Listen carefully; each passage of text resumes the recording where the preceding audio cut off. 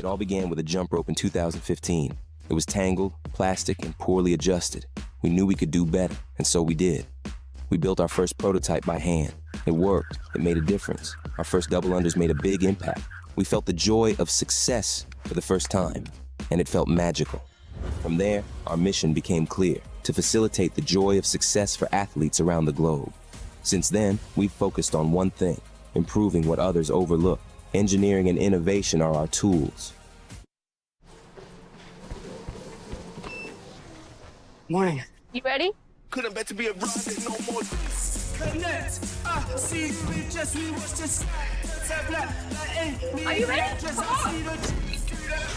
The world sat on my back. I saw their eyes roll.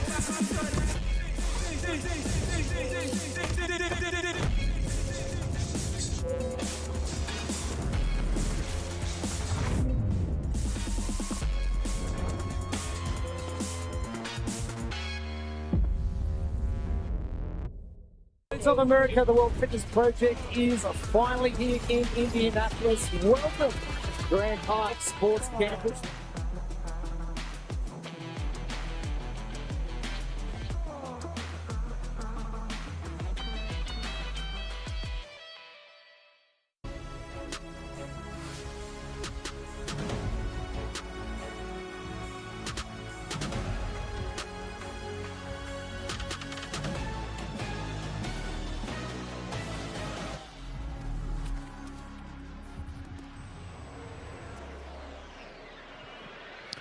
Welcome back into On the Pulse here in London, England, the site of Tour Stop 1, Season 2. The first workout's in the books. The second workout for the individuals is coming up, so we're going to take a look at that in just a little bit. I am Derek Forrest. Left to right, we've got Annie Thorisdottir, Pip Malone, and Ed Haynes. We've got a lot of skill in this workout. We've got legless rope climbs. We've got pirouettes. We've got a lot of stuff. What are we looking at in this one? What movement should we be worried about when it comes to these athletes? Well, like you said, this is maybe a little bit different workout from the first one. Here, it's more skill, it's more stamina, more localized muscle fatigue that you're going to be getting versus that high heart rate. We have 240 weighted double unders. That's a significant part of this workout. We have 9 handstand walk pirouettes, so a high skill movement, and we have short rope climbs. And I do think that the short rope climbs is going to be somewhat of a bottleneck for some of these athletes. Yeah, I'm really interested to see how workout one's fatigue on the shoulders and the grip is going to play out on this workout, because more shoulders, a lot of shoulders, and more grip. It's going to be really interesting, especially on the men's side. But on the women's side, I'm really interested to see how the rope climbs is going to affect the results. And I think fans who followed along from last year, we're going to recognize these movements. I was chatting to Will Morad, during the last event, and kind of just picking his brains into like, how do you think about programming? How far ahead are you programming and stuff? And one of the things he really wants to incorporate into the World Fitness Project is similarities season on season and similarities workout to workout, so that the athletes can start to figure out and they can kind of start to expect what to see, and that can then inform their training process. And so when we break this workout down in just a second, the movements we've seen before, but the format and the density of the work is very, very different. And I think we might see some very different winners in the workout. Yeah, Will said no repeats yet, but we do see something similar in London Pro 2. But we want to take a look at the schedule for the rest of the day. Don't forget, we still have a teams competition that is going on. We're going to be taking a look at that in just a few minutes. We're also going to follow up with London Pro 2 as well, and then we'll kind of wrap things up towards the end of the day. But we've kind of teased the workout a little bit, so let's now look at the workout. Here is London Pro 2. London Pro 2 is presented by Velitas. Athletes will begin with 8 or 6 rope climbs on the short ropes. Continue with 27 meters of handstand walking with pirouettes.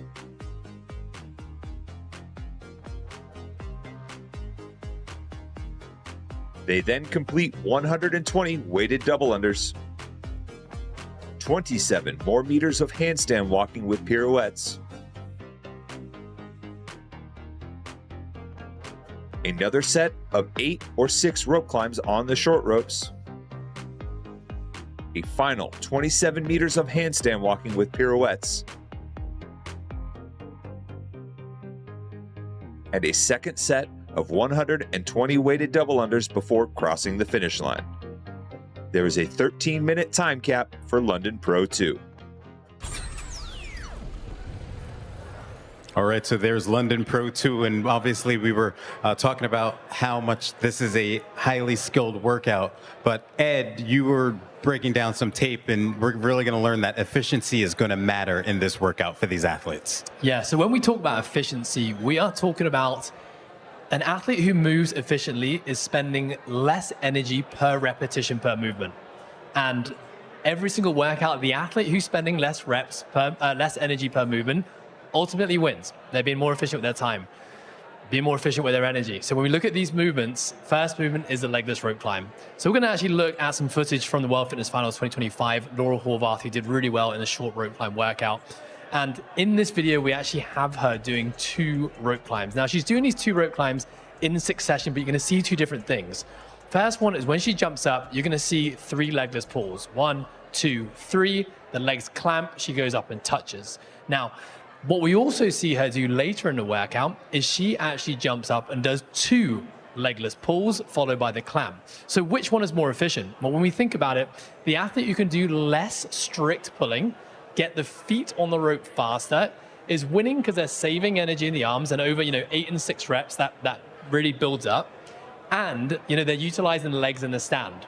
It's also going to speed up the descent because when they drop down from the rope, the feet are already closer to the floor, and that really does add up. We're talking seconds per repetitions, but 16 for men, 12 for women. Those seconds add up to quite a significant amount. Then the next thing is a handstand pirouette. So what we see here, we've got Janie Chevary last year. She was really efficient in the women's division. And what we see here is a 5-step turn. So hand placement 5 times before she gets moving forward again. Now, looks pretty efficient, but one thing you're seeing here, she actually kind of stops on a dime, does the turn, and then continues into walk. Now look at Tola here. He's doing what we call a 4-step turn, but you'll see a big difference here is that momentum is continuing to move forward all the time. We're not stopping turning. He's just continuously flowing forward. Now, Annie's going to talk about this a little bit later, but we have some athletes in the field today who have progressed the pirouette even further to the 3-step turn. So I'm really excited to see how that plays out. Of course, we've got double unders as well. That's massive. A lot of us are very familiar with the double under.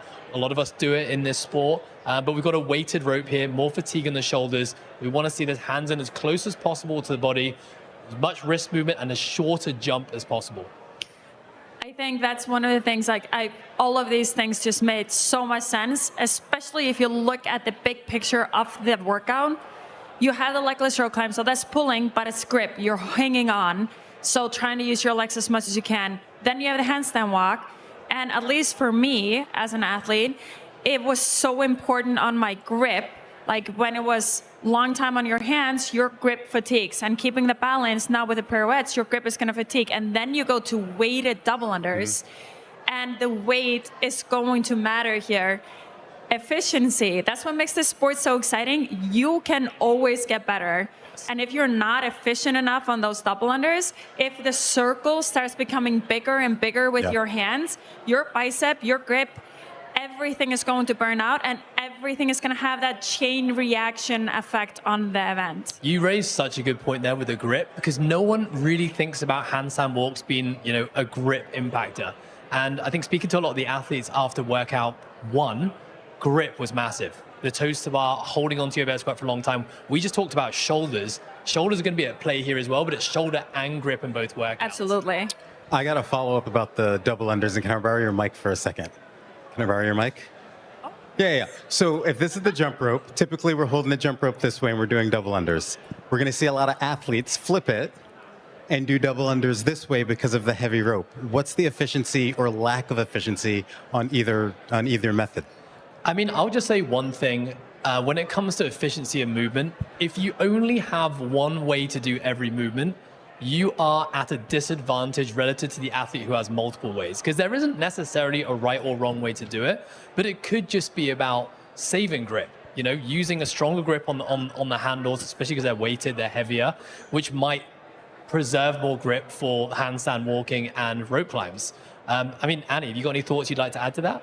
Well, I would just say, like you said, it makes a difference having somewhere to go. Yeah. If things starts breaking down in the workout, having somewhere to go, some safety. So I personally have never tried this one, so I'm not gonna give an opinion on if it's great or not, but I definitely felt a difference, just like making sure that your hand positioning is closer to the handle or like to the rope, versus when you start, and we might start seeing that when the athletes start fatiguing, they're gonna start like gripping the rope, then you know they're gonna start struggling, and then it might be smart to be able to move into this position. So Pip, when we start to look at athletes on the women's side of things, who are you going to be watching and who do you think can excel in this workout?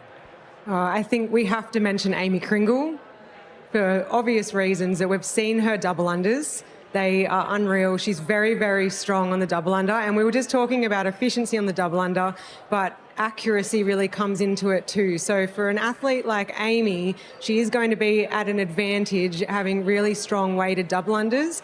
Accuracy and missing reps is not going to be as much of a problem for her as it might be for other athletes once fatigue sets in.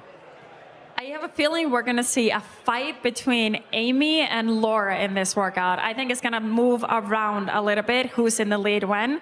Because like you said, Amy, she's so efficient on her double unders. And if we just look at an event from last season, we had those heavy double unders and then it finished with the pull-ups. And Amy was faster getting to the pull-ups. But then it came down to, in my opinion, grip and pull. And Laura just pulled ahead by being able to do so many unbroken. Other athletes we have to kind of keep an eye on, and that had a great start to this competition too, is Andrea Solberg and Leah Sturen. They are by far the best on the field on their hands. They're incredible handstand walkers, but they have not had a great finish, or some of their worst finishes have been on rope climb events in the past year. So now having their best and potentially closer to worst movements coupled together, it'll be very interesting to see how that's going to play out. Annie, can I ask you a question? Yes. In the women's race, what do you think of the three movements is going to be the biggest separator?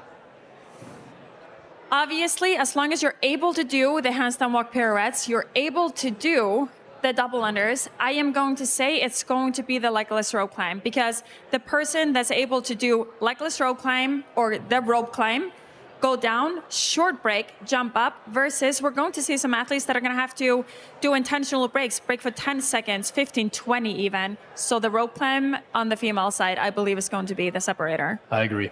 All right, we're going to switch to the men's side. I'm going to start with you, Ed. You were already talking about Tola earlier today. Is that a guy that you're going to be watching as well?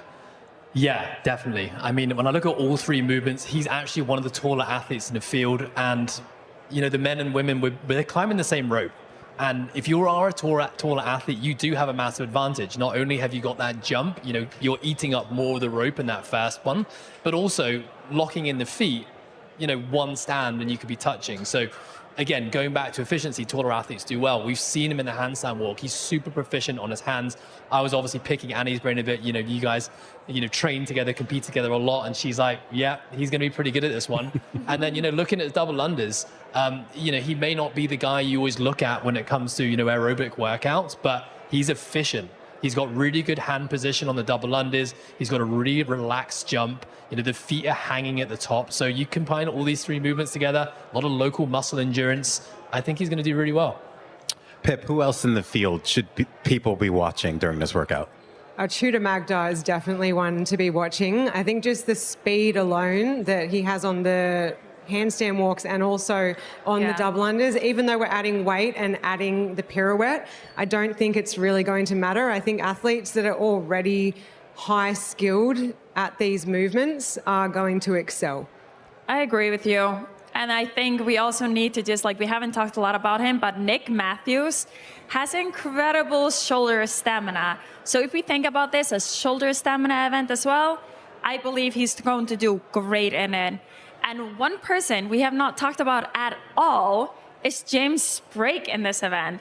I really hope that now he's in the right time zone or like fits for him. He's rested, recovered, because he did actually win at tour stop #1. He won the legless rope climb with legs rope climb in the yoke event, and then he also won the bike handstand walk pirouettes and the double under event. So he has 2 very strong finishes in similar events. So if we're comparing, I believe he's actually gonna run away with it.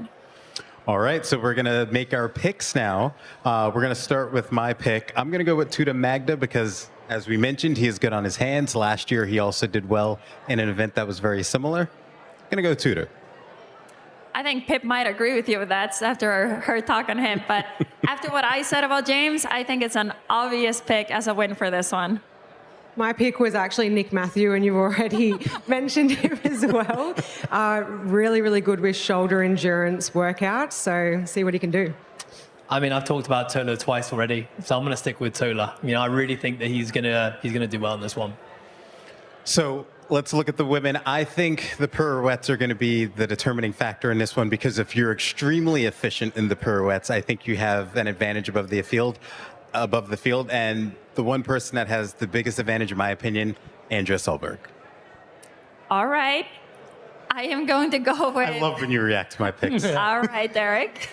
I talked about she is great at that movement. I am going to choose Laura Horvath for the same reasons as I chose James Sprag. If I'm looking at last season, first and second in those 2 workouts, so I think she's going to take it here. I mentioned her before, but I'm choosing Amy Kringle for this one, and I want to see her do a clean sweep of the workouts this weekend. I'm going to throw a new name into the mixer, Ariel Lowen, ex-gymnast, super consistent. She's my dark horse for this one.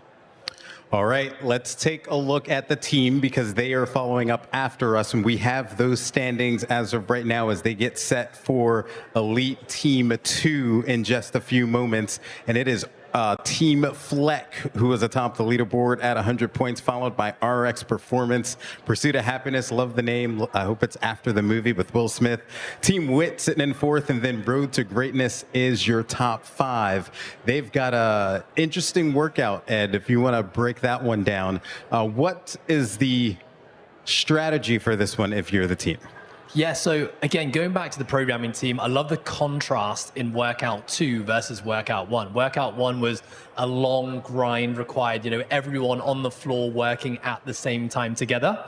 Then we look at workout 2 now, we've almost got a blend of an individual workout and then the team having to come together in the worm. So part A, 2A, they are doing, individuals are doing their handstand walks as fast as possible. Think relay style.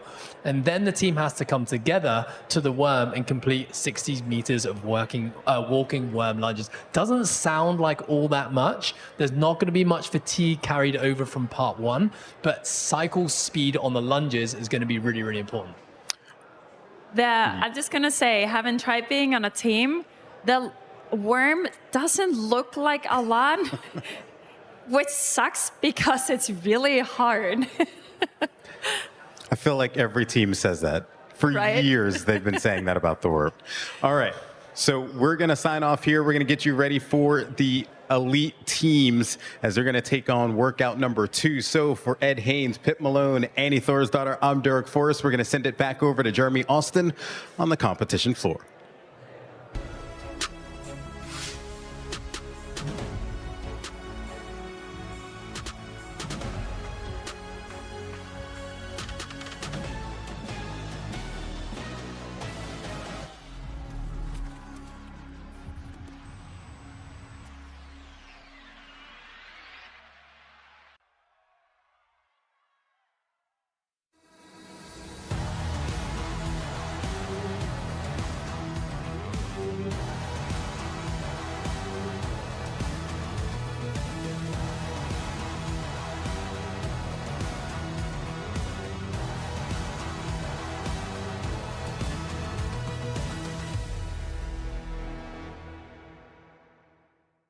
It all began with a jump rope in 2015. It was tangled, plastic, and poorly adjusted. We knew we could do better, and so we did. We built our first prototype by hand. It worked. It made a difference. Our first double unders made a big impact. We felt the joy of success for the first time, and it felt magical. From there, our mission became clear: to facilitate the joy of success for athletes around the globe. Since then, we've focused on one thing: improving what others overlook. Engineering and innovation are our tools. Morning. You ready? Couldn't bet to be a rocket no more. Connect. See, we just we watch this. Are you ready? Come on. The world sat on my back. I saw their eyes roll.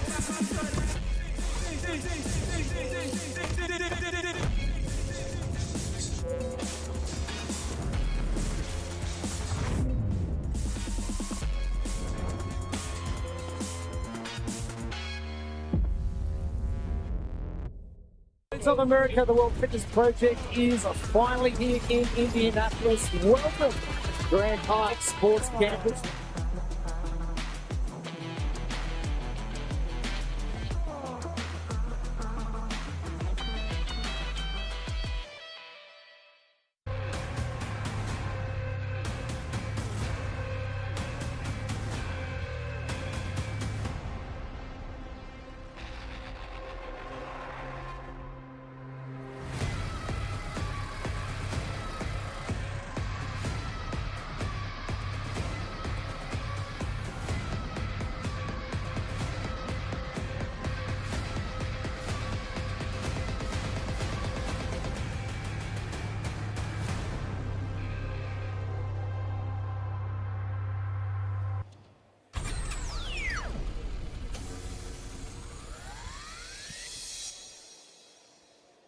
Welcome back to day number 1, the World Fitness Project Season 2.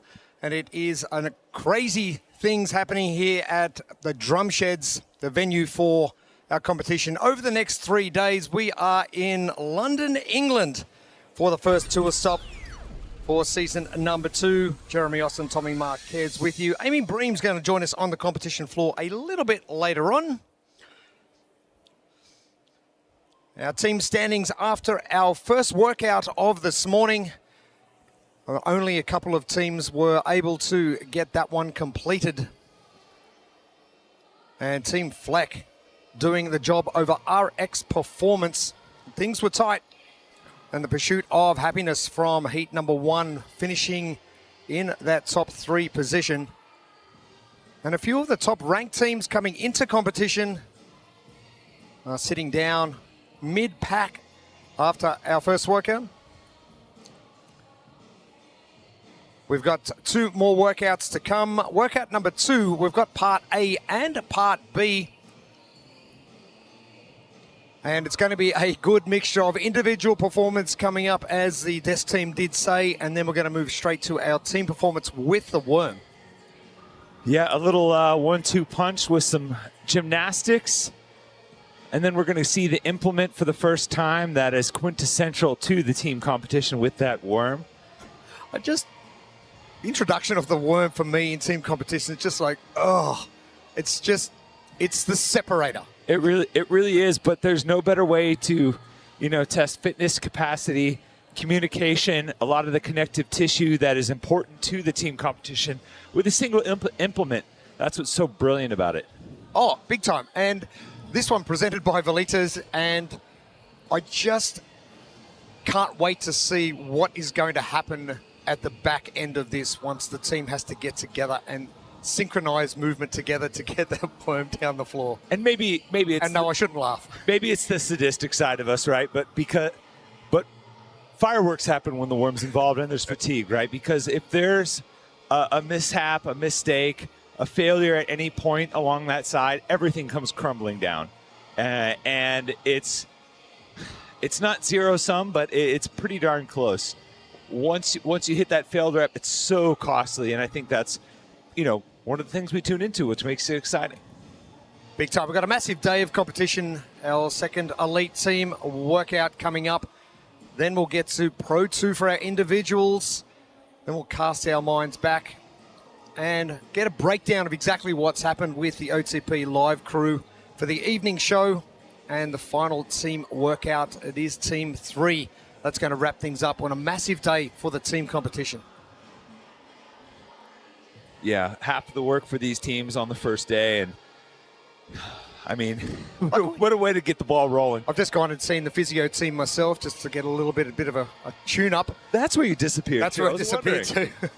But the number of athletes getting a lot of recovery done early on, and if you've got half your work done on day number 1, it's imperative that you look after yourself. Yeah, especially with something like deadlifts where, we talk to a lot of athletes, some of the heavy deadlifts for reps, they feel it in their nervous system in day 2, day 3. And so it's really important to get ahead of the curve there and try and get some treatment in, get your body back to where you feel like you could repeat that high-level performance time and time again. And that's what it's going to take to be successful. Now let's talk about fuel for a second, trying to fuel and trying to hydrate your body. It's a little bit cooler. Competition floor is a lot colder than the athletes are probably used to competing in.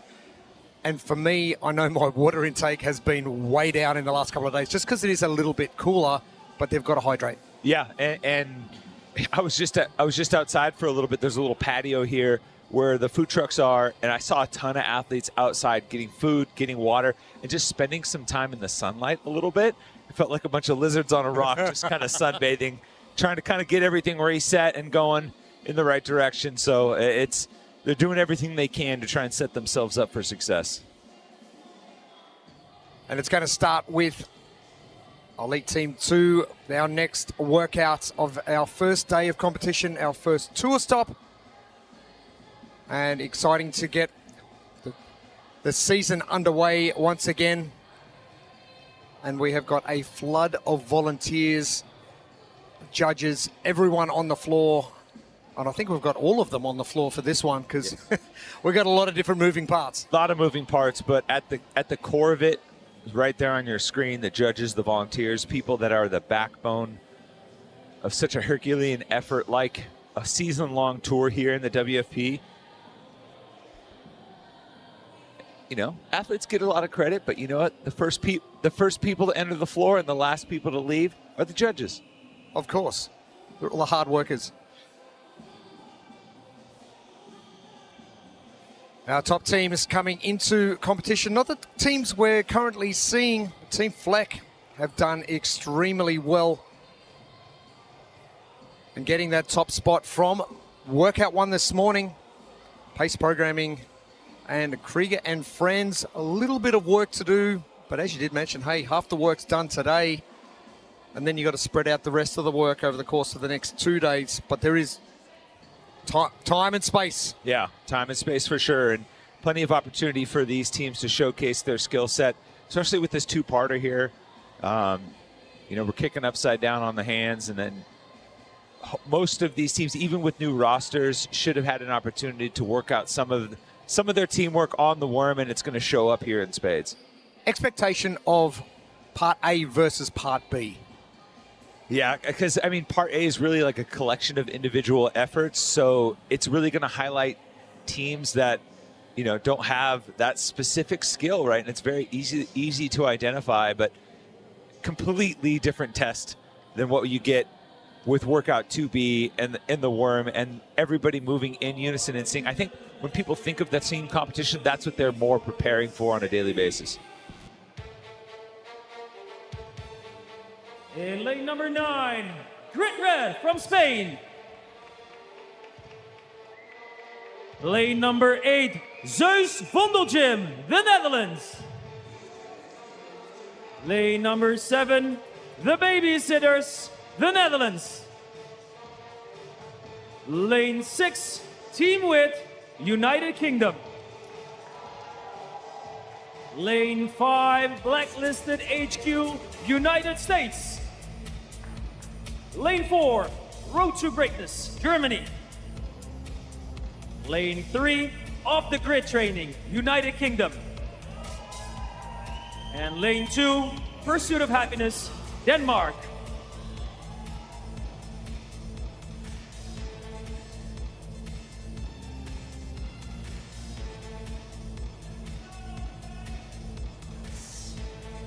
Pursuit of Happiness currently sitting in 3rd on the leaderboard. Minutes. And a good result from Elite Team 1 workout early this morning. Blacklisted HQ with some work to do. Team Witt from the UK. Currently sitting in 4th. And there are your 2 parts to Team 2. Part A with the handstand walk. And insert worm here for 2B.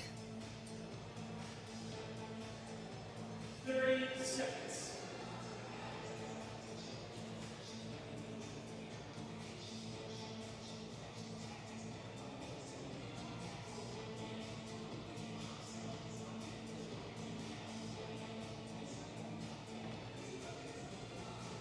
Athlete sitting in 4th, waiting for the handstand walk and just chill a little bit. Athlete first up, work to do.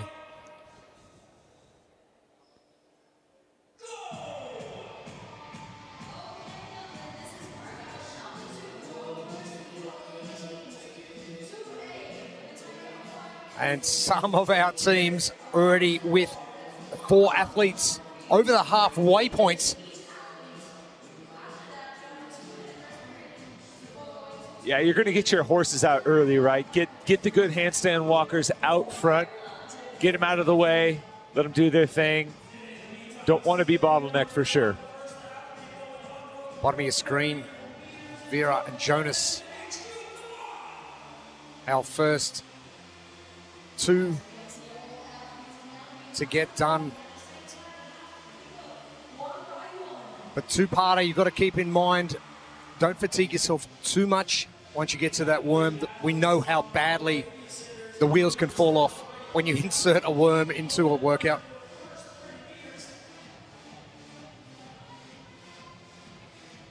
The blueprints presented by Velites. Well, given that, you know, this first part is going to be dictated by your team's worst handstand walker, you're going to really need to stack small wins. You know, see the floor being segmented. If you're that last person, break it up into small chunks and celebrate getting those specific lengths there to hopefully allow yourself to get across the finish line first and get the whole team done with that shared workload. And smooth operator, so you don't have to rush on the worm here. A mistake is going to be incredibly costly, so smooth is fast when it comes to this team worm lunge.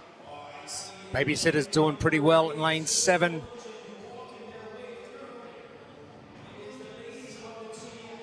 Zeus Vondel Gym, lane number 8. 3 athletes home already.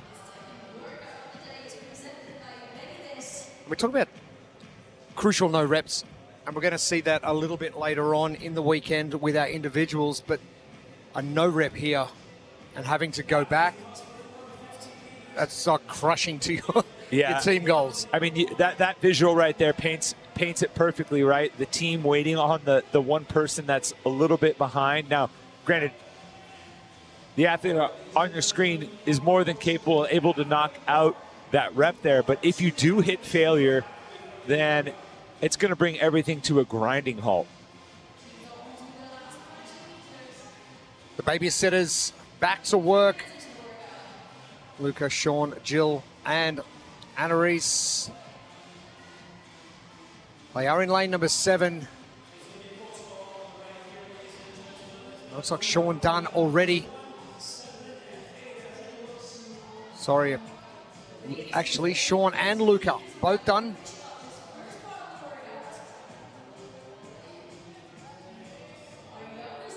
Vera making her way over for Pursuit of Happiness, trying to hold on to that current 3rd position on the leaderboard.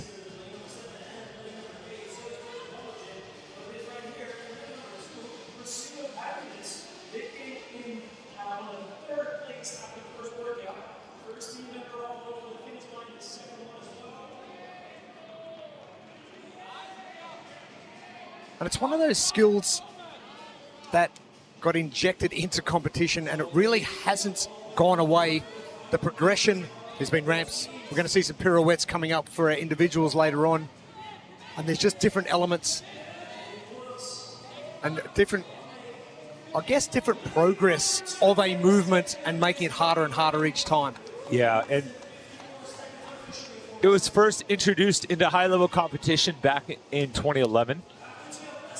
And since then, it's become an integral part of, you know, testing at the highest levels of the sport, to the point where it's expected, right? Like pretty much every athlete, team, or individual, it's expected that you should be able to, you know, walk close to 100 meters on your hands. Pursuit of Happiness finishing very strongly.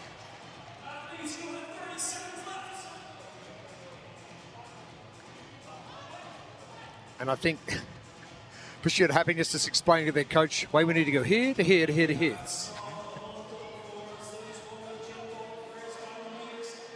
Good to have that ironed out ahead of time. Oh, yeah, exactly. Not too far away from our time cap of 5 minutes, then a 2-minute transition. Give the athletes a bit of recovery time, but the faster you finish, more recovery time you get. That's the benefit of being good. But being good as a team individually.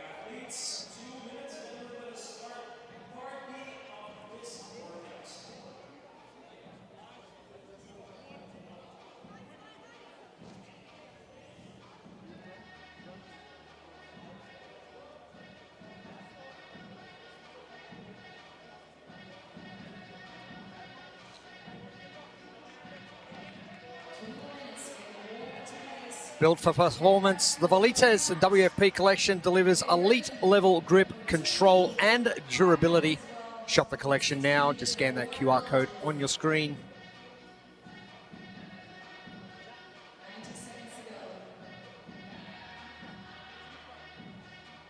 In 2 minutes, fairly generous break.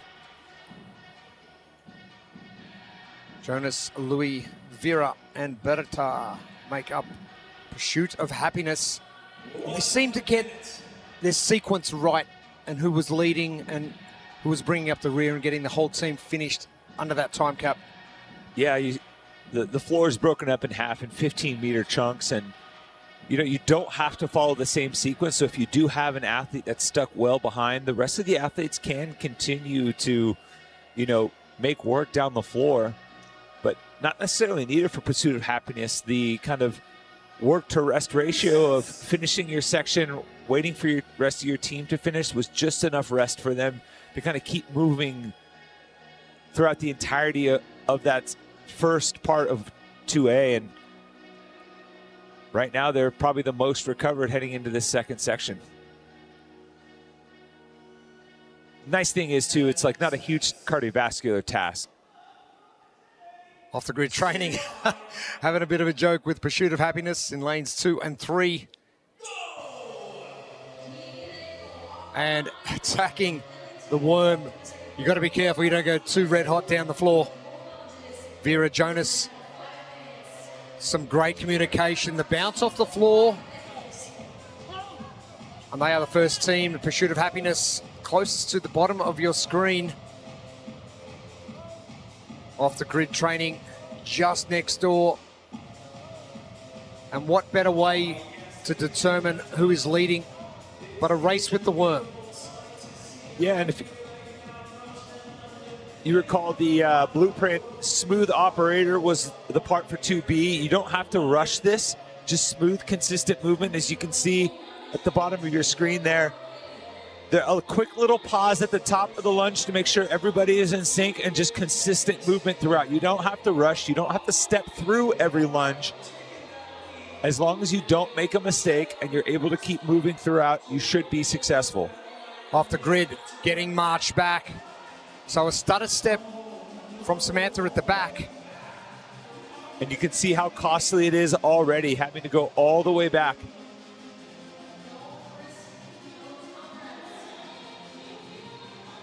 And I was talking about wheels falling off. I didn't think it'd be this early. Pursuit of Happiness. Louis, Vera, Jonas, and Berta. They are going to be the first team to turn.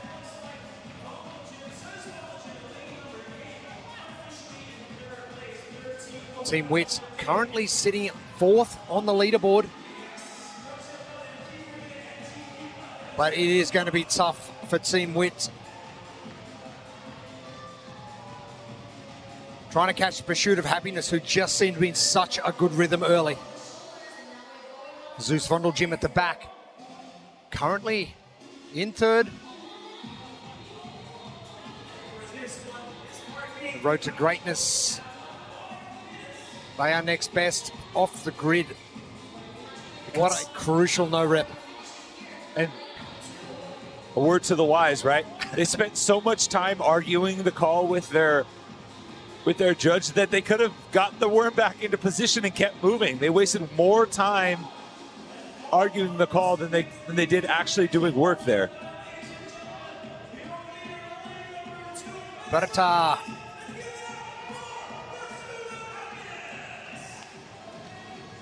And Pursuit of Happiness. Good going. Team Wit. They are finishing up next.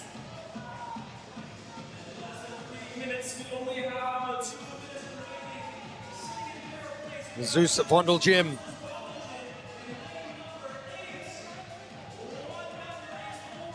Sal Ava, Aram. Yorkan are going to be coming home and finishing up.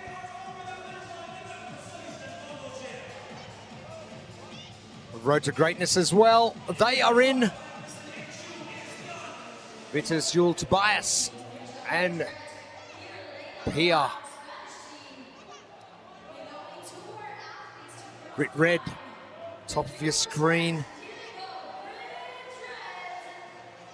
Maria, Irene, Alvaro, and Victor.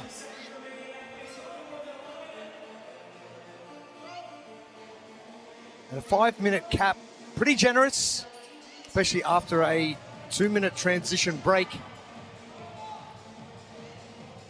You know, I like that. There are workouts where the cap is going to be tough. It's going to force, you know, athletes and teams to work to the buzzer. And then there are ones where, you know, the cap is more than generous and you have to go into the workout knowing that the clock is not going to save you. You're going to have to finish the work.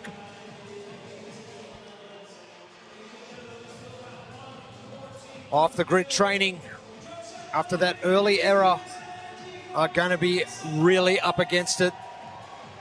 And winners are grinners. Pursuit of Happiness.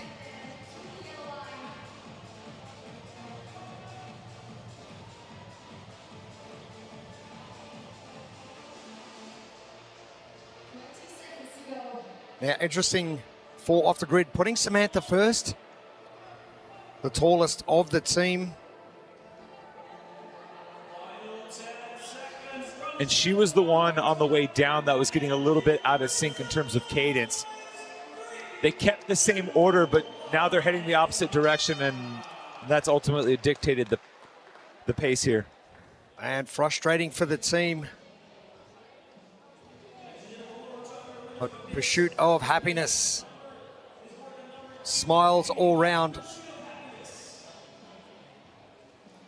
We'll have to get the final results once they do come through. Pursuit of Happiness doing a great job so far.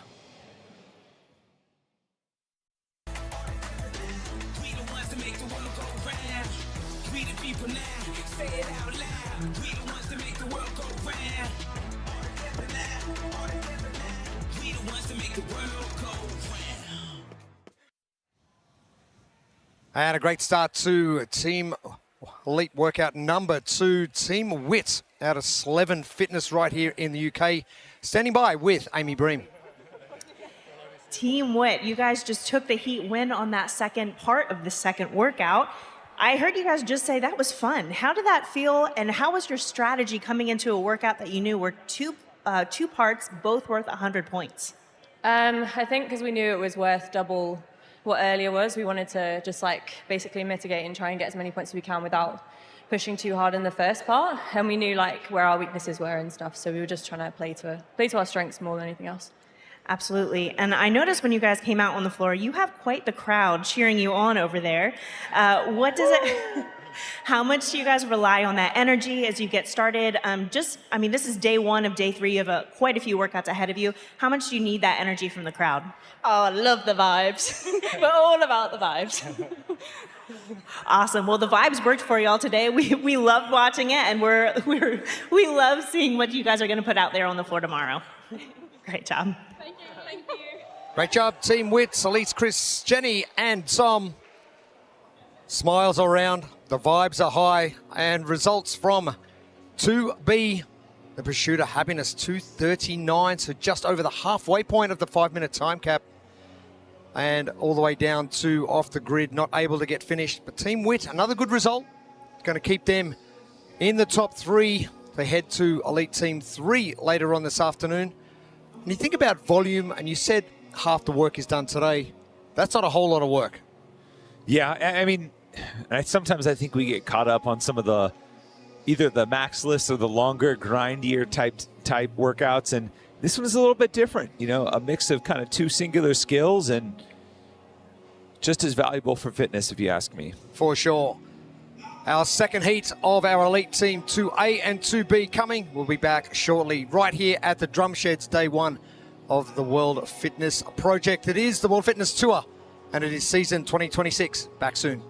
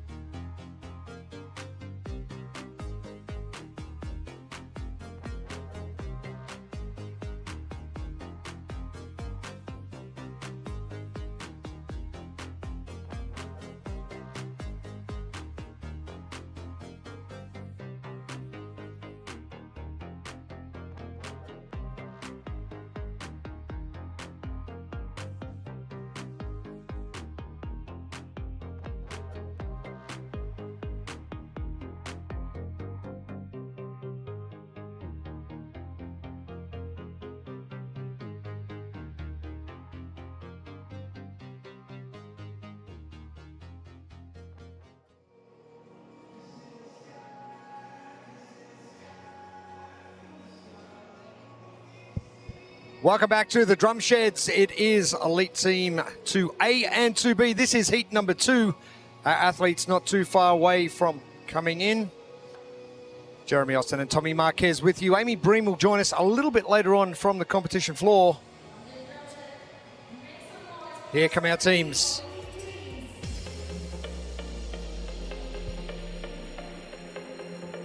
Lane 9, CrossFit One More Rep, United Kingdom. Lane 8, Zeus Austria from Austria. Lane 7, RX Performance, Sweden. Lane 6, The Pace Programming, Germany. Lane 5, Krieger and France, Germany. Lane 4, Oslo Krieger, Norway. Lane 3, CrossFit One More Rep Marathon, United Kingdom. Lane 2, Team Flake, Denmark. Lane 1, CrossFit One More Rep, United Kingdom.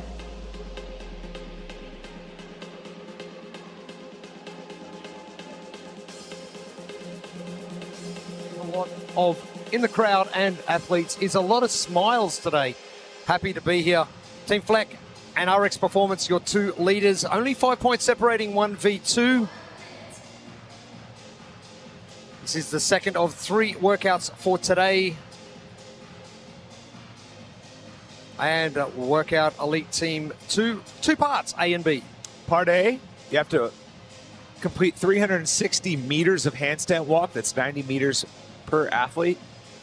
And then reset after a quick break and worm lunge to your heart's content. When you say content, where is that point? Probably somewhere around 170 to 180 beats per minute. That's when I'm content. CrossFit One More Rep, Mathan. Plenty of waves to the crowd as well. Stand by.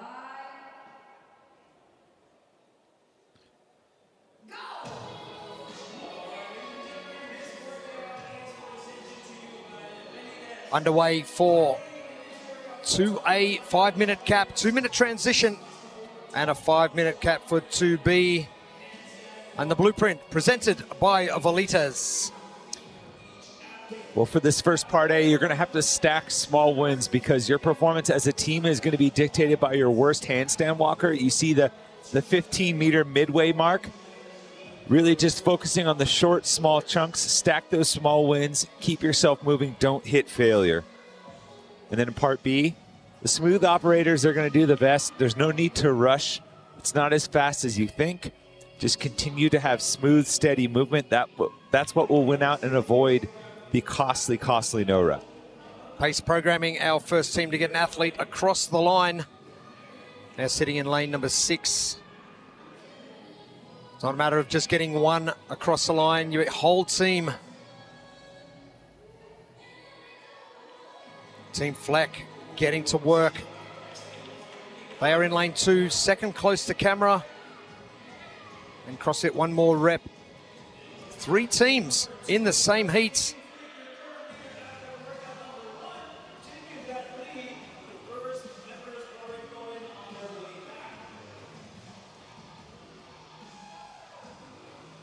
And Victor getting to work quickly for Fleck, leading the entire fields. Mia kicking up second. Eskild in third, and Julie about to get started. And the athlete from Fleck there went the entire length of the floor without stopping at the midway point. So must have been feeling good, decided just, you know, I'm going to keep it rolling.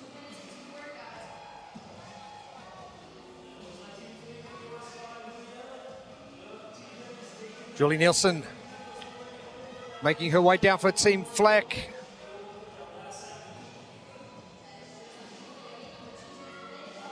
Team Fleck on their way back already. Already a workout win earlier this morning.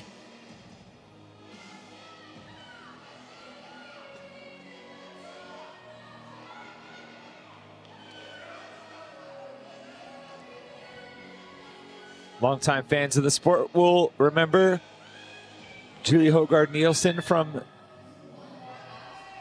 her appearance at the games as the fittest woman in Denmark. Stepped aside for a little bit, focused on a different career outside competing. It's good to see her back at a high level competition on the floor here. Victor, all done. Mia coming down at the left of your screen.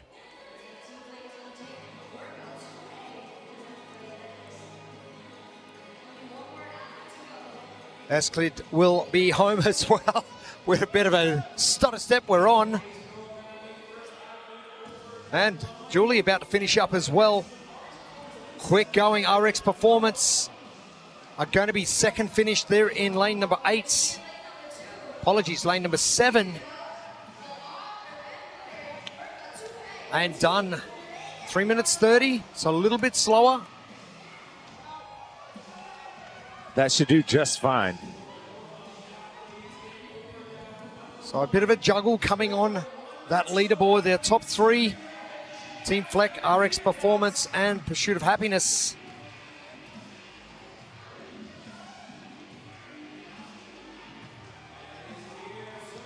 And coming into our final 60 seconds.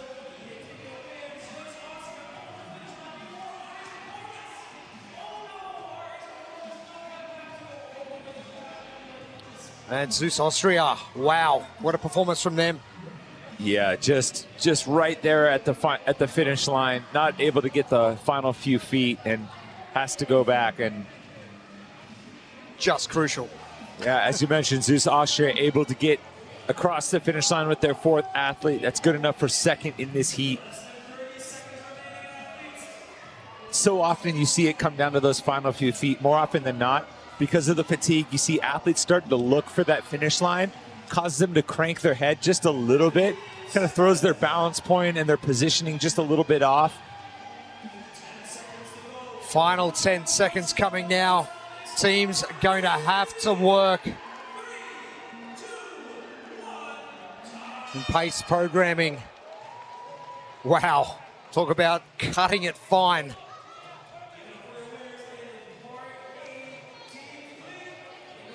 And the benefit of finishing early, hey, you can set your worm up quicker.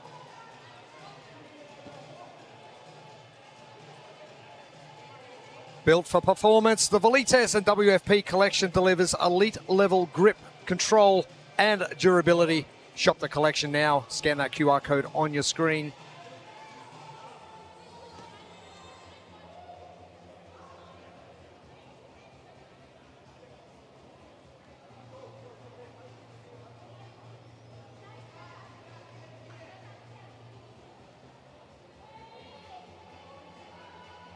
And I'm loving the way the programming has worked its way out, that they've got to run to the worm to start. But it's all about setup. Yeah. You need to, this is a component that's imperative to good movement. It seems almost counterintuitive, right? Rush to the worm and then stop for a second, make sure you communicate, get the finer details on point. Now, good news for Mathan for CrossFit One More Rep with Liv, Rosanna, Thompson, Matt. They're relatively the same height, which is going to be a benefit, especially when you've got a worm. We saw that in the previous heat with off-the-grid training, and Samantha just being that little bit taller than the other athletes. You'd know that problem. It's not fun being the tall athlete on the worm just because. Just because. Yeah. You take a little bit more of the weight off the shoulders of your teammates.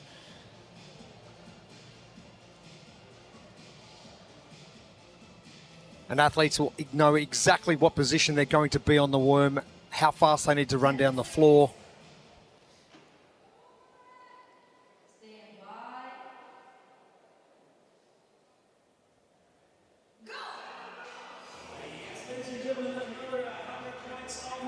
And normally, when they do get to the worm, you'll have your anchor point at the back, calling the shots.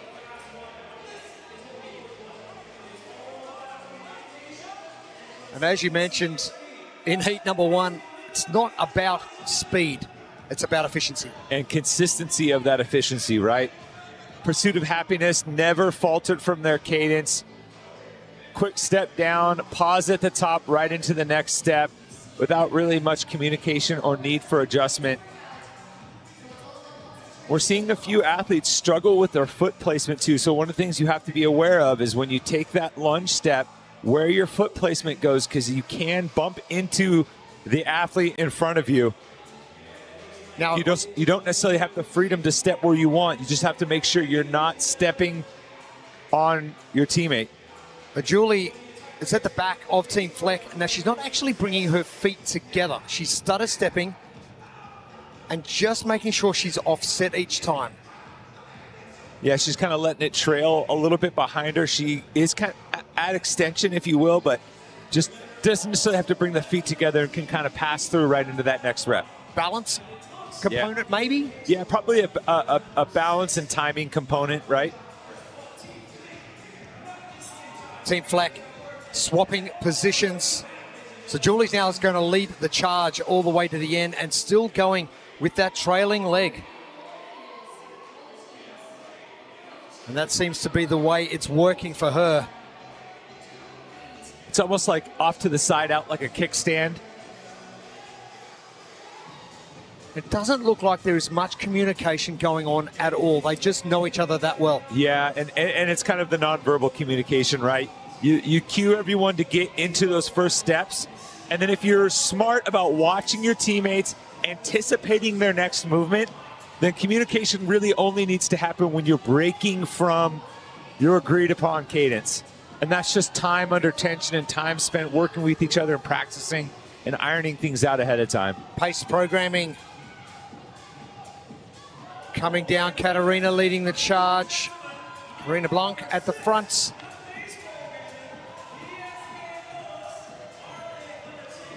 Oh, it is going to be pace programming to take this out.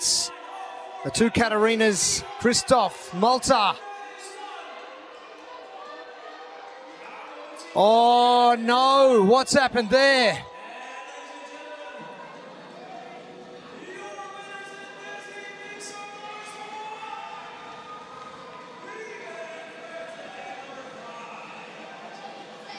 And Team Fleck getting in just behind Pace programming. Some tough going, but good experience from Victor Munter. Yeah, right there at the end. You can see in lane 6, pace programming, holding on to that worm for a few extra steps just to make sure they got across the finish line.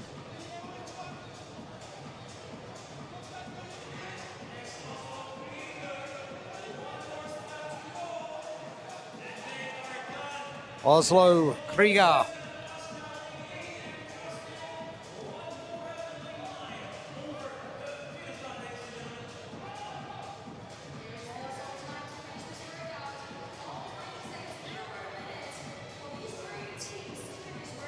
And the problem with getting to this position, you're deep into this worm synchronized lunge, is that you don't want to be that person that's going to let the team down. And if you are going to, need to make sure you communicate that pretty quickly. Yeah, we've seen some pretty epic worm fails. Yeah.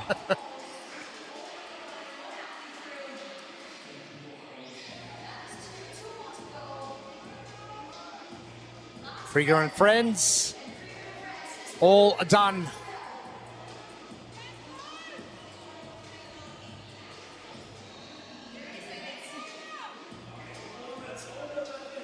And Fleck continuing to do well. We'll set one more rep.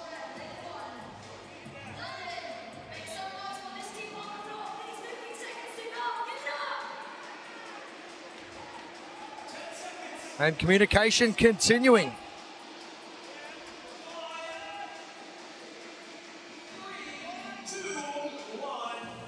They're getting cues from someone not on their team currently. Moro, Anthony, Letitia, and Janice.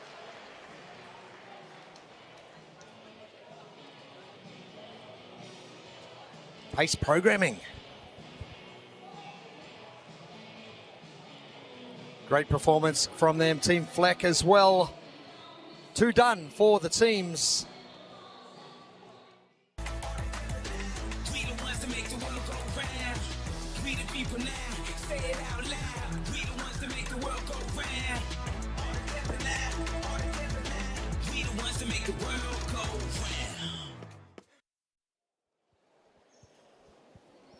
And the second of our heats for workout number 2 for our elite teams. Team Fleck doing exceptionally well. They're standing by with Amy Bream. What a solid day that you guys have had so far. We were watching that last workout on the worm. Victor, talk me through what kind of happened in those last few steps in the lunge. Oh, I think it was being pushed a bit forward for Yuli, so she was yelling, stop, and then we had to like readjust to not get a no-rep and then go again. So better play it safe than sorry. Absolutely, lots of communication. And Julie, this is your first time back onto the competition floor in quite a while. Obviously, you guys are doing great, and you also have a full-time job as a doctor.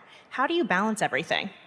I mean, I actually thought I was going to retire just because of the workload, but it's not possible for me to like leave this environment. And then Victor asked me if I wanted to join these guys, and I know them from like years back, so I thought it would be fun. And this stage is just super cool, and it's good to be back. Absolutely. Well, it's great to see you back. We're having a bunch of fun watching you guys compete all weekend, and we will continue to do so. Thank you. Thank you. Thank you so much. Okay, thanks. How good. Yeah, as we mentioned earlier, Julie stepped away from the sport for a little bit to focus on a different career. You know, becoming a doctor, a noble pursuit for sure. Doesn't take up too much time, thankfully. Yeah.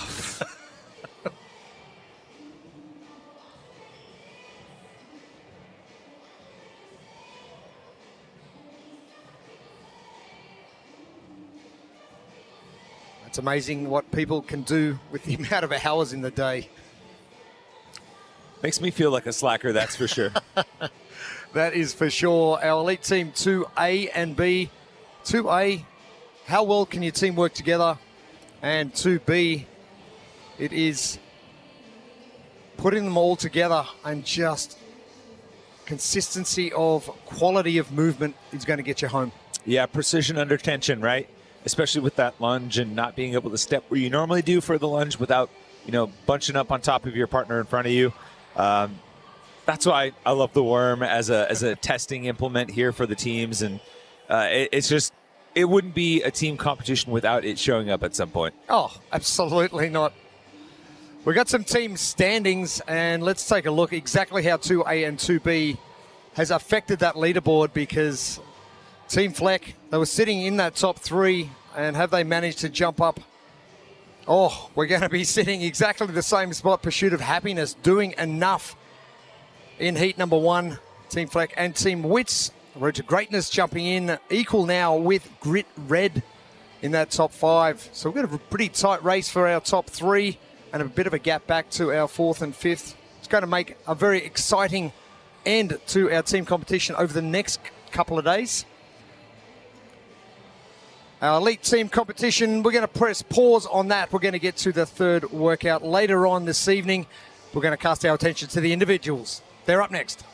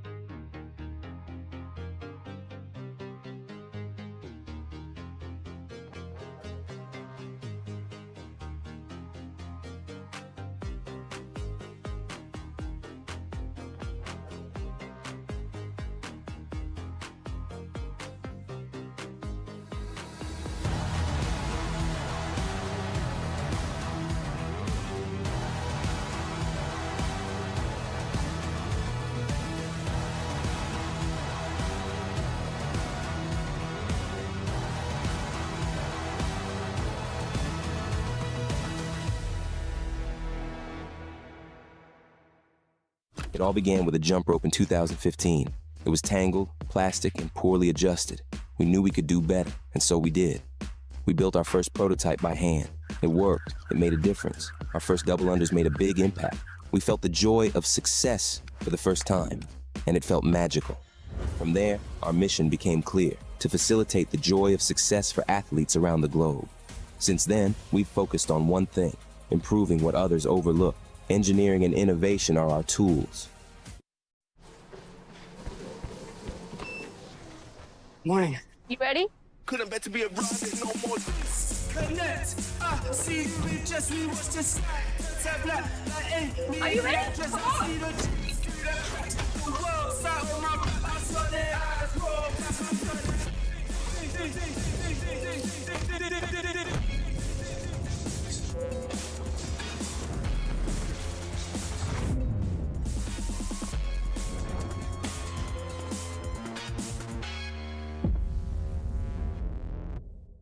Of America, the World Fitness Project is finally here in Indianapolis. Welcome, Grand Park Sports Campus.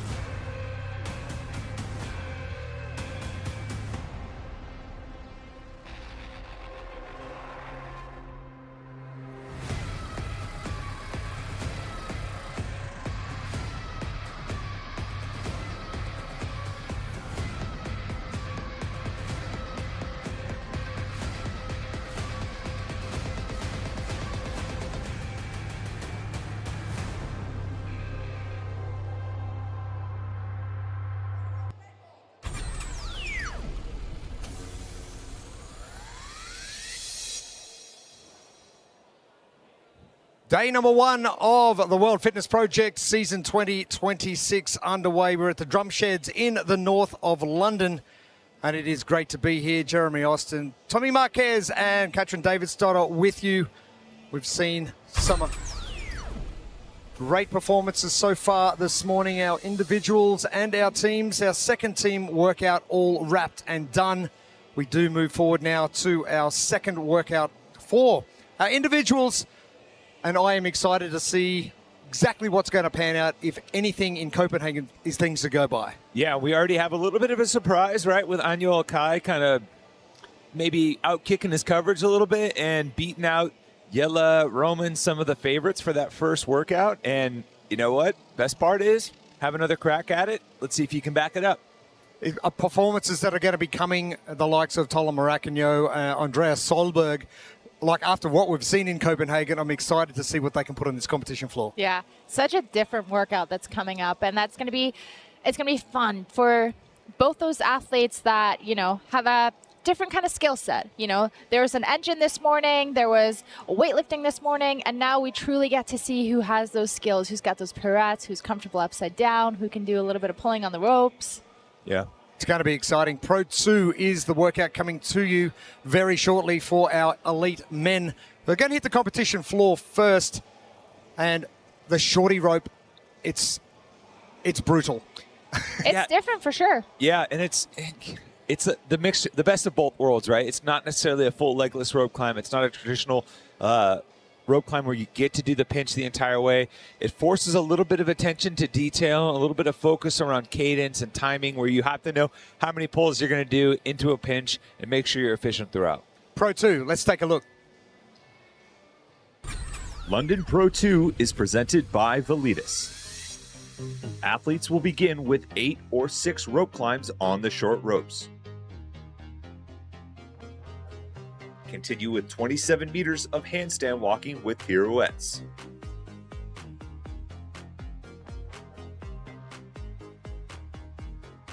They then complete 120 weighted double unders, 27 more meters of handstand walking with pirouettes,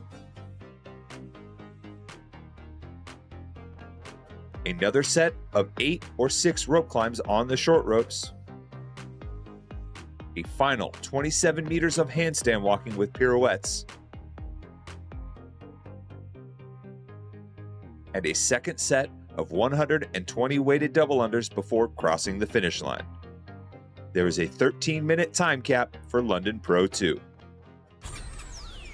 3 components in workout 1, 3 in workout 2, and for the people in the crowd who are asking for Spiky, yep, there he is. He's back, finally. What are you expecting to see from the 3 components of workout 2? Kat, I'll let you start. I think what we need to see here is attention to detail. Tommy kind of mentioned that with the rope cut halfway, you don't want to do too much legless because you're going to be fatiguing your grip and your pull a lot, but you also don't want to fumble. So you really want to make sure that you're paying attention to where you are on the pull on the rope, and then you're going to want to be very diligent on those pirouettes. And we saw some phenomenal ones in Copenhagen. They were amazing, and they were so fast. Oh, actually, that was Indianapolis or Arizona, I believe. In Copenhagen, we saw the speed on the hands. We saw the pirouettes earlier in the season. And so to see who's been practicing, who's been kind of using Victor Hoffer's technique of kind of going over and along and not pirouetting in the spot is going to be so exciting to see. Big time. And listening to Ed on the desk show and going to the 3-point pirouette turn. Can't wait to see that jump into play as well. Let's look at our top 10 after workout number 1. What jumps out at you straight away, Tommy? Well, it's the man at the top. I would argue, unless you hail from Spain, you probably weren't expecting to see a Spanish flag at the top of the leaderboard, but some good mixture of newcomers on the individual side as far as the elite athletes are concerned. You see Quinn Robinson there inside the top 10. Strong performance, some really good times from the earlier heats that put the pressure on these assigned pro athletes that were in the last 2 heats. So, you know, you can't let off the gas. You got to keep pushing. It's going to be exciting, and our athletes not too far away from coming onto the competition floor as we welcome out our individual men, heat number 1. And ladies and gentlemen, give it up for your pro men, heats number 1. Lane number 10, Victor Garcia, Spain. Lane number 9, Ryan Jennings, United States. Lane number 8, Michael van Heesem from Belgium. Lane number 7, Pietro Andeloni, Italia. In number 6, Leonardo Grotino, Italy. Lane number 5, Noah Wilson, United States. Lane number 4, Philroy Peters, United Kingdom. Lane number 3, Len Postel, Germany. Lane number 2, Kian Dunphy, United Kingdom.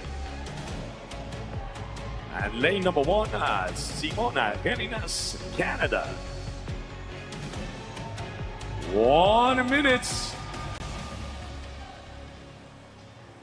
Our lane assignments for our first heats of Pro 2.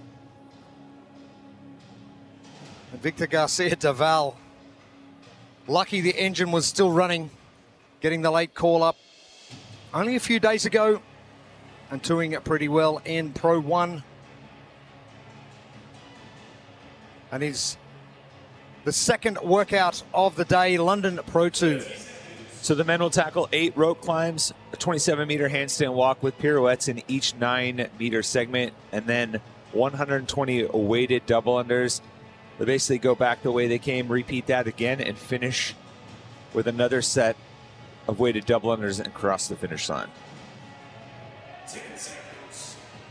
See, Philroy Peters, keep your eye on him. Someone maybe to make a push here. There's a couple of talented athletes on their hands in this heat, including just a second ago, you saw Noah Wilson, who is already inside the top 20 after that first workout. Yeah, great 15th finish from Noah Wilson.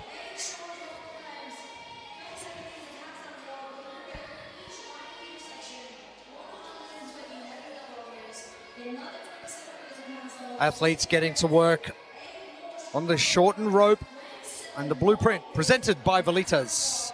Well, consistent cadence is important. It speaks to Kat's point of attention to detail.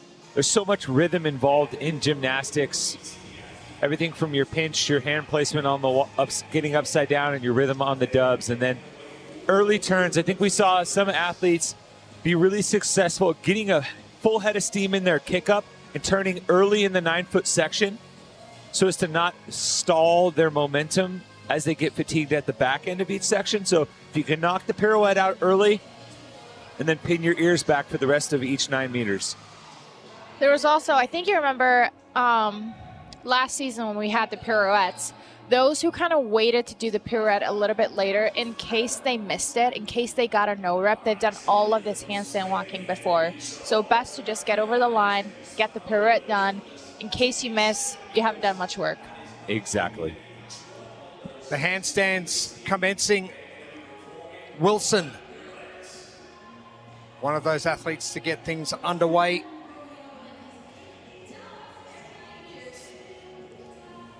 Jevening over the line, your leader currently, Victor Garcia Daval.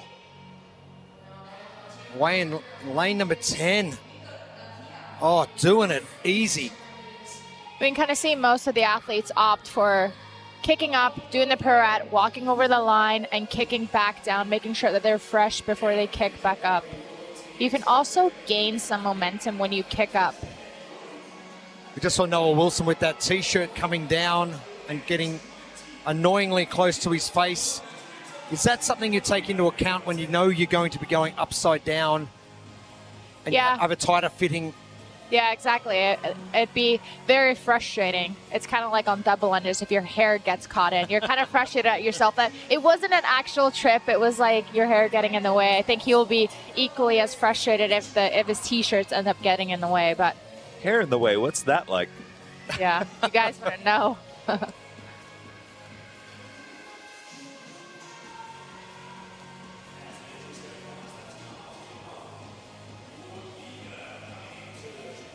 Built for performance, the Velitas and WFP collection delivers elite level grip control and durability. Shop the collection now. Just scan that QR code on your screen.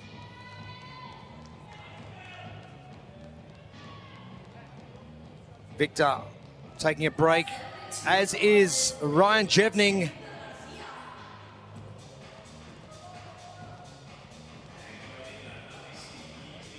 A component that can get very fatiguing very quickly. The weighted double unders. And it forces these athletes to use a little bit more action through the elbow than they're used to, especially when you talk about the pulling motion that they have to do with this shortened rope, really activating the biceps, the forearms, the grip. They just did a ton of toes to bar as well. So right now, holding on to that heavy that rope and trying to make sure you get consistent action on it, really, really taxing the arms. So a way to kind of, like, I don't want to say cheat it, but a way to kind of minimize the weight of the rope is to inch. If you look at middle lane, he's inched his way up towards the front of the handle. So most of the handle is hanging in the back right there. Yes. That's a very efficient and good technique that he's using to kind of minimize the weight of the rope and allow the weight of the rope to actually do the jump roping for him. So you look how relaxed he looks.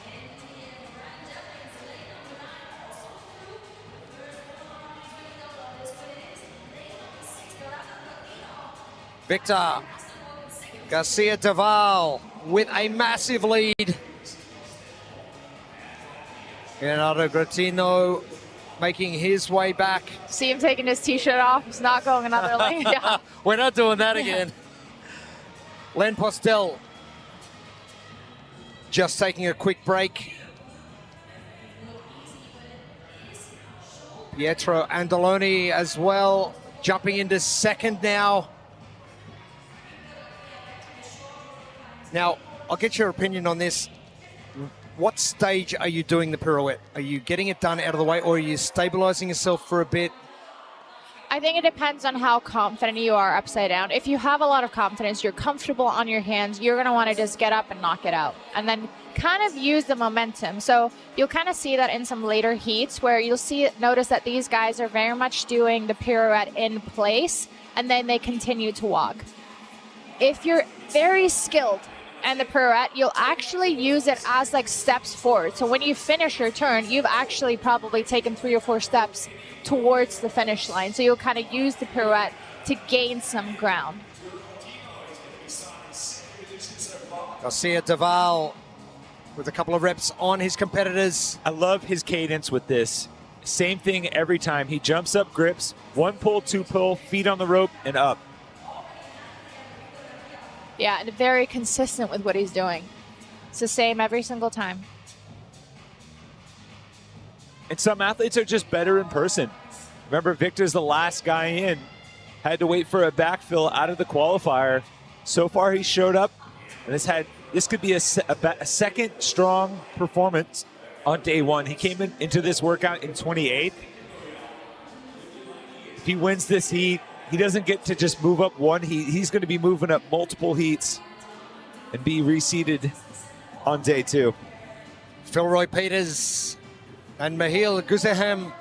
So the far right of your screen in the black shirt, black shorts. Our last 2 athletes to head back to the rig for the 8 rope climbs. Victor Garcia Deval done. And he's got a massive lead. There's every chance he's going to get down the floor with his handstand walks before he has any company. Postel, another rep done. You should note that Victor, on that first handstand walk, waited a little bit longer than he has in the previous round to do the pirouette. I think that's a byproduct of being away from that movement for long enough that he wants to get a few steps in, kind of rebuild the familiarity and the confidence in that movement before jumping into the pirouette. Let's talk about confidence in handstand walking. Does that mess your head up a little bit if you start failing or things don't go your way a little? I think with any skill it does, because it's when you're under fatigue, when your heart rate is high, when you have muscle fatigue from other movements, I think how precise you are it's hard to do these kind of skilled movements that require you to be very precise and accurate. And so when that starts to go, it's very hard to pick it back up. And so it can get a little bit scary and you kind of feel like, oh no, now I have to rest a little bit longer than I wanted to. Victor Garcia Duval has got an entire length of handstand pirouette walking at his benefit.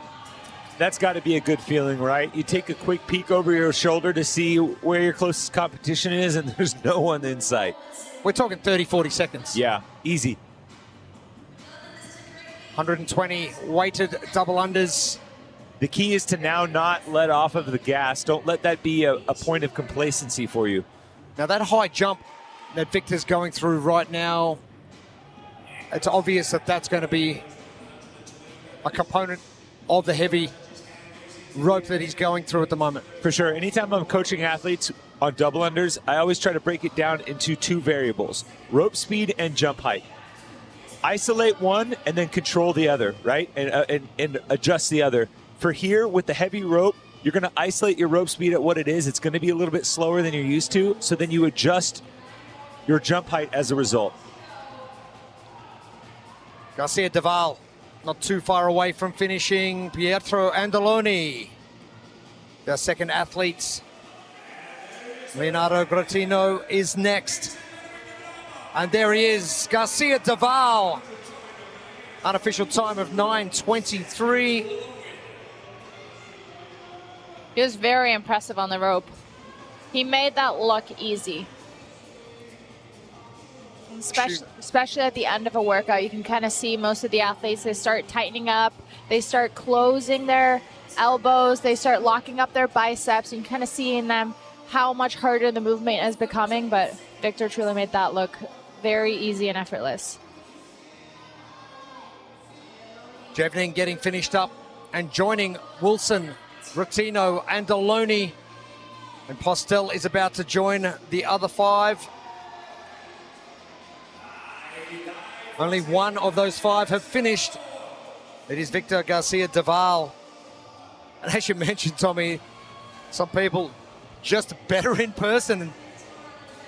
You know, sometimes you just got to see the whites of the eyes of your opponents to really dial it up another notch. Deep. Simon Zalina joining the double under crew. And Kian Dunphy about to do the same. Philroy Peters and Mahil Guzahem still stuck back at the rig. And Jeremy, that principle has proven true for so many people over time. You think about some of the legends. A good friend of mine, Dan Bailey, always said he is so much better in person. He hits numbers in competition that he never even touches in training. And Andoloni. Some people just know how to ride the lightning, you know?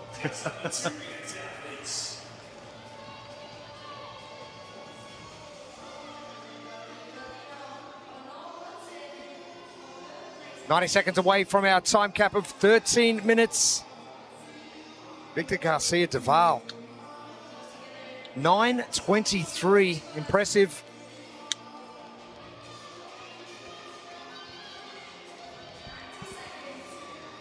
We'll talk about resting positions for double unders. Is the bent over, elbows on legs, the most efficient resting position? Well, according to my American football coach, hands on the knees is the worst position. You're not getting enough oxygen. I don't know if that's necessarily true or not. Or maybe that was a way for us to just not let us rest on our laurels, but I think it's a couple things. I think that putting your hands on your knees, it kind of gives your opponent like a sign of a weakness, of like you're tired. But I do believe that kind of going into that hunch position does help lower your heart rate. So it's kind of like a give or take, you know. Do you want to show your opponents that you're tired, or are you okay with it and getting your heart rate down a little bit? So a lot of athletes find immense comfort in that position and kind of taking that one breath down there and then being like, okay, I'm now going to continue on. Jevning, Grottino are getting finished up. Noel Wilson in as well. Postel got to be close. And the Canadian, Simon Zalina, all done. Only 15 seconds remaining of our time cap for heat number one. Philroy Peters with a no rep, and I don't think he's going to move far from that seated position. Ian Dunphy. Oh, he's going to get done just under that time cap. And beating Postel and Guzahem, making up a lot of grounds. But Garcia Duval, what a day one he's had. I don't think you could have drawn it up much better for him as far as day one. Just a week ago, wasn't sure if he was even going to be here. Steps in place of a few late withdrawals. What sort of expectation do you put on yourself if you're in that position? It kind of depends on the mindset of the athlete, but I would hope that you view it as an opportunity where you weren't supposed to be here. You're playing with house money already. Why not just let it go? Yeah, exactly. Just send it.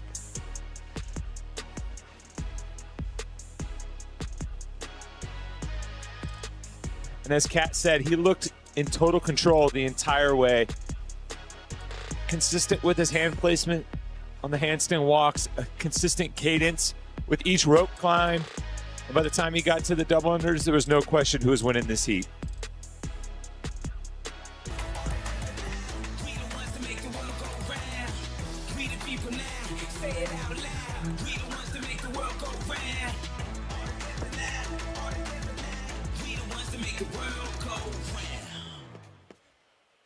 An impressive performance from Victor Garcia Duval, and let's head it down to the competition floor. Josie Stula is standing by.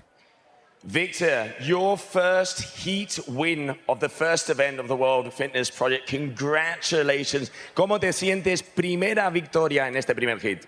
Muy bien, la verdad es que ha sido increíble. La primera vez que vengo aquí, una competición tan seria como la World Fitness Project. Y nada, muy contento por haber ganado este evento, que la verdad que se me ha dado muy bien. Victor says he is very happy to take the first event of his career here at the World Fitness event, and he's really happy to see how he went out there on the floor. Victor, ¿cómo te sientes estar aquí en Londres con los mejores del mundo? How do you feel being here in London with the best in the world? Pues la verdad que es increíble. El ambiente que hay, los atletas que son muy buenos, y enseguida en cuanto parece que vas bien, se te pega todo el mundo. La verdad que es increíble. Esto me va a hacer mejor atleta seguro. Well, Victor says that he is very happy to be here amongst the best athletes in the world, and he thanks the crowd for bringing that vibe down here. Ladies and gentlemen, Victor Garcia. Thank you, Joe. Thank you, Victor. An impressive from heat number one. Heat number two, not too far away. Now we're going to see someone take that time of 9:23 from a man last week who was expecting to be sitting at home watching. Heat two of our pro men. Yeah, 'cause girls is players too.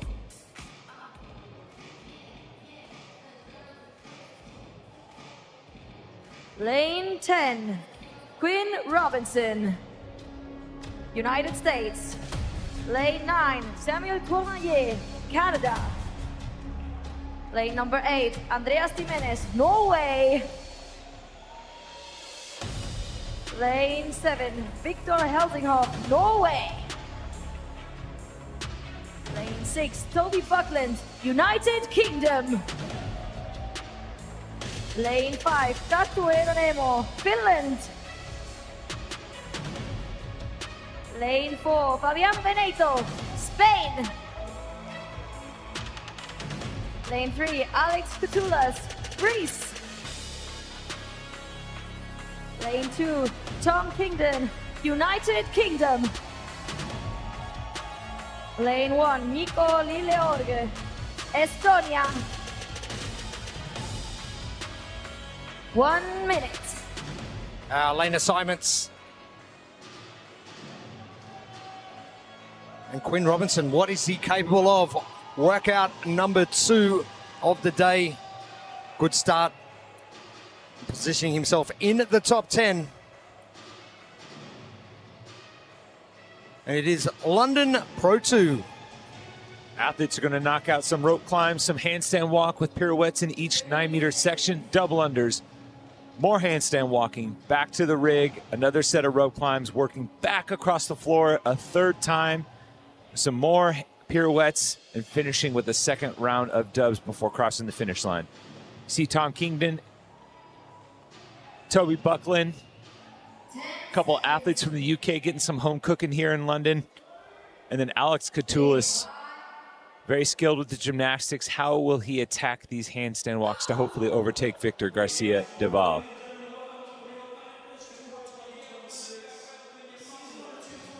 The blueprint presented by Velitas. Well, we got a taste of it from Victor in heat number 1. Consistent cadence throughout.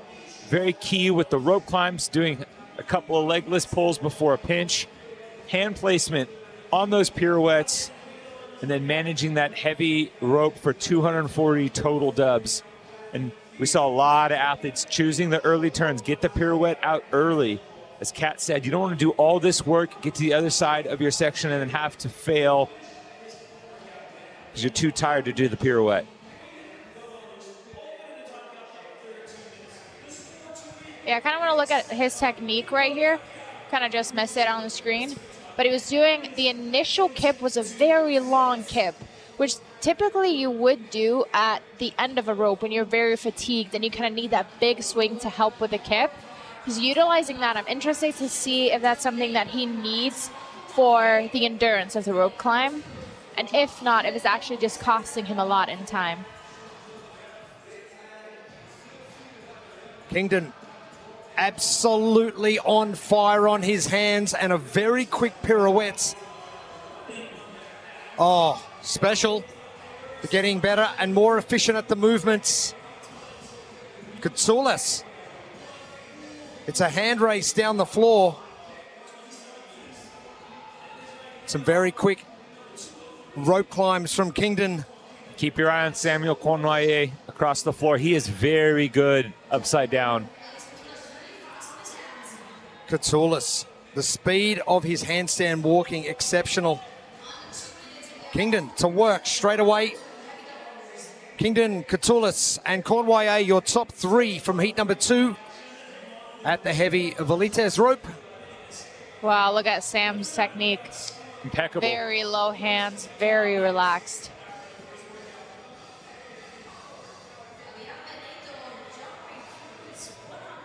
Fabian Benito. What we'll be looking for here on the athletes, you almost want to see the least amount of bend in the elbow. So you look at Sam, he's relatively relaxed. There's just the teeniest bend, and he very much uses his wrist to flick. Versus some of the athletes, when you see them starting closest to us on the screen, when you kind of see the elbows start bending, it's really going to blow up the biceps. Something I was listening to Ed Haynes on the desk show earlier, and he was expecting some athletes to change their, Derek even was saying to Ed about the changing the grip of where they would hold the handles, inside or out, outside, inside out.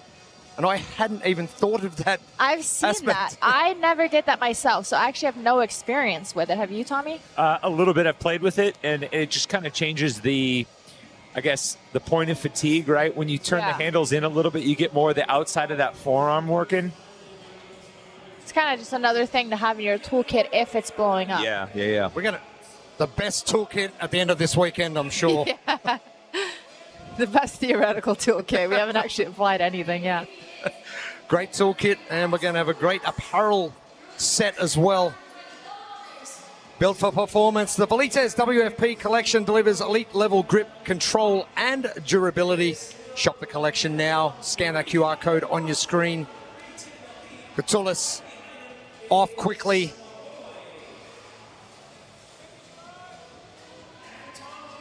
Kingdon not too far behind.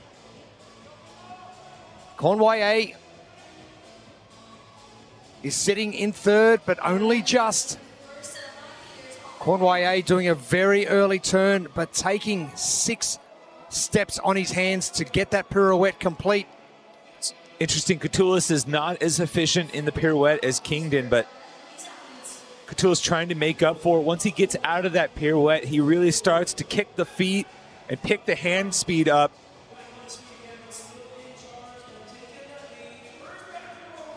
Culas. Good finish.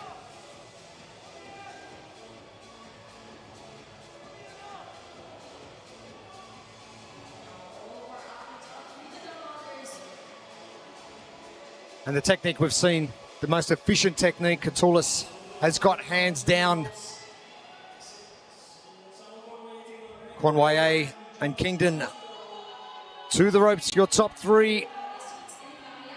Benito will be next up.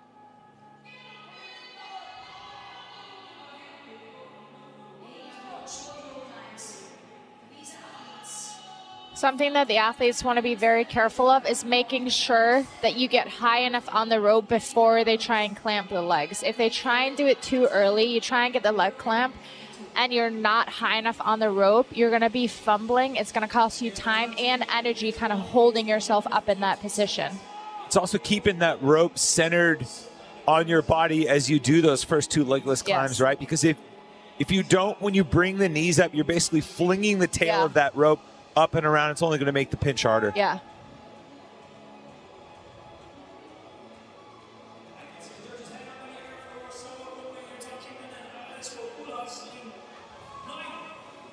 Culas halfway through. Kingdon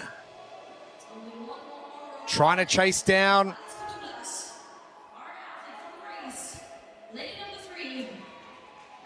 Culas finishing 25th in Wadapalooza.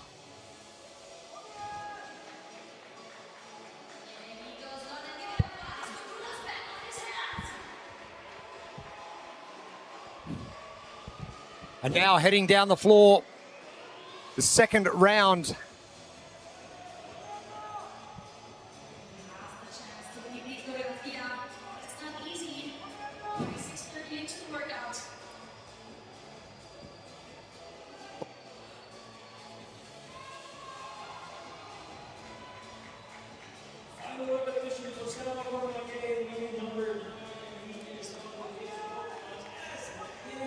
Coming up to the 7-minute mark. Fabian Benedito jumping ahead of Kingdon and jumping ahead of Conway. So jumping into second, making up 2 places.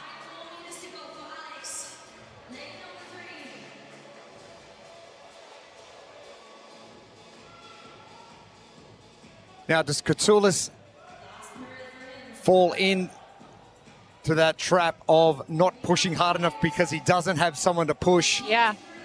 Not being aware of, you need to imagine those later heats coming in. And there'll be some strong competitors there. He's got a great time. And sometimes on skill events, it truly is better to be in your own lane, because sometimes you can be forced to kick up too soon, you fail, and that's going to cost you a lot on events like this. So maybe it's going to play out for the better for him, but most often, yes, it's so beneficial to have somebody right there to push you or pull you along. And even still, he's about 40 seconds ahead of the top time from the previous heat. And I mean, this is an opportunity now, and it's easier said than done, obviously, but the cost of pushing to failure on the dubs, at least for this, in this scenario, is very low. Yeah. Right? You can try and go for it, eke out a few extra reps to go for unbroken, to go for a little bit bigger set, because it's not going to cost you that much for you to trip up, take a step back, and get going again, especially at the end of the last workout of the day, and you know you're going to have plenty of time to reset for tomorrow. Conway battling with Culas. Benito Kingdon joining the gentleman in lanes 1 through 5 on the left-hand side of your screen. 9:23 our time from Victor Garcia Deval from heat number 1 is your time to beat. Culas has got to be close. This should be his last set. Oh, yes, it is going to be his last one. And Culas done. 9:03.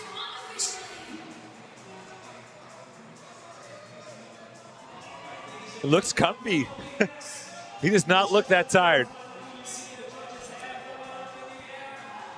Second place will be interesting. Conway looking great at the top of the screen in lane 9.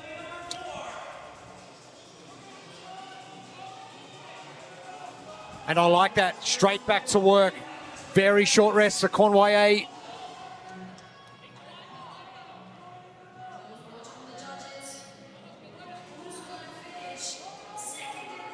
Quinn Robinson currently sitting in the top 10. He's just to the right of screen. Conway about to finish. And he will get in second place, just ahead of Fabian Benito, who finishes up in 9:54.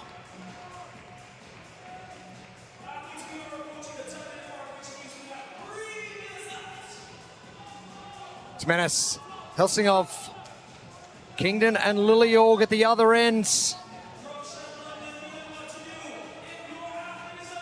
Tmenis now coming down the floor with his handstands.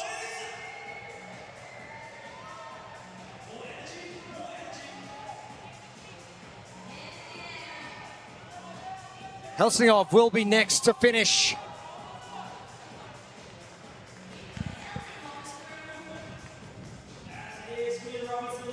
Bryn Robinson in as well.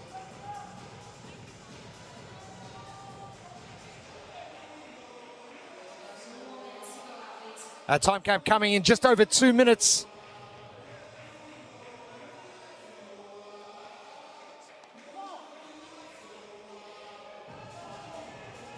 Tatu Erenheimo trying to finish up that last handstand walk.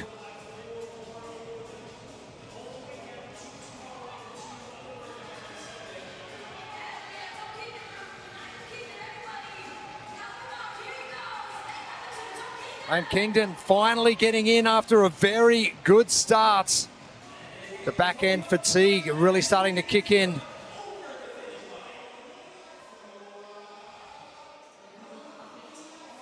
Toby Buckland over the line. Tmenis at the top of the screen. Erenheimo and Liljeorg, your final three competitors on the floor.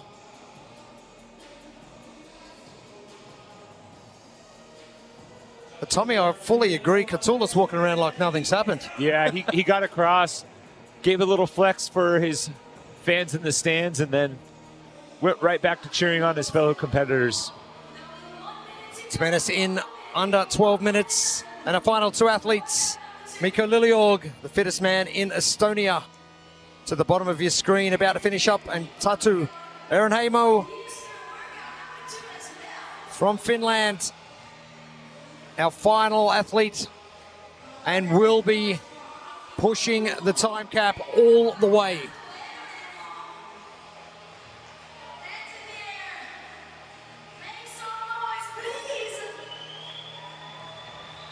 A sixth place finish in Barcelona in 2025. And Procard set in his sights as well.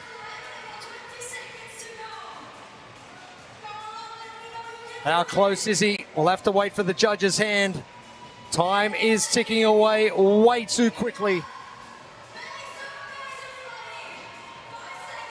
And he's going to run out of time. And heat number 2, done and dusted. But Culas, impressive.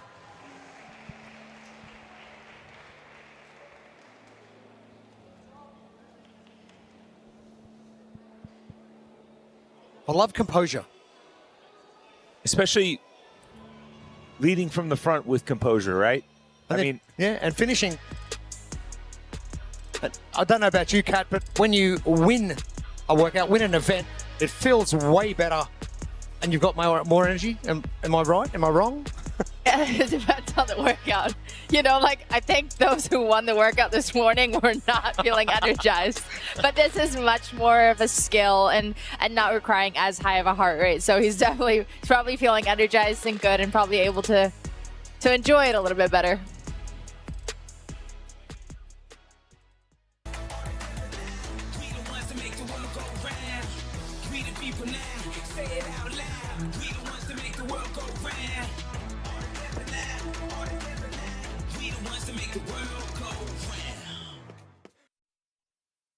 Of composure, Alex Caratala standing by with Lauren Smith.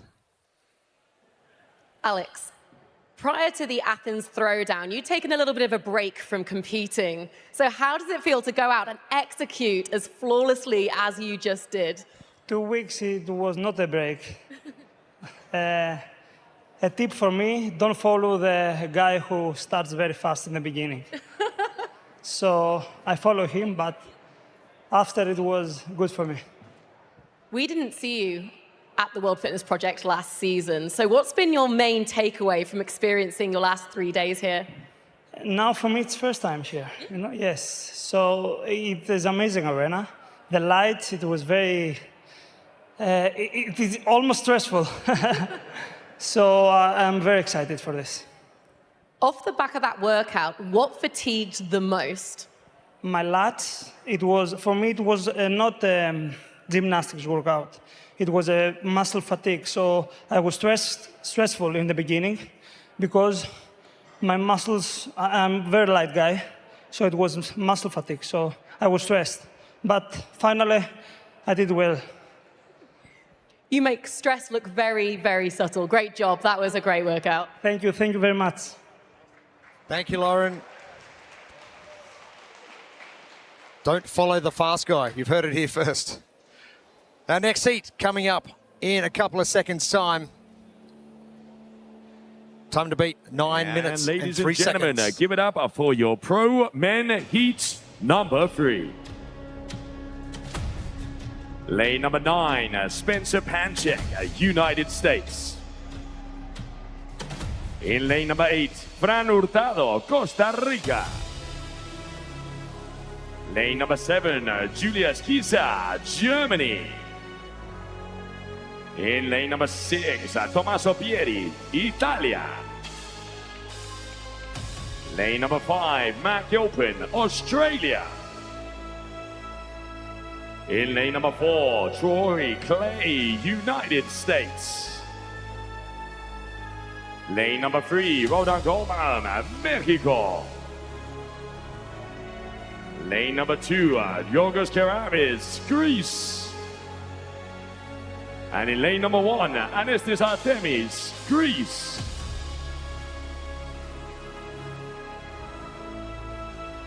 Our lane assignments for our third 1 heats. minute. 5 heats in total for our individual men. I'm actually excited for this one. London Pro 2. Yep. A mixture of rope climbs, handstand walks with pirouettes, and weighted double unders. A lot of skill here, a lot of rhythm involved, and some athletes that are more than game for the challenge in this heat. Yorgos Karamis had a strong start to the weekend in workout 1. He's got some athletes he's going to be chasing for this. Tommaso Pieri, he won the handstand walk pirouette workout in the Challenger division when we saw it in Mesa. Definitely skilled enough to put up a top performance here. And one of the men he will certainly be chasing on the other side of the floor, Spencer Panchick. Long history of being good on his hands.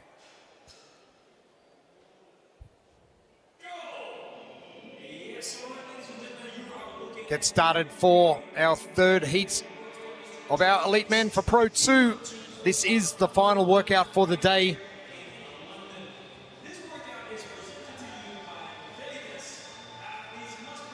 And expectations on some of our competitors, especially that for Tommaso Pieri. But how best to get through this one? It is the blueprint presented by Velitas. Well, with these movements, a consistent cadence throughout in terms of hand placement on the rope and pinching, and then placement with the pirouettes in each section on the handstand walk. And I think for the pirouettes, you're going to want to have an early turn. So get into that 9-foot section, get some momentum moving forward, get the turn out of the way, keep it moving. Fran Hurtado looking great, sitting in lane number 8, just ahead of Spencer Panchick. They are your leaders. There we are. They were listening, Tommy. Get the turn out of the way early. Chalk out of the pocket. That's okay. He can pick it up on the way back. You won't need it for handstand walking or double unders. Now, the expectation going into workouts or events or competitions, and you read the programming and you go, oh, that's in my wheelhouse. Is it better or is that worse? Because you know you should do well at that, but is the expectation too high on yourself? I think it depends on if your assessment is accurate or not. You know, if you look at it and it is in your wheelhouse, I think just executing to your abilities. It's very nice when you know sometimes you got to reach, sometimes you actually got to try and you got to risk it, and sometimes you just got to perform within your abilities. It's a very nice place to be.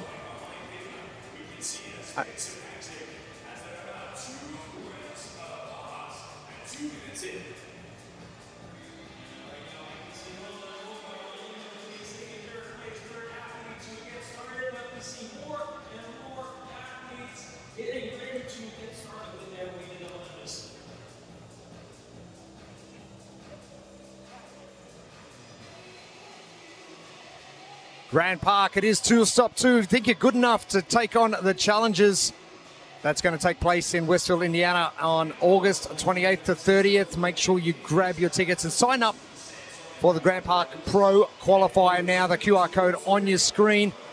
And you could join the athletes that are currently on the floor and potentially get one of those spots, which is going to be aiming towards a pro card for season 2027.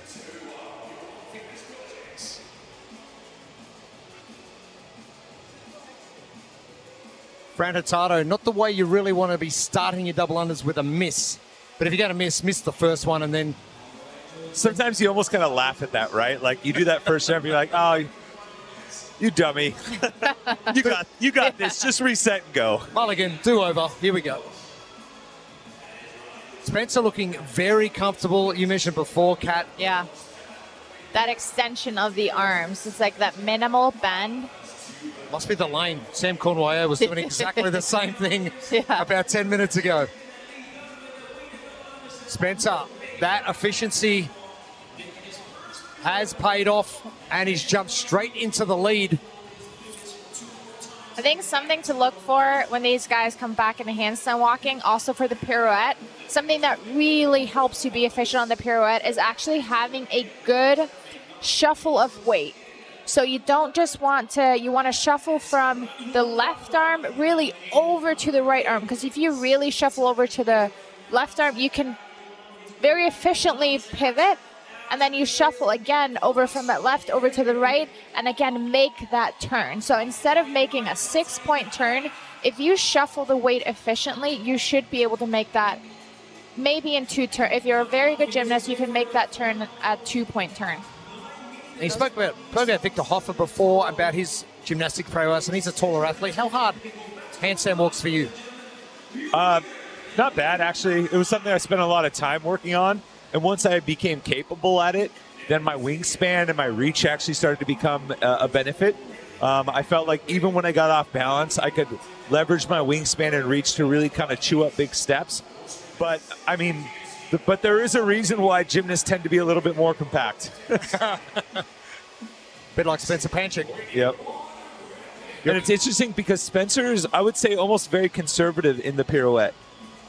For how good he is upside down and handstand walking, he is taking a little bit more choppy approach and more of that 6-point turn that Kat was talking about. Maybe he just doesn't want to play with fire here. And yeah. Well, when is that time to play with fire? Double unders, for sure. I mean, at that point, like you said, the cost for the no rep is very minimal. But it is also, I'm not going to say 2 very different things, but I think in our sport, handstand walking has become a very common movement, and almost everybody is comfortable walking on their hands. The pirouette, however, has become, it's a new skill. It's newer to it, and not everybody is as comfortable or even knows the proper technique of how to pivot efficiently. Yeah. So even though he's very comfortable upside down, he might just not have the technique down to make that 2-point turn. Well, what's interesting is, you know, I think the weight transfer is really important for things like the stairs or when you're going uphill, like we see in the handstand obstacle course. Mm-hmm. And that was actually something, if you know your history, that the entire Panchick family was fantastic at. It showed up at regionals, I believe, in 2018. And there was a sequence of 3 consecutive heats where a Panchick set the time to beat. Spencer won his heat, then Saxon won his heat, and then Scott won his heat. Cool. And it was like, oh, okay. They've got it down. Yeah. And very patient, very clinical with that pirouette turn. Spencer Panchick, 6:20. That's going to be a good split time to get.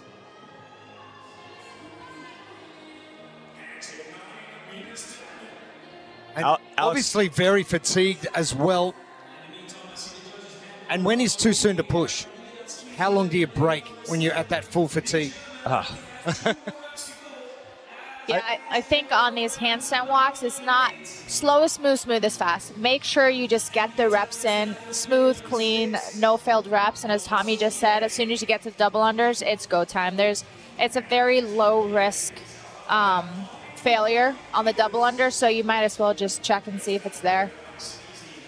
And I think skill set is obviously important, right? Across her career, Katrin was always one of the best handstand walkers. So her ability to recover from the red line, I mean, honestly, she could probably handstand walk with her eyes closed at a heart rate of 200. So and do double unders at the same time. Yeah. It's just a tremendous amount of time that I've spent upside down. My whole childhood, I was upside down. And that's the one thing when people ask me, how can I get better at handstand walking or spend time upside down. Yeah. Got to train that vestibular system. Yeah. Panchick making his way. He is well in control. 9:03. Alex Culas.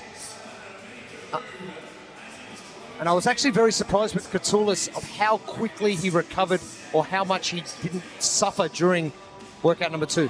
Yeah, and that, you get that sometimes with the really skill-heavy muscle fatigue. It makes more sense when Culas mentioned that it was a muscle fatigue workout for him. So his heart rate wasn't necessarily super high. He wasn't necessarily out of breath. It came down to his muscles physically holding up to the very hyper-specific fatigue that this test presented to him. Spencer getting very close. 9:03, the time to beat, and that is coming up in about 10 seconds. Julius Kieser from Germany jumping into second. Fran Hurtado still in third. And that time from Culas is going to stand for another heat. Lane 7, 8, and 9 is where it is all happening in our third of 5 heats. Panchick, 2 reps to go. And done. 9:19, which is faster than the time from Victor Garcia Deval from heat number 1.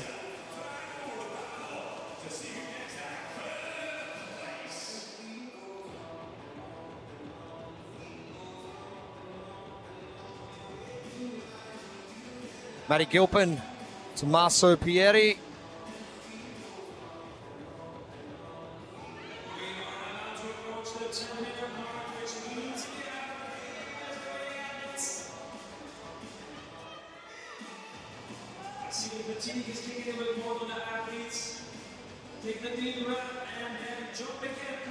Artemis and Caravas in lanes 1 and 2.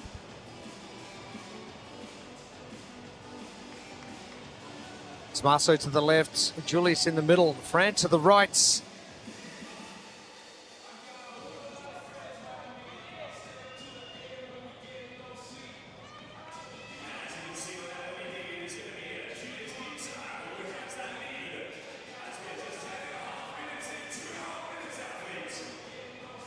Still plenty of time on the clock. Julius Kieser looking to finish up next.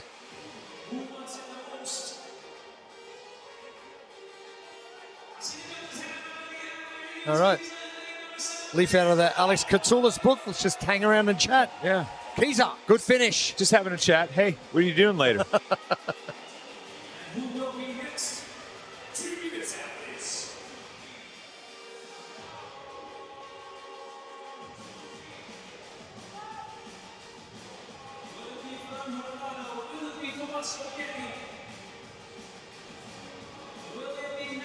Roldan Goldbaum will move forward now to his final reps.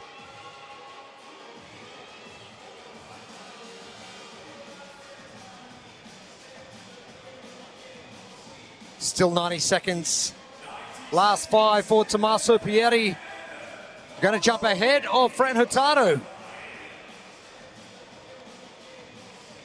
It just goes to show how with these workouts that have heavy skill components, how much it can create a separation in the field for the haves and have-nots. Gilpin, the lone Australian in the field, all finished up. A few whip marks on those arms. Oh, I don't miss those. With a weighted rope as well. Just hearing you say that made me recoil like I had tripped up myself. Caravas is in. Fran Hurtado as well. Artemis Goldbaum and Troy Clay now making his way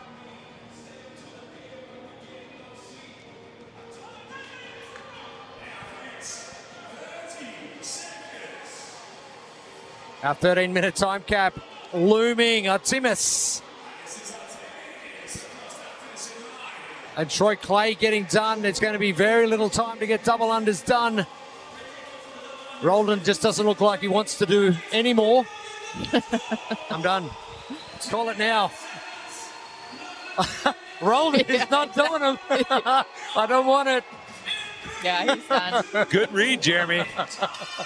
I wonder if he's actually hurt. I wonder if he hurt his calf or something. I'm surprised you wouldn't try to squeak out a couple unless you're actually a little injured. Big smiles, Spencer Panchick. Great performance. And again, some more patience. Hi, Mum. They've always just got the biggest smile on their face. They do.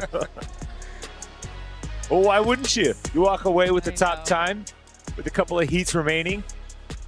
Spencer Panchick going toe-to-toe with a few athletes in his heat, but I think his efficiency on that first round of double unders allowed him to get back to the second handstand walk section.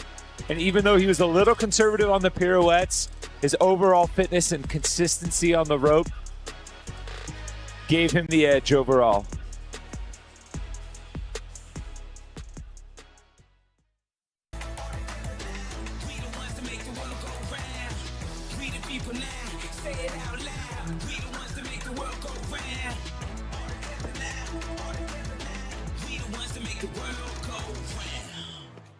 And let's head down to the competition floor. Lauren Smith.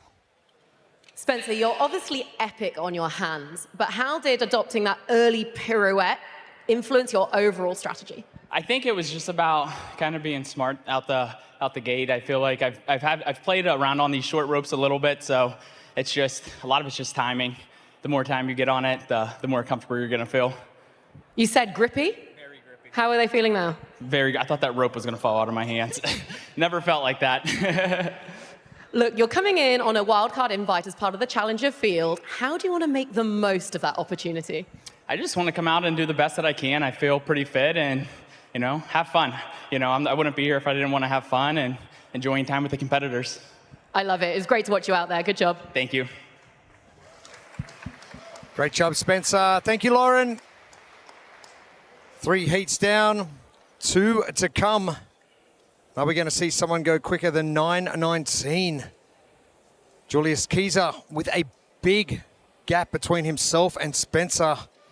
There's going to be plenty of room for athletes to jump into that spot.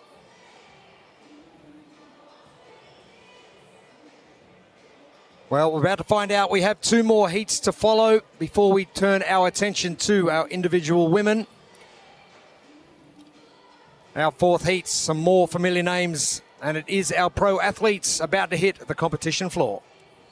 All right, ladies and gentlemen, let's bring out the athletes for heat number 4. Lane number 10, Tola Moraquinho, United States. Lane number 9, Colin Boshart, Switzerland. Lane 8, Nate Akerman, United States. Lane number 7, BKG, Iceland. Lane 6, Travis Mayer, United States. In lane 5, Ty Jenkins, United States. Lane number 4, Chris Ibarra, United States. Lane 3, Nick Matthew, United States. In lane number 2, Luka Jukic, Serbia. And in lane number 1, Dani Camacho, Spain.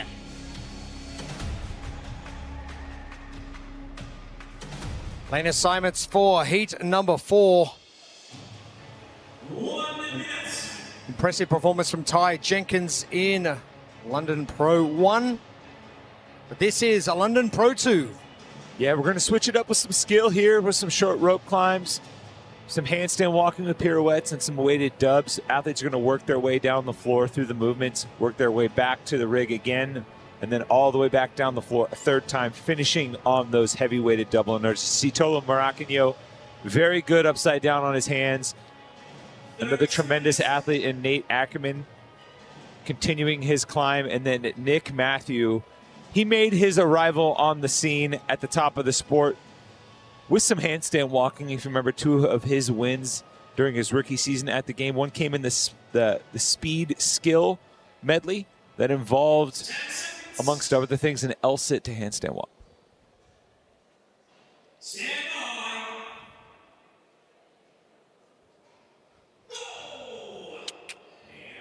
Underway for our 4th heat of 5. Our final heat's not too far away.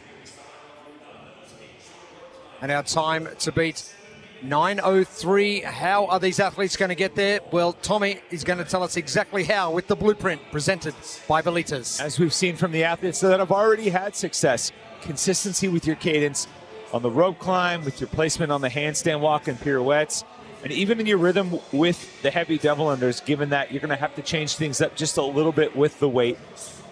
And then get a little early turn in there for those handstand walk pirouettes.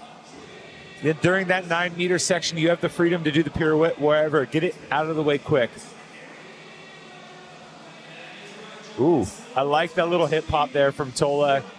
Just using the full length of his body as well, which is going to be useful. Big pulls when he's legless. That hip hop kind of reminiscent of almost like a frog kick that you would see from some athletes in the pull-ups back in the day. It's a nice technique because the fastest way would be to do them legless, but you also don't want to burn out your arms. So trying to actually use that little efficient kip while still being fast. Another taller athlete, Travis Mayer, your current leader, but only just. Things getting pretty tight with 5 athletes on the floor. Nick Matthew going straight through. He's not coming down, but that T-shirt is, though. Thankfully for him, he left some fabric off of that T-shirt, so it's not going to fall all the way down and hit his face. That's true. One of many reasons why the crop top should come back in style. We're going to rock that tomorrow, maybe.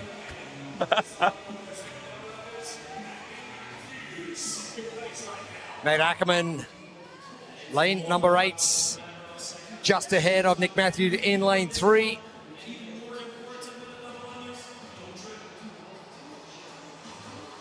Kind of speaking to what you were saying earlier, Kat, about when people asking you how to get better on your hands, just spending that time practicing. Nate Akerman, who's the first athlete to the Dubs here, a teenage athlete, someone who's been in the sport for a while despite his youth. He's been putting in time, you know, as a teenager with some of these skill sets, and just pick them up faster. They just become more pliable and adaptable to them. That's so true.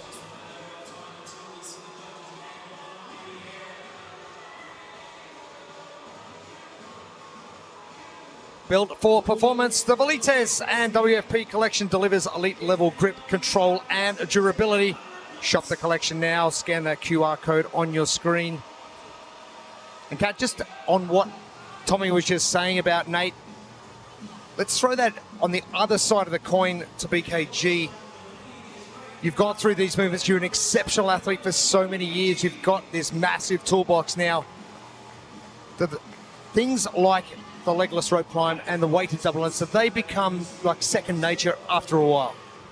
Yeah, like anything else. When you learn a skill, it requires so much of your brain power, of your focus to think about what you're doing. So when you're under duress or when you have a higher heart rate, the skill tends to go.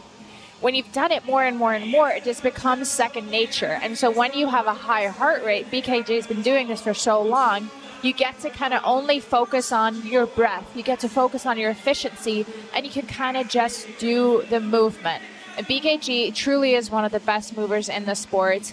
Great at legless, great at handstand walking, pirouettes. And you could see, I wish we would have talked about him more on the double unders, but he was, and we'll get another chance to watch him, he's so relaxed. He keeps his arm nice and low, and he was able to get through them very efficiently. Well, that's what tweaked my vision down the floor, just watching Nate and then looking at BKG, and he was just so relaxed. Yes. It's like, that's a lot of experience and a lot of time doing the movement. BKG and Nate Akerman, your 2 leaders. Nick Matthew now jumps both of them. Quick pirouettes. The one thing I wish we would see more from BKG, because we just spoke about him as being one of the best movers in the sport. And then Nick Matthews, yes, he looks very good and he's very confident. He doesn't necessarily look as good, and I wish BKG could sometimes tip over a little bit, sometimes risk it a little more, sometimes just not do things perfectly and just go a little bit faster, because you can see that it's there, and I want him to just be a little more reckless. Yes. Be okay with failing. Tola's very much the same. Very good mover. I just want to play with that knife's edge a little bit and just see if he can go for that win.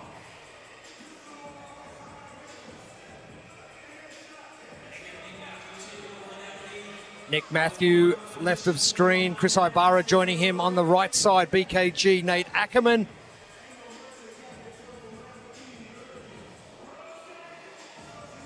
Colin Bussard, who started pretty red hot, but fell off the pace once the handstand walks commenced. BKG halfway through those rope climbs.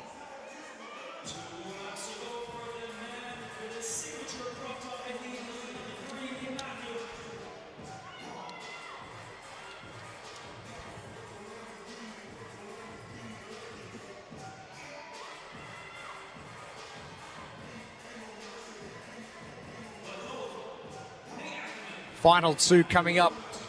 Nate Akerman, final two for BKG. Akerman going to jump back into the lead. One for Nick Matthews.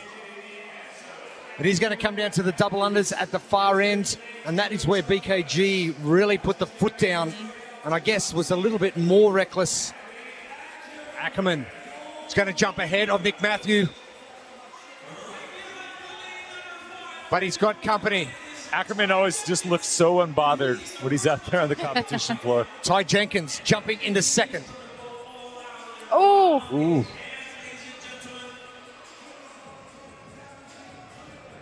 Ty Jenkins with that massive mop of hair. Matthew, is he going to go straight through? No, he's not. Allows Ty Jenkins, who has paced this pretty well. But it is going to come down to the double unders, and that smile on your face, Kat, tells me a story that you're waiting for BKG to come through and swipe the win from all of them. I'm just having these flashbacks of the way that they all look a little bit different now. And like Nick Matthews went straight through, he's not doing that right now. It's just a feeling of, it's the shock factor that when you've done, you know, you feel fresh and you can handstand walk and you feel very fluid. And then when you've actually, your lats are gone, your grip is gone, and you don't know how much you use your fingers for handstand walking too. And you kind of kick up and you're so shocked at how stiff your body is. And I was just seeing that in the athletes and I'm like, oh, I remember that feeling. Okay, here we go. Good split time for Ty Jenkins. Akerman in second, Matthew in third. BKG is about to finish off his handstand walk. What can he do? How many reps can he make up with that heavy rope in hand? Ooh, maybe burning in a little hot for Ty Jenkins there. He had a trip up pretty early on in his second set of dubs. You see Nate Akerman on the right-hand side too. Two former teen champs going head-to-head as individuals. Get used to that sight.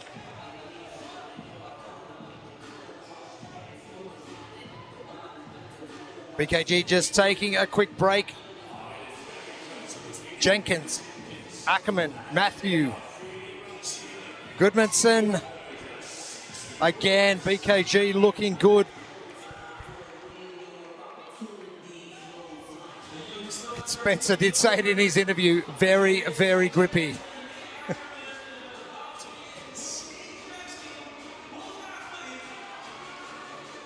Jenkins taking an extended break. We are going to be tight on this one.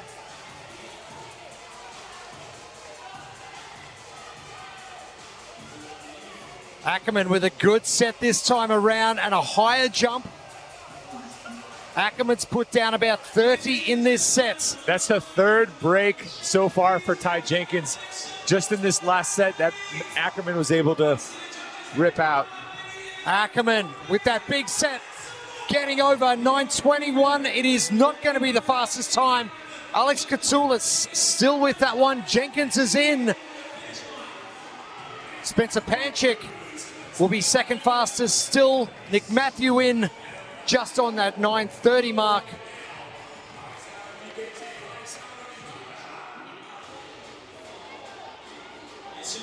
That's some very clever programming on day one of Tour Stop 1. Enough fatigue, but not to hamper the progress over the next 2 days. Just the right amount of interference between workouts on the day. Plenty of room for athletes to jockey for position. Ibarra up next. Mayer is in. Both jumping over BKG, who now finishes up 10:16. Camacho, Jukic, Moracanio still left on the floor. Danny Camacho is in. And a good push from Ty Jenkins, just maybe a little early. That second last set of dubs for Nate Akerman really sealed the deal. Yeah, especially when you're breaking 6-7 times on that last set. Maybe just burning a little too quick.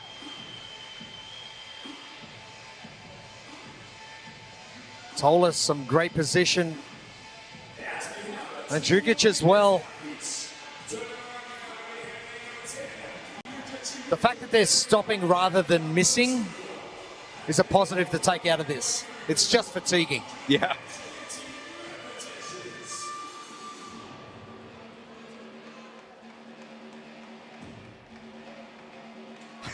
Luca, I was going to put the rope. Looks like his grip is gone. I was going to put the rope on the floor. I don't want it.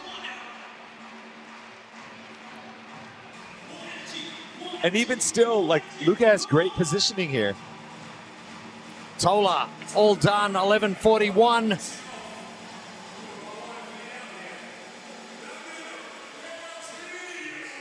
Luka Jukic still waiting for that judge's hand in the air.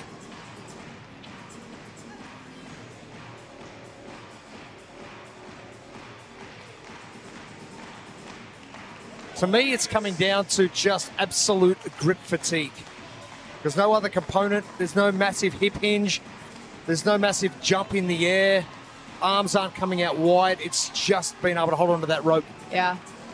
You can see Nate Akerman shaking those forearms out. Still 3 minutes later.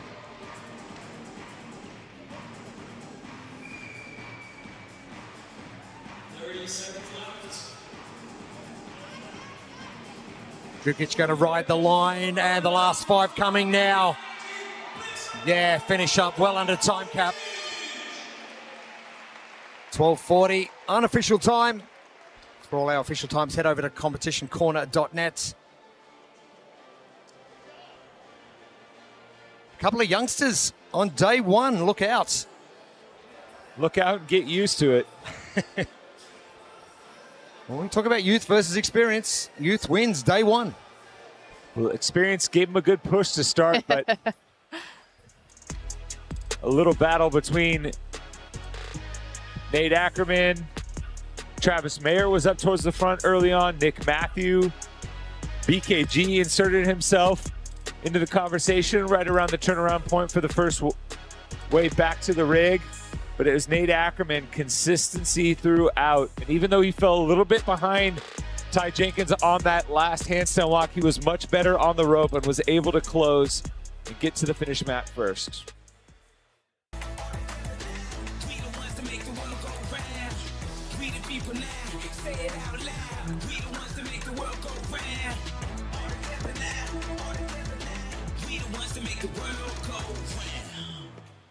Impressive from Nate Akerman. He is standing by with Lauren Smith. Nate, when you were around the back warming up and you were watching the heat ahead of you, what were you thinking to yourself on that workout? Honestly, I wasn't trying to watch the heat ahead of me because I was a little stressed about the workout, but just seeing the guys in my heat warm up their pirouettes in the back, I was like, uh-oh, like I'm kind of cooked. But I think I ended up going fast enough on the rope climbs that the pirouettes weren't as big of a factor. It was honestly brilliant. I know that a big focus of yours in this off-season has been endurance. Do you feel that paid off in that workout? I think endurance pays off in everything. Just, I feel like last season I'd have the same gymnastics as I did here, but just being able to not to breathe as heavy like helps a ton. Feels like on day one of the World Fitness Project, the youngsters are coming. You've got big goals for this season. What are they? Top 15, I don't know. We'll see how it goes, but just keep taking top 20s on endurance workouts and I'll be hyped. It's going very well. Congratulations, you were wicked out there. Thank you so much. Thank you, Lauren. Impressive from Nate Akerman. And heat results coming to you shortly.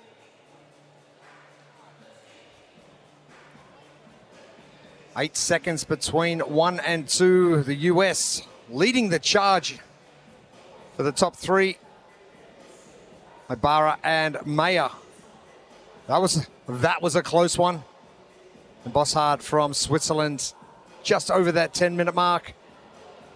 As we head to our final heat for our individual men for day number 1 of Tour Stop 1. We're here in London at the Drumsheds. Let's welcome out our heat 5. The men's pro final heat. Lane number 10, Jelle Hoster, Belgium.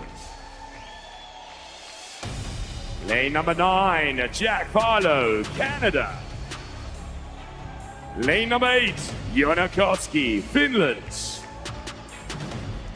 Lane number 7, Tudor Magda, Romania. Lane number 6, Roman Krenikov, United States. Lane number 5, James Sprag, United States. Lane number 4, Guimarães, Brazil. Lane number 3, Chandler Smith, United States. Lane number 2, Aniole Kai, Spain. And lane number 1, Patrick Vellner, Canada. 1 minute. Our final heats, Elena Simons. And your current leader in lane 2, Aniole Kai. Surprised us all and a great start to competition. This is London Pro 2 and the final heats.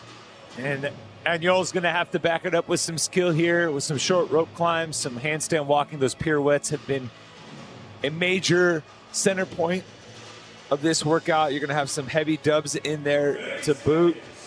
And anytime you're talking handstand walks, Tudor Magda has to be a part of the conversation. So skilled, so strong.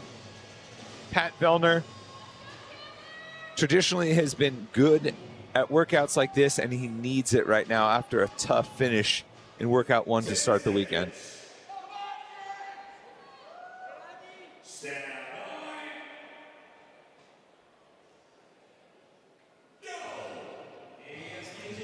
The final 13 minutes of the individual men's competition for day 1, the World Fitness Project Tour Stop 1.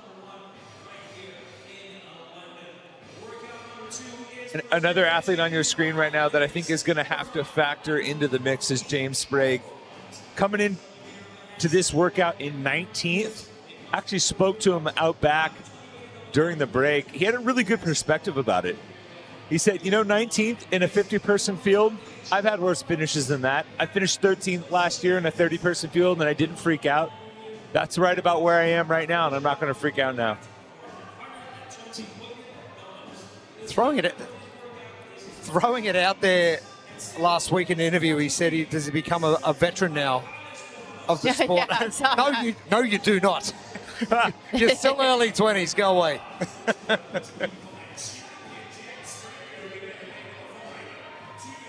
Sprag off to work very quickly. Tudor Magda just ahead. Ooh, see Sprag there. He is well aware of where Tudor is. He took a look across the field when they first got to the handstand walk. They came down at the exact same time. Maybe more of just a mental win for James to kick up before Tudor on that second section. Guimarães getting to work quickly and battling with Sprag and Magda. And Guy looking like he's just in the lead by about a half a foot.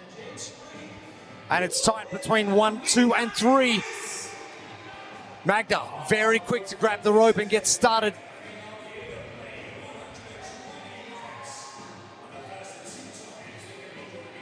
Magda 10 seconds ahead of the split time so far. 9:03, Alex Culas.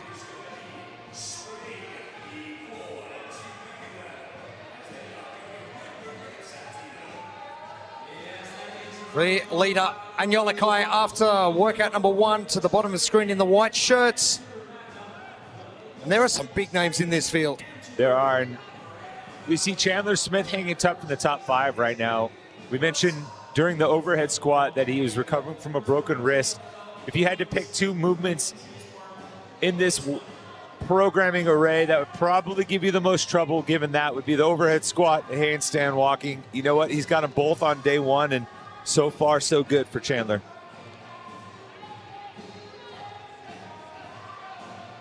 Sprag taking a break, but not too long. Magda, still your leader. Sprag, Malheros, your top 3 coming into the dubs. Sprag looking like he is going to be sitting in second behind Magda. Separation starting. And Sprag very cleverly just letting Tudor just go ahead, run your own race. Yeah, when James kind of took a pause and a squat to catch his breath for a second, he was staring directly at Tudor, kind of checking in to see, all right, how is he looking? Is he good? All right, well, you know what? I'm just going to run my race for right now because so far Tudor's cruising. But James's rope climbs are so fast and efficient anyway, he could catch up a bit of time there. And really what we've been seeing in the first 4 heats, it really is the back half of the workout. It's the later 8 rope climbs, and then how do they look when they kick back up. So it almost feels like what they're doing right now is the buy-in to the real workout. Just saw Tudor come over the line and glance across the field and saw no one there. I don't know why he was expecting someone to be there, but reassurance. Just making sure, yeah. Tudor Magda now 40 seconds ahead of Alex Culas, your current leader. 9:03 finish time for Culas. Spencer Panchick in 9:19.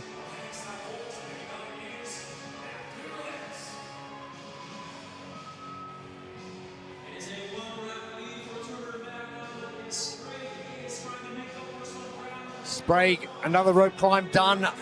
Tudor Magda in control. Another thing that James is doing, seems like an obvious thing to do, but he takes 1-2 pulls, he looks down at the rope, so he makes sure he can see the rope so that he is sure to get a good clamp. Just avoiding any fumbling, avoiding using any excess energy or any excess time.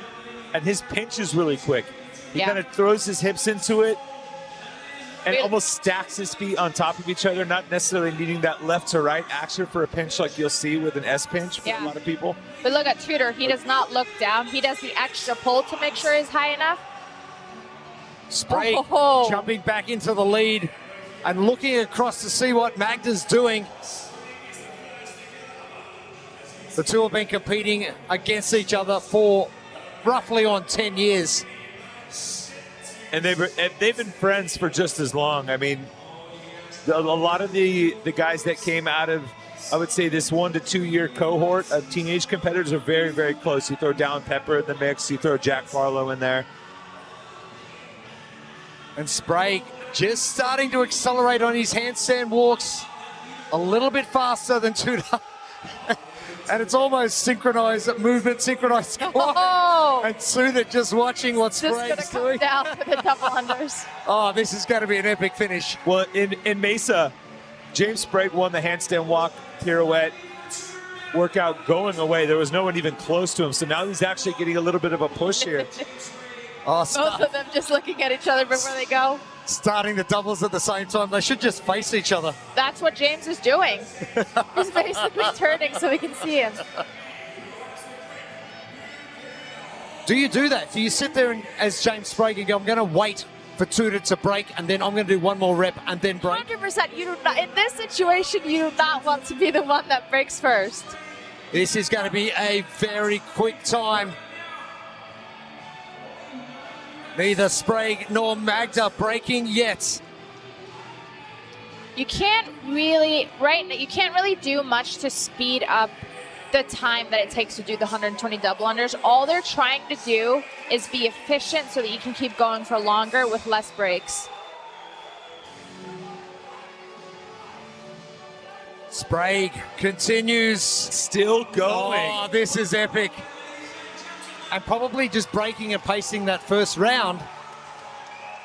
Oh, this is epic from Sprag. James is back. The bounce back that he needed.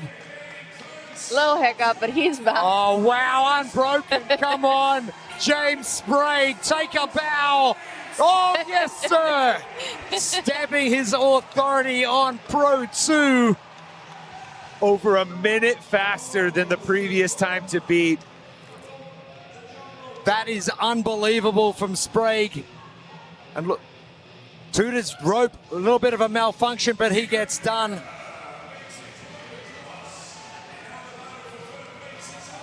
It is going to be the second fastest time, so regardless of rope malfunction, he's still going to finish second. And there was no way he was going to catch Sprag.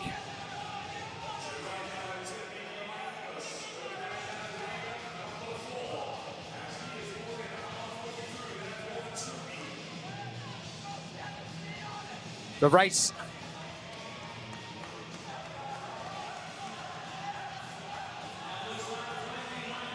Sprag. Magda, who's going to be finishing up next? Waiting for judges' hands to pop up. Jonikoski, thereabouts. It is going to be Guimar Heros.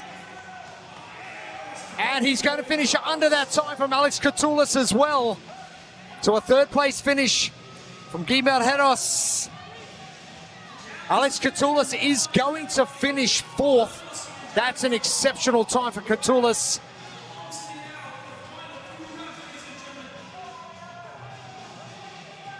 And Yolakai, can he jump into that top five and stay there? Your current leader, second bottom of screen.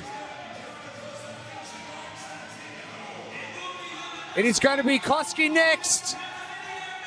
Jonikoski, Yellow Hosta has got one to go. Hosta is in. Roman Krenikov is next outside of those times from Spencer Panchick at 9:19. So Spencer's going to go top five. Chandler is in. Vellner, Akai, Farlow, your last three in this heat. Farlow is going to be next up in lane number 10. And Yolakai just outside that 10-minute mark. Vellner with the last five. And all done.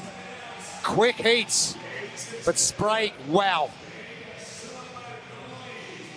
I mean, he was in the order of magnitude at the previous fastest time. Almost 90 seconds ahead. That's unbelievable. World Fitness Champion from 2025. Yeah, 19th is okay. Putting his stamp back on this competition weekend. Speaking with him in the back, like I mentioned, one of the reasons he said he struggled in that first one, they said his legs felt heavy. Well, you know what? This one required walking on your hands, so don't worry about the legs, James. And he certainly didn't worry. The only person on his mind was Tudor Magda as they went head-to-head on that final handstand walk.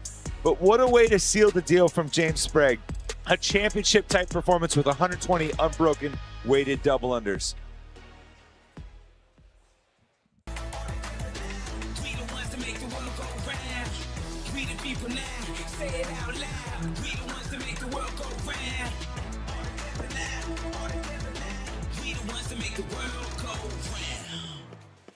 Our champion for the World Fitness Championship 2025, getting a event win and standing by with Lauren Smith.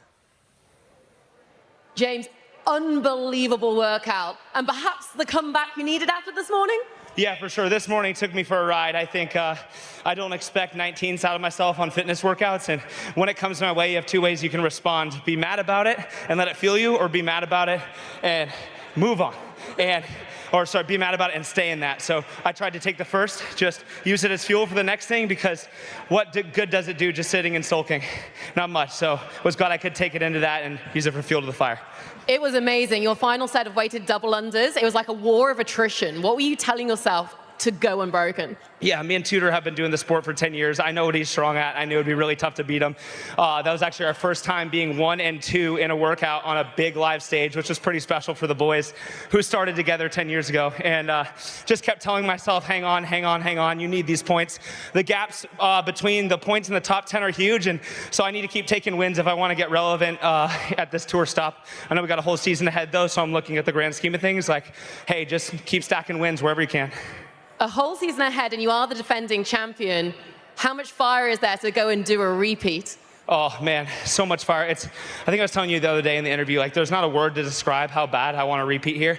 What Will and the team has done for us with World Fitness Project is something remarkable. I was texting Will the other day that I'm just so honored to be in this time period where there's such a special opportunity for athletes, where we feel so highlighted, and it's just a unique stage. You're not going to get anywhere else at any other competition, and winning the World Fitness Project last year was the highlight of my year. You're awesome. That was amazing. Thank you so much for being on this stage. Thank you, Lauren, and thank you, crowd. You guys are awesome. James, you're not bad yourself. What a performance. That was so good. And just going unbroken in that last set, as you mentioned, 90 seconds ahead. But that, honestly, that's the championship difference. We see that from every single athlete that's been able to reach the pinnacle of this sport. When the chips are on the table and you get into one of those duels, you just have a little something extra to really dial the volume up to 11 and put down some special performances like we just saw. Absolutely crazy stuff going on from James Sprag. Great way to bounce back. Our men are done for day number 1 of Tour Stop 1. And don't worry, we've got 5 more heats to come. Our Pro 2 women up next.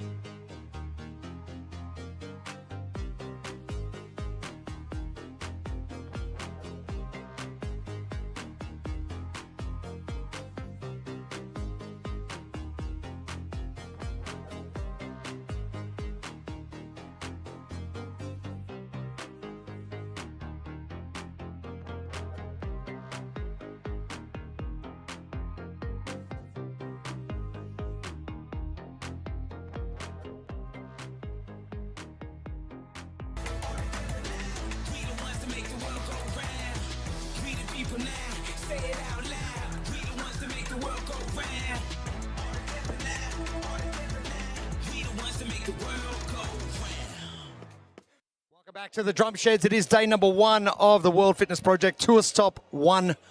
And it is season 2, 2026. Our top 10 for our pro women. And Amy Kringle winning the first tour stop last year, winning the first workout and doing exactly the same. Are we on that trajectory? Solberg sitting in second, and Laura Horvath, your World Fitness champion from 2025, in third. What's impressed you most? I think Andrea Solberg.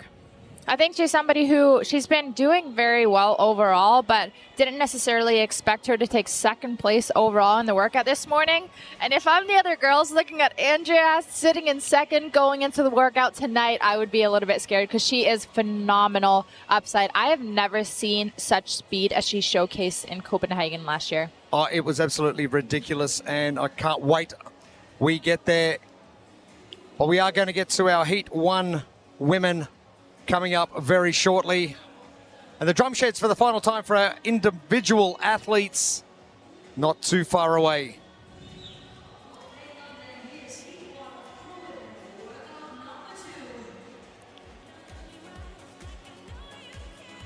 Lane 10, Rikke Kibok, Norway.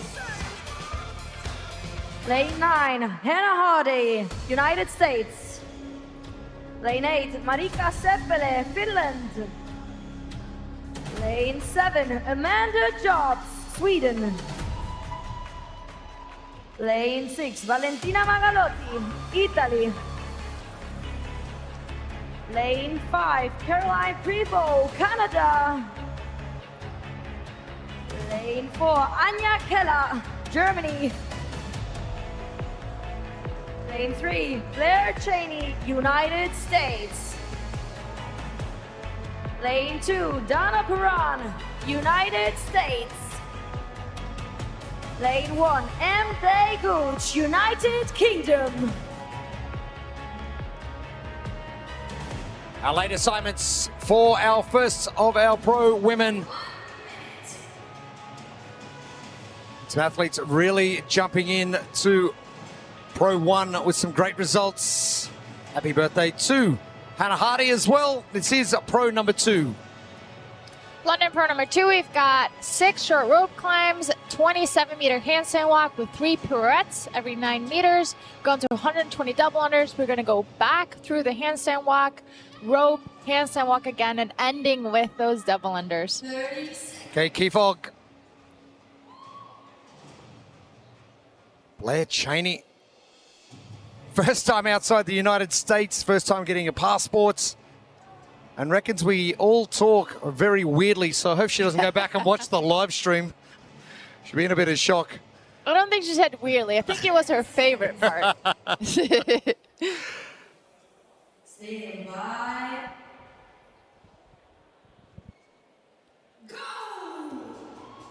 Underway for the first of our 5 heats. And Hannah Hardy turning 29 today, so a big happy birthday. Spent a bit of time in Australia last year at the Taurian Pro.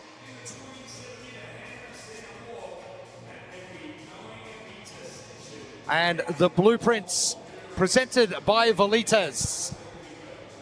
With all of the skill in these movements, consistent cadence in terms of hand placement, in terms of rhythm is going to be huge. The pirouettes seem to be one of the movements that everybody has circled here. So anywhere in that 9-meter section, you can do the pirouette, get the turn out early, and then continue to build momentum from there.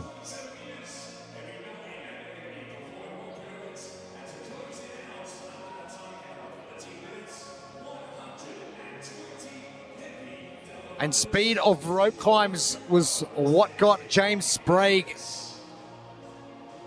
his workout win, 90 seconds ahead of the fastest time going into that 5th heat.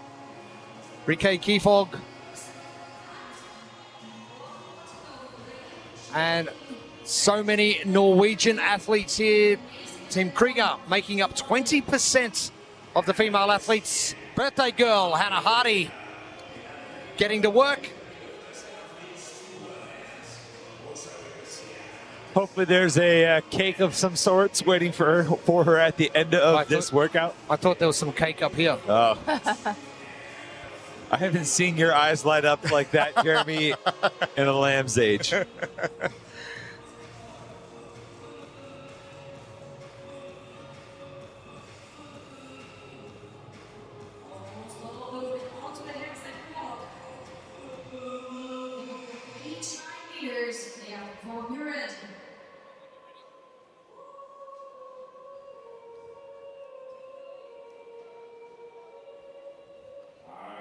Built for performance, the Velites WFP collection delivers elite level grip, control, and durability.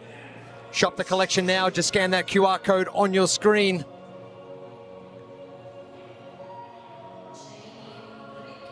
Kivog just on the outside of Hannah Hardy. Marika Seppala on the inside.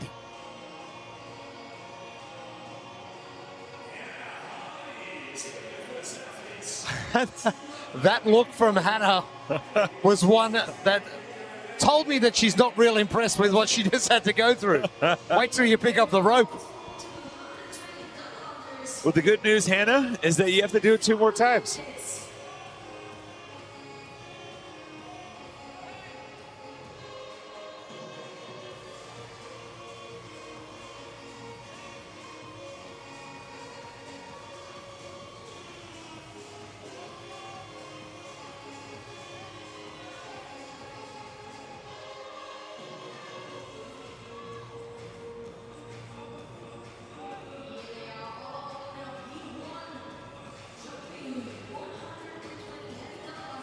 Mday Gooch on the outside.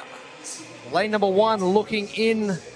Blair Cheney, heat winner from London Pro 1.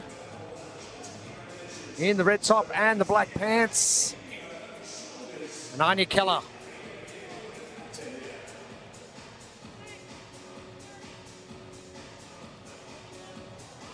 CrossFit in town. And that hip hinge that we do see, we normally see that with a lot of fatigue. Kivog in lane number 10, probably looking the best with the double unders currently. Yeah, I would say it's pretty early to see a pretty heavy break in double under technique at this point. Might be a signal of some tough times ahead in round 2.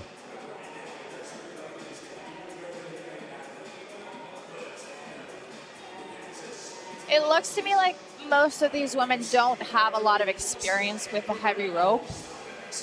You can see how they're holding. I would really like them to see them holding further forward on the handles. If you're holding the middle of the handles, you're holding the whole weight, and you're having to really use arm power. You're having to use your biceps to get that rope twice around.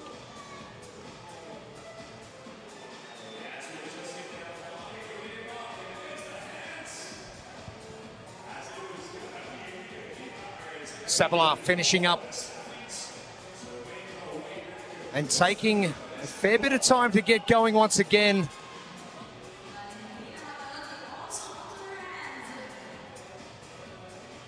Magalotti. Kivog already done with 1 segment. Hannah Hardy gets finish up. She was the first to the rope and looking to come back. Chiropractor by trade and a Bachelor of Science in Kinesiology. All these smart people taken on the floor.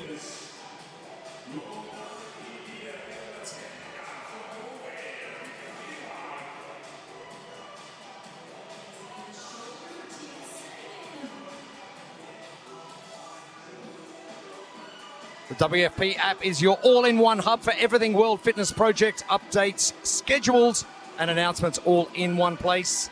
Download the WFP app now on the App Store. Just scan that QR code on your screen. Rike Kivog, done. Back to the rope. Marika Seppala, 1 segment to go. And Valentina Magalotti, only a few meters away from finishing. What I like from Rika in that last handstand walk section, she got done with the double unders and wasted no time kicking up. Marika was actually done first and took a break. Rika dropped, moved her handles, turned around, immediately kicked back up. That's confidence in the handstand walk.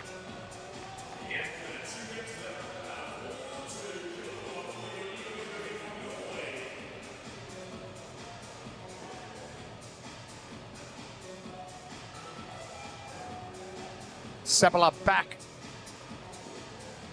Magalotti and now Blair Cheney. Keep your eyes on Blair Cheney. She's going to be sitting there in lane number 3. Emre Gooch about to finish up that handstand walk. Rika Kivok looking strong, and I've taken notes of what you said about James Sprag with that quick glance down the rope. Kivok doing exactly the same thing. A lot of people will sit there and do the rope climbs and look for the target and not look for the important part before the target. Yes. I think just taking that split second, it doesn't even take you any longer. It's just where you place your eyes. And so just looking, you're trying to get a precise lock with a good lock with your feet. And if you get that good lock, it's one quick hip hop and you're already touching that target. So A, you're going to be faster, and B, it's going to be so much easier for you. Then you can take extra time and effort fumbling.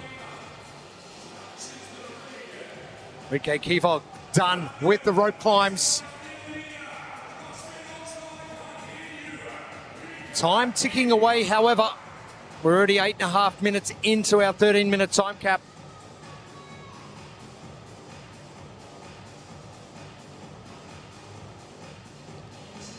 Just like she did off of the double unders, wasting no time to get upside down and kicking into the handstand walk. So confident, smooth transitions.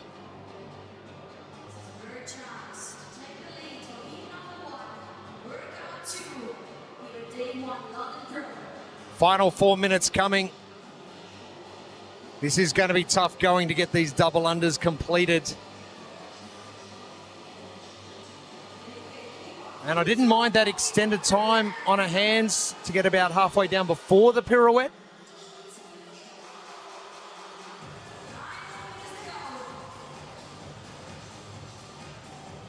How do you go doing your pirouette, your handstand while looking down at that heavy rope going, oh. Yeah, it's 120 more. You learn to play so many mind games. You just have to break it down into segments that just feel very manageable and just kind of repeat that. You think all the hard work's done, but it hasn't even started yet. Yeah, there it is. What a great shot. The rope welcoming Rika Kivok. She's had very good transitions. And a massive lead as well. Seppala, Magalotti, all the way back. And it's going to be at least another minute before those ladies head down the floor. Prevost on her way down as well.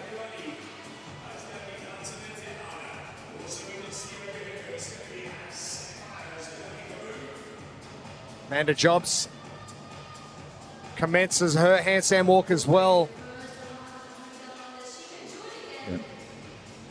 Yeah, Rika doing sets of 10 right now. Maybe listening to Kat, trying to make those little Yeah, you can always do a 10. mental checkpoints, playing those mind games with yourself. Hey, there's worse people to be taking advice from, I can tell you. I would know I've taken it from those worse people. You as well.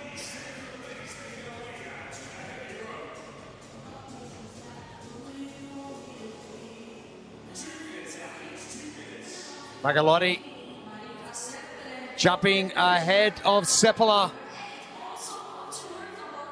Prevost now drawing level with Seppala. This is going to be a good race for this third place in this heat. Rika still in the lead, lane 10.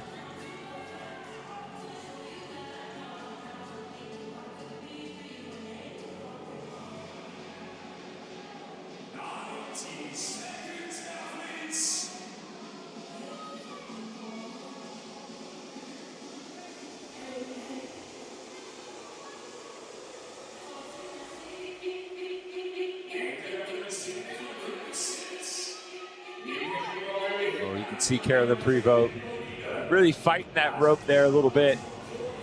Hasn't always been the best at double unders in her history. The weighted rope is only going to add to the challenge. Rika Kivog, all done. And a heat win.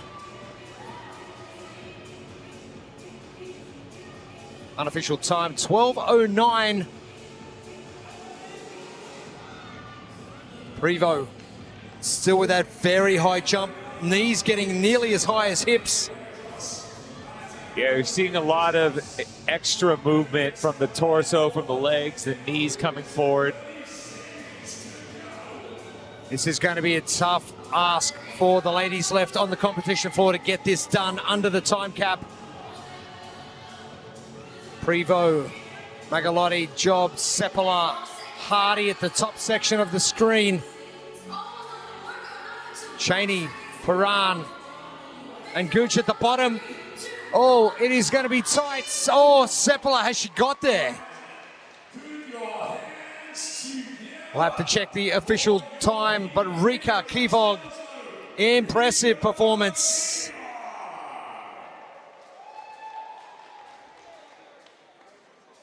One way to put smiles on people's faces, give them a heat win.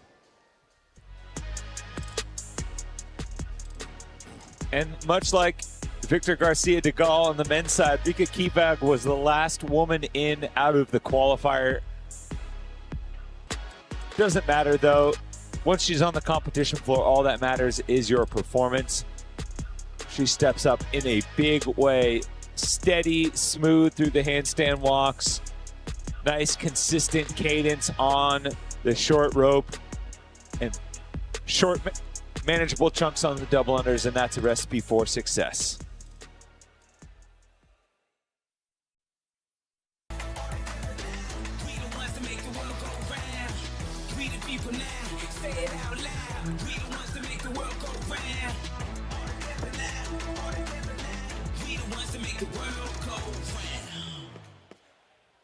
Heat 1 winner, Rika Kivog, standing by with Lauren Smith. Rika, I've just spoken to your coaches, and I know that those small sets on that last block of double unders were pre-planned. How much confidence did you have that would get you over the line as a heat win? I actually haven't made that in training. So it was very fun. But I had a very strict plan, and I followed it very well. So I'm very happy that I made it. You are awesome. Now, we saw you competing as part of a team in Copenhagen. How did that experience encourage you to get back into qualifiers and turn up as an individual this year? I love competing at a team, but as a career athlete, I get inspired every day by such amazing athletes. So I really wanted to try it myself. And so far, I'm enjoying it. Amazing. What does success look like for you this season? Oh, to learn a lot and have fun. That's my main goal. I love it. You are awesome out there. Great job. Thank you so much. Thank you. Rika Kivog. The time to beat, 12:09, unofficial time, of course. For your official results, head to competitioncorner.net. We are not far away from bringing our next heat onto the competition floor, heat number 2. And are we going to see an Ingrid Tondel bounce back after all right, ladies and gentlemen, workout let's bring number 1? out the athletes We'll wait and for see. heat number 2. In lane number 10, Veslemoy Kolstad, Norway. Lane number 9, Ingrid Tundell, Norway. Lane number 8, Connie Easby, United Kingdom. Lane number 7, Morgan Thysens, Belgium. Lane 6, Pernille Kirstensen, Denmark. Lane 5, Matilda Garnes, Norway. Lane number 4, Bergros Bjørnsdottir in Iceland. Lane 3, Jasmin van Arnhem, Belgium. Lane 2, Astrid Tint, Denmark. And lane 1, Julia Jakobsen, Germany.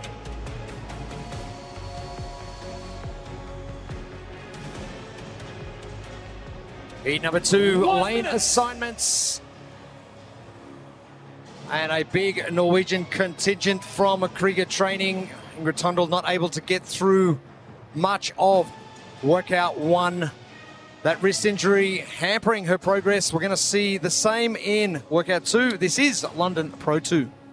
Yep, they're going to have 6 short rope climbs, then some handstand walking with some pirouettes, 120 weighted double unders. They're going to handstand walk back across the floor and then basically repeat that sequence, finishing on the double unders once again.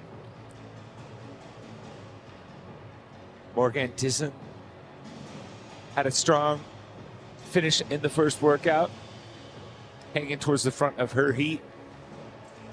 And then another Icelandic woman trying to make her name in this sport.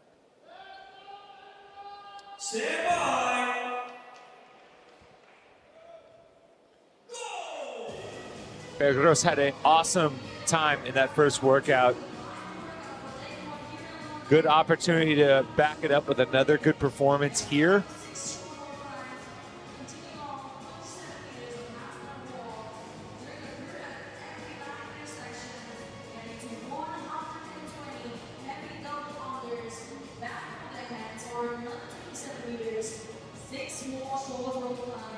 Tondal getting to work, and that wrist looks like it's doing okay.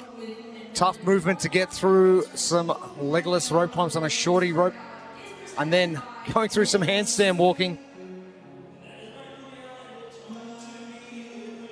Vesmaloy Kolstad, part of the Krieger training group as well. Some interesting pinching from Tondal with those legs. Oh. She basically removes the legless portion, right?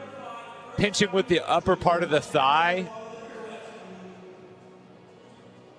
So the reason she does that is because her upper body pull is likely not good enough. So she's trying to get away with not using the upper body, kind of use that clamp as a little buffer, do another clamp, and then get a good foothold.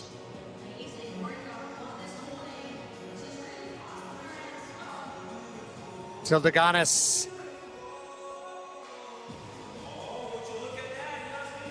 Yasmin Van Arnhem.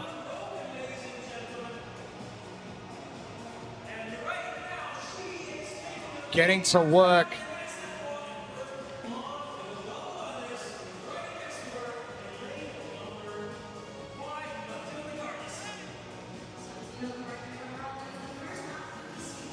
Built for performance, the Velites and WFP collection delivers elite level grip, control and durability. Shop the collection now. Just scan that QR code on your screen. Van Arnhem, Bjornsdotter, Garnes, and Thyssen's at the far end in the all black. They are your leaders coming into the first set of 120 heavy rope double unders.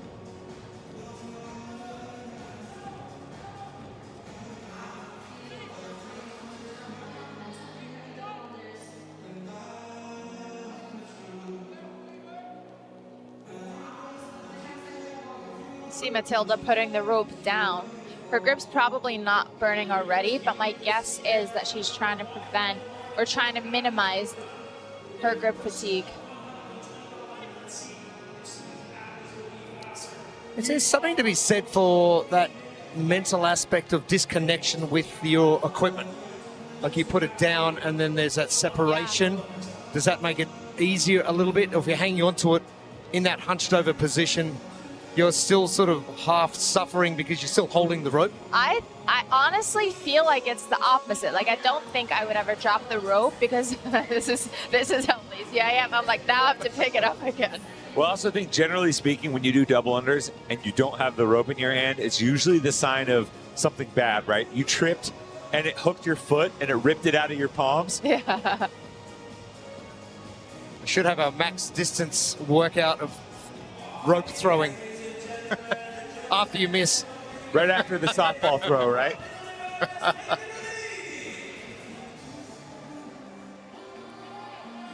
Garnes, smooth.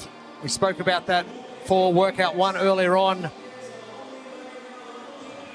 Something that I noticed from her too, as soon as she finished, so she's always thinking 2 steps ahead. So she finished her double unders, she placed it exactly in the position that she wants to pick it back up again when she gets back to the rope. So she placed it down and immediately kicks up. So not only was it a smooth transition, but she's also prepped extremely well for when she gets back there, showing her experience in the sport.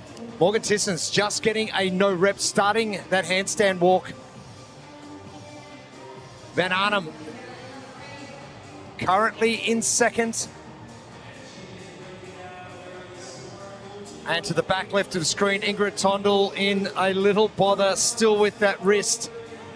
Rope climb's good, but that handstand walking is going to be doing her wrist absolutely no favors.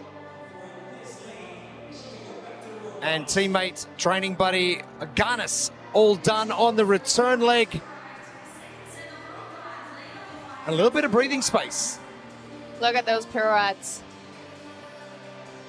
Those are kind of the pirouettes that we were talking about earlier, when she kind of uses the pirouette to move forward and gain momentum.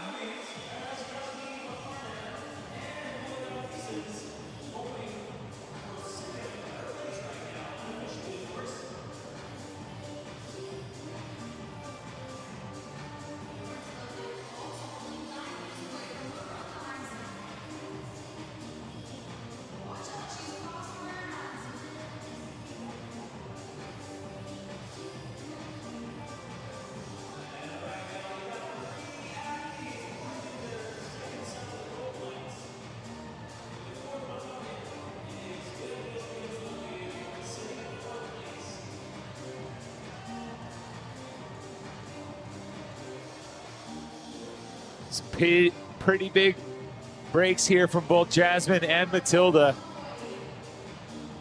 See the grip fatigue and pull fatigue starting to pile up.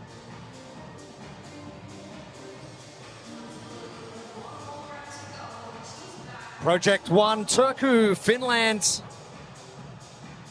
Sign up now, scan that QR code on your screen. Coming to Finland for the first time, June 14th.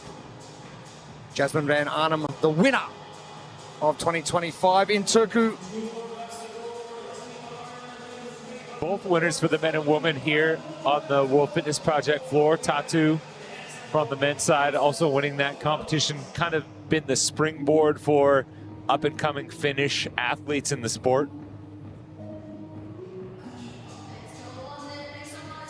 Tilda, done again.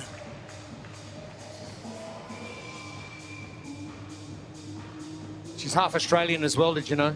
Really? True story. I had no idea. Spent a bit of time in Australia years ago, working and studying in Sydney.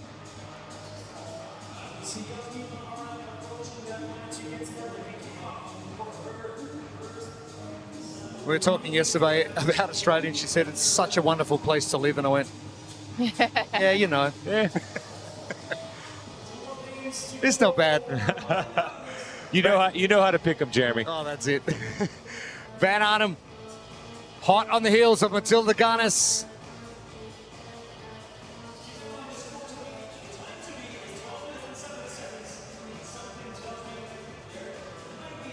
Oh, smooth. Very smooth. You're going to see her stacked position too. She looks like she has a lot of endurance in those shoulders. Versus, like, look at how Matilda, it looks like she's almost, and it is her last one, but her lats were getting so tight and she was closing up. Thing I noticed about There we go. She's using the opposite grip. There we go. The thing I noticed about Jasmine's pirouette as well, when she goes to the pirouette, her legs straighten, so she gets a pirouette and then she goes back into that bent leg just position. easier to twist. Yeah.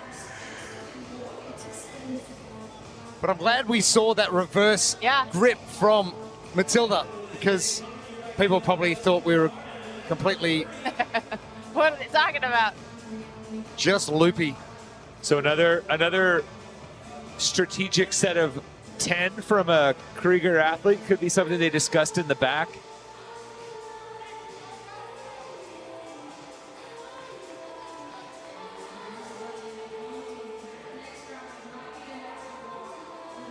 Yeah, from the start, it looked like Matilda has very much been reserving her grip.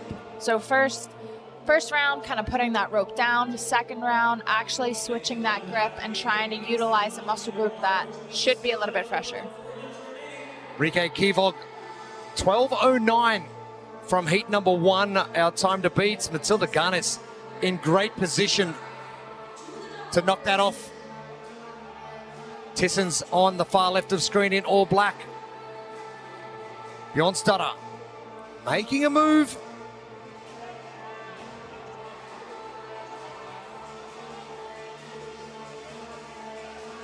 And this is great composure from Matilda. All right, rope, you can stay there for a minute. Tind and Jakobsen. Jakobsen close to screen.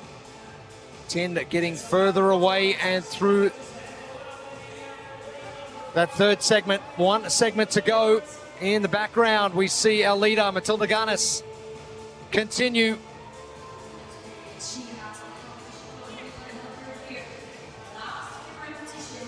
And probably the benefit of having a big camp like Krieger training and you all stay together and travel together and all that sort of thing, you'll recover together as well, so you'll be going through the same protocols. And also assuming that they're all sharing information freely as they test and work through the programming, that's that many more opportunities for people to try different nuances and techniques and you know, provide feedback.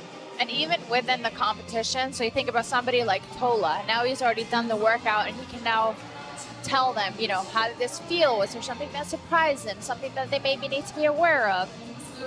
So 100% both in training, but then also in competition. Matilda Garnes, 10:24, the new time to beat, and some whip marks on her arms as well.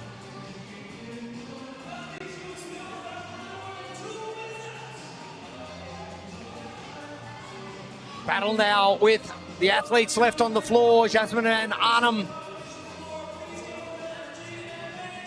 Bergros, Bjornstadter, Astrid Tind, Julia Jakobsen, Morgan Tisson's at the top, Resmaloi Kolstad. Ingrid Tundal coming down to give a little bit of support, not adding any more reps to those rope climbs. And Van Arnhem gets in 11:41. And that is under the time from Rika from heat number 1. And Tissons looks like she's going to get through that as well. And the third fastest time so far for our pro women.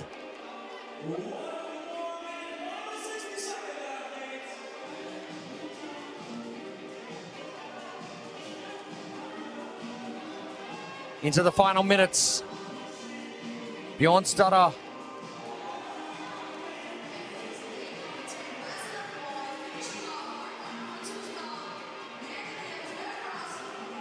Kolstad finishing up. Bjornstadter will be next. And you know it's tough going when 5 reps has got to be broken up. Yeah. You kind of see her head kind of bobbing, her shoulders are leaning forward, and she's got that hinge at the hip.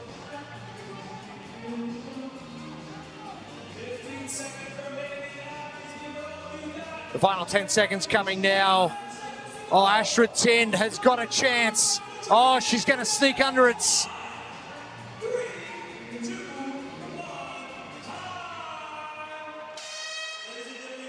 And yeah, they're breathing relatively heavy, but you can just see the amount of fatigue the athletes are going through. But Garnes, what a performance. Taking nearly 2 minutes off Rika Kivog's time from the previous heats. Garnes showed incredible poise and confidence, moving freely and smoothly between each transition, and no hesitation from the double unders into her second handstand walk. And that was really the big turning point for her, because at that point she was pretty much on an island by herself. And for the second straight heat, we have a Krieger training athlete setting the top time to beat.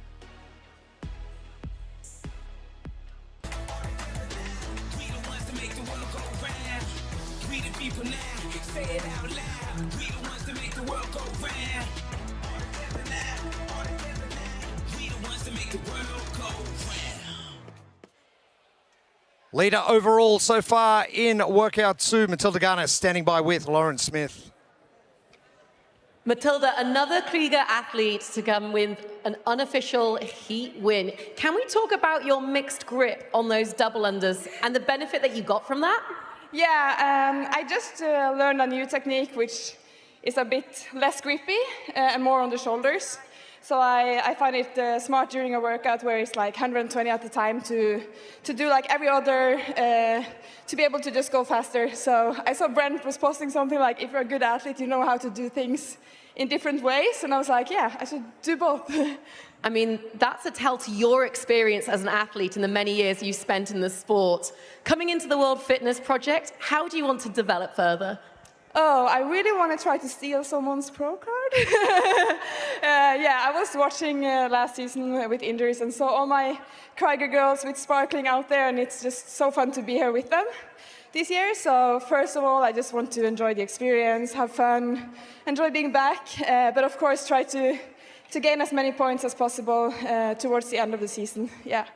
And sneak a pro card. Amazing work out there. That was great to watch. Thank you so much. Great stuff from Matilda Garnes. Thank you, Lauren Smith. Sneaking a pro card, wish it was that easy. You got to go work for it. Performances like that will make it a little bit easier. Exactly right.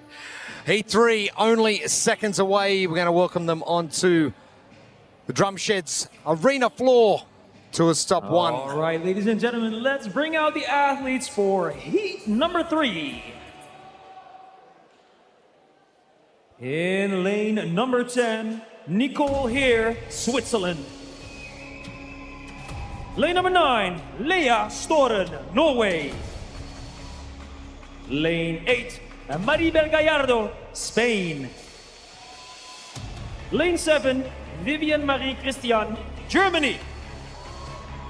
Lane 6, Emily Rathwell, United States.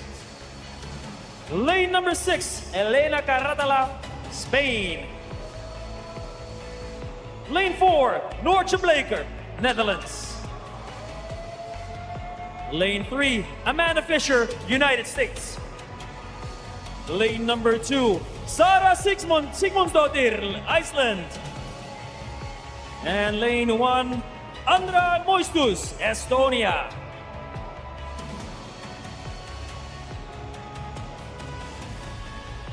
Our lane assignments for heat number 3.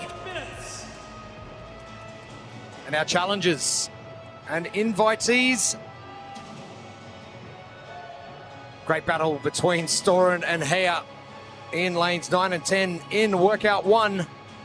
Let's find out what's going to happen in London Pro 2. Another great battle is in store with these 6 rope climbs, the handstand walks, and heavy double unders on tap for these women. Elena Caratala hoping to pick up some steam here in the second workout of the day. Vivian Marie Christian, strong showing to start the day this morning in workout number 1, but I think the woman they're all going to be chasing over in lane 9, Lea Storen.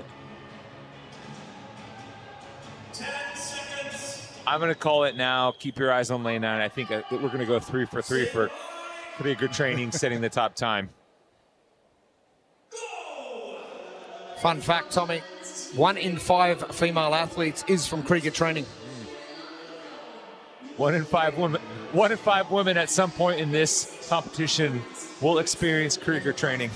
Yes, they will. And they've done very well so far in heats 1 and 2, the blueprint presented by Velitas. Whether it's the short rope climbs transitioning between legless into a pinch, the handstand walks with your placement and where you do the pirouettes, and even the double unders. Cadence, rhythm, all going to be incredibly important in keeping consistency across the board. And we're seeing most athletes do their pirouettes early on in each 9-meter section, get it out of the way, and then build some speed from there in the handstand walk. Nicole Hea moving very quickly. Elena Caratala is all done alongside Nicole Heyer.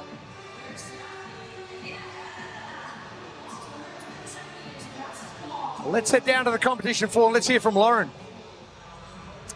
Cheers, guys. I was chatting to the Krieger training crew, and it was definitely a question I asked them. I was like, how do you manage so many athletes?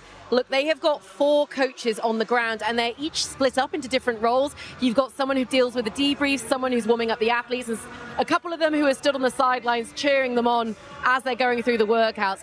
They love this, and obviously all the girls are this huge support system to one another, and boys. But of course, the Krieger girls are the ones that are making the headlines at the moment. And I know that Andrea Solberg has said she's going to do this handstand walk pirouette unbroken. So I'm wondering whether Leah Storen has taken that on board. Oh, she's not going to do the same. Leah did come down for each section, but do pay attention to how she's manhandling these handstand walks. She's really gaining ground with the rotation in each step, as Katrin mentioned previously. And a miss from Storen. Oh, another miss. Maybe just rushing things a little bit too much. Elena Caratala getting to work, and Nicole Heyer in lane number 10. Your top 3. There's also 3 consecutive misses from Leah, and she was trying to jump directly into a double under, so not doing a couple of singles to try and build up some rhythm.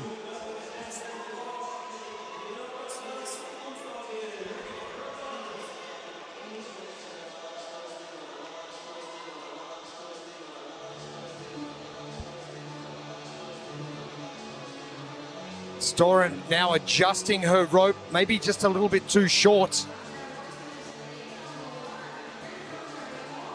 It looks like those hand positions for Leah Storen, they are all over the place. Maybe that adjustment on the fly hasn't worked as well. You're seeing Leah Storen, her hands really moving front to back pretty heavily. Sarah's doing single, double, at least she was previously. I mean, she just looks uncomfortable. You can see that maybe she's working through something, maybe trying to build some confidence in her bounding. As she comes back from an injury, that was something that she had spent a lot of time doing. Yeah, I think she had talked about not being able to bound. We can kind of see that on the run earlier today, that there was discomfort in that she's not really rebounding. It looks like she's jumping each jump, which is going to be so much harder than actually just allowing the reflexes to do the jumping for you. It's almost like she's trying to increase the arc of her jump by pulling her feet up rather than actually driving off of the floor and letting momentum carry. Caratala, the first athlete to get finished up with the first 120 weighted double unders. Storen with some work to do now. Nicole Heyer in lane 10 in all green.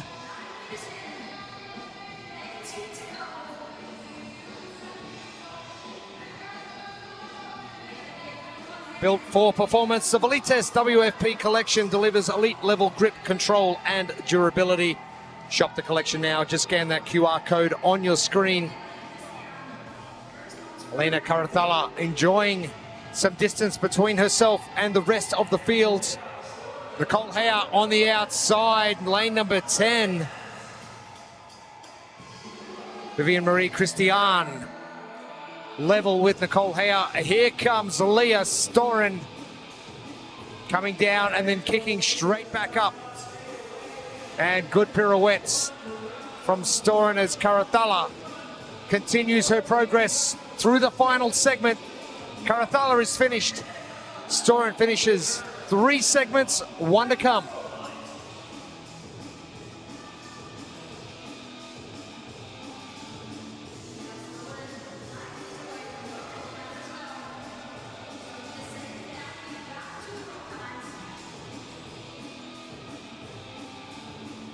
Andra Moistus, lane 1, just chipping away, battling with Marie Christian for that 3rd place. Christian, few meters away as Elena Caratala.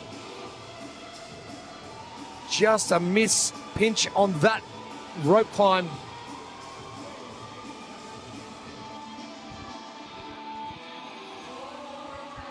Christian is back, your top three.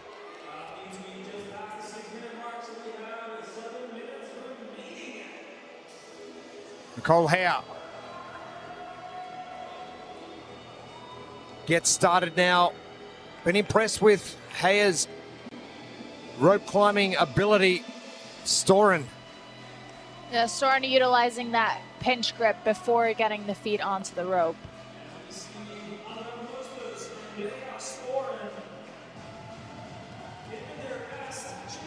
Some interesting changes in overall position because Leah Storen has been able to overtake multiple athletes on the handstand walk each time, but has ceded ground on the rope climbs and the double under rope. Norcha Blaker in the yellow and green. 2 rope climbs left now for Caratala.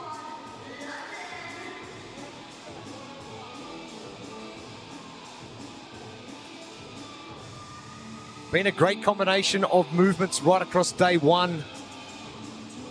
Who's got the best balance?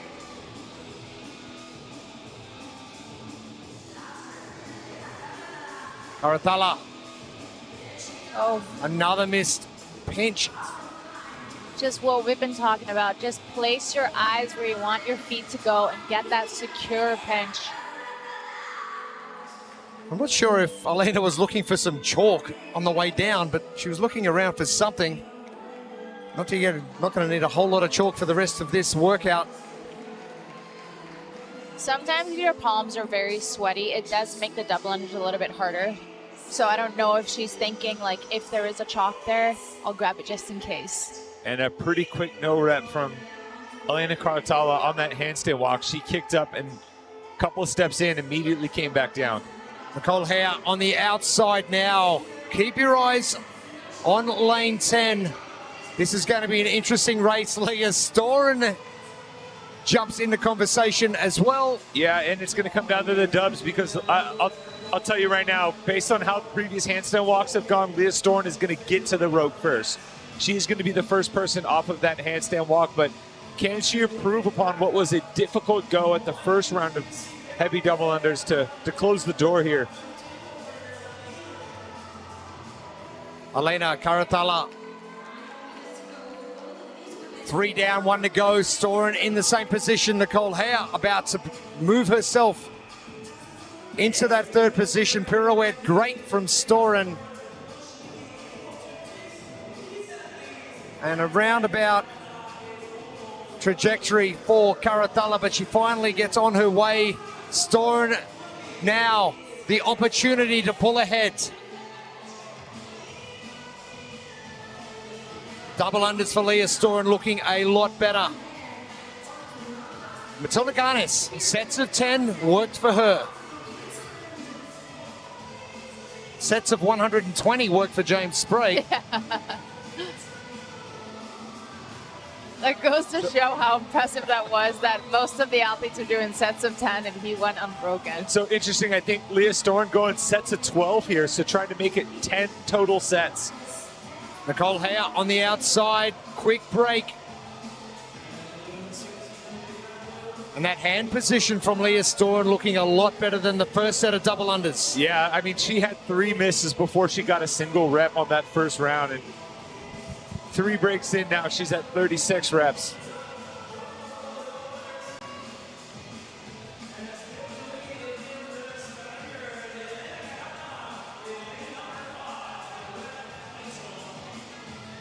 Emily Rethwell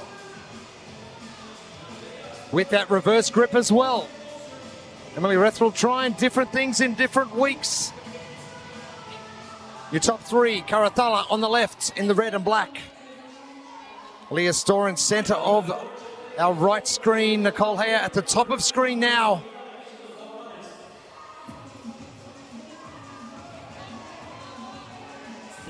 Matilda Garnes' time is officially safe.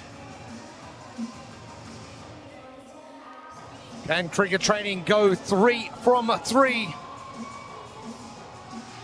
Norcha Blaker in the yellow and green. Looking the best movement-wise.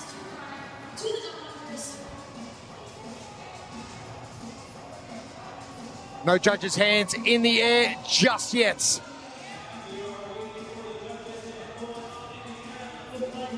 Storen's got to be getting close. Nicole Haya has been putting in some big sets in lane 10.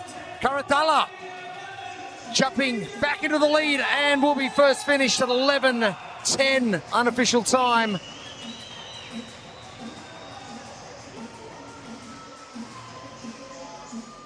Storen is done. Nicole Haya making up a lot of grounds. Caratala spoiling the Krieger party.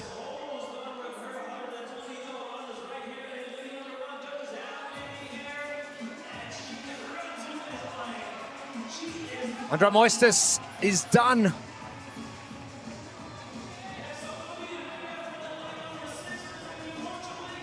And the final 60 seconds coming for the women in heat number 3. Amanda Fisher. Norcha Blaker just to her left. Rathwell, Marie Christian, and Maribel Gallardo.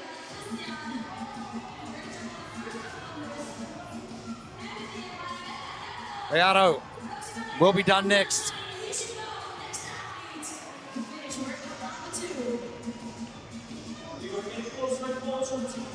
Only 30 seconds now. Sigmundsdottir making her way down on her final handstand walk. One segment remaining.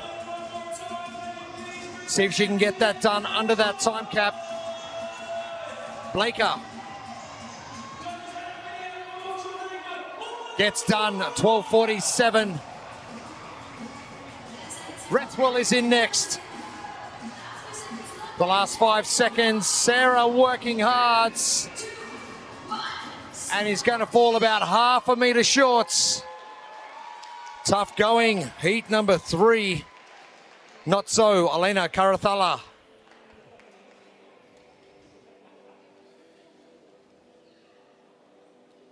Loving the lead change. Yeah, this was the most back and forth heat that we've seen thus far. And honestly, it was due to the mix in skills between the women's at the forefront of it. Nicole Hare, one of the fastest off of the rope climbs, but athletes across the board having a couple of different sticking points. Sarah Sigmundsdottir struggling with the dubs. Leah Storen was the best on the handstand walk, making up huge ground after every section there, but Elena Caratala was probably the most balanced across the board. And even though she ceded the overall lead to Leah Storen going into the final dub set, she was able to overtake her with some bigger sets at the end and gets the heat win.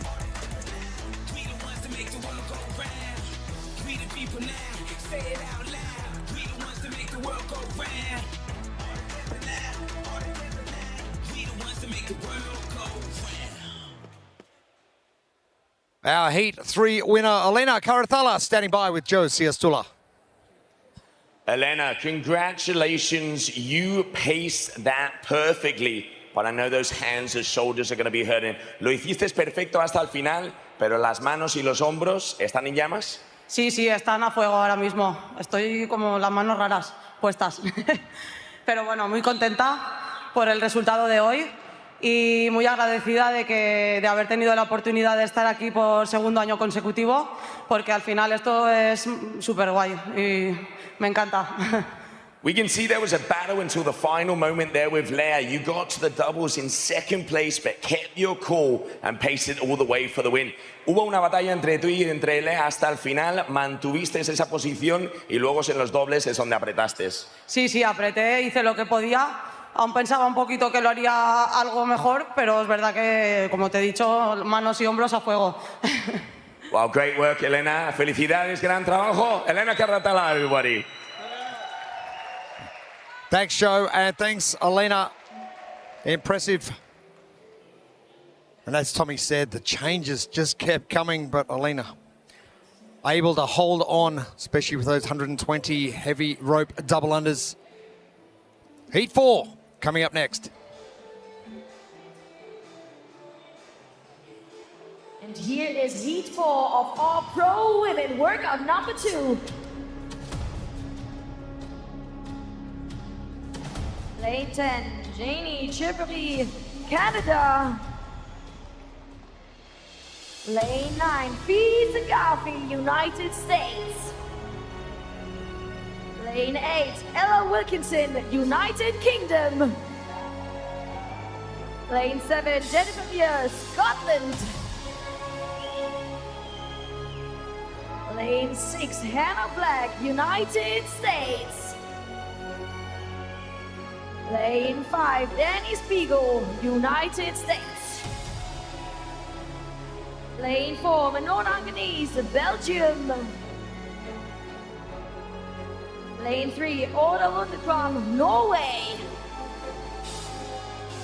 Lane 2, Linda Keesman, the Netherlands. Lane number 1, Bo Thurman Mo, Norway. Elena Simons, our second to last heat. Before we wrap up day number 1, big jump from Ella Wilkinson in workout 1. And great to see Linda Keesman back on London Pro 2. With these rope climbs, 6 in total, leading into some handstand walk pirouettes, followed by some dubs. You're gonna go back to the rig via handstand walk, some more rope climbs, some more handstand walking, and another set of dubs to finish. Uda Lundekvam, Hannah Black. Hannah's one of those athletes that I think has this one circled to try and avoid a bottom half finish, an opportunity for her to showcase some gymnastic skill that she's been working on. And Manon Angonais is in an unfamiliar position in the bottom 10 after the first workout.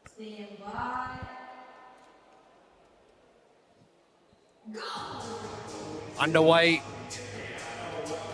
Bortham and Mo straight to work and almost an L-sit legless rope climb to start things off. How best to get through pro number 2? Well, let's find out. The blueprint presented by Velitas.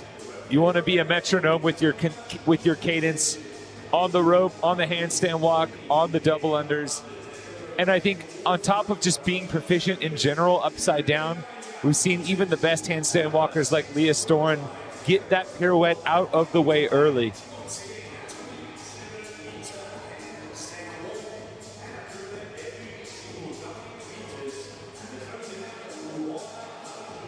Lead changes in heat number 3. We were going back and forth depending on the movement. Are we going to see something similar with heat number 4? Our final workout for our individuals. Our third team workout coming up after our 5th heats. Fisa Garfi getting to work.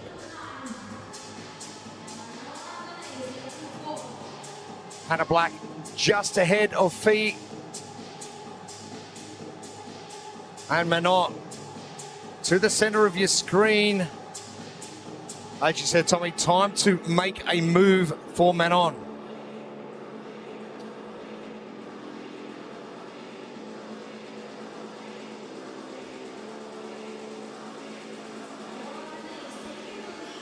We were talking about in the previous heat, about when they're making the pirouette to actually extend their legs and make the twist so much easier. And so you look at Hannah Black right now, she's got those legs kind of apart and a little bit bent, and that circular motion that she's going in is very long versus making that pirouette short and quick. Yeah, if you think about your feet drawing a circle, right? You want the circumference of that circle to be very tight, very short as possible. Ella Wilkinson not just fast on her legs, fast on her hands as well, and the first athlete to grab the rope.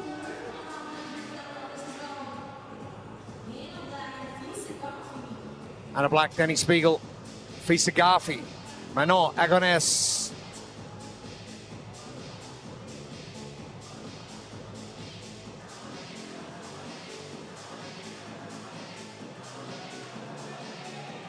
And the hunched over position your coach hates.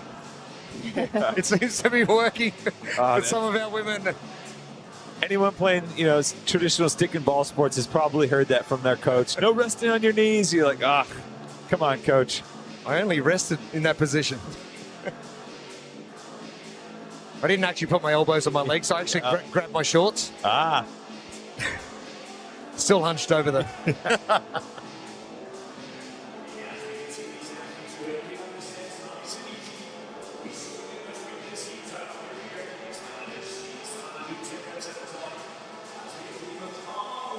Built for performance, the Velites WFP collection delivers elite level grip, control, and durability. Shop the collection now. Scan that QR code on your screen. Wilkinson, center of 5 athletes. Hannah Black to the far left. Jennifer Muir, Fee Sagafi, and Janie Chevary. A whole field of 10 athletes.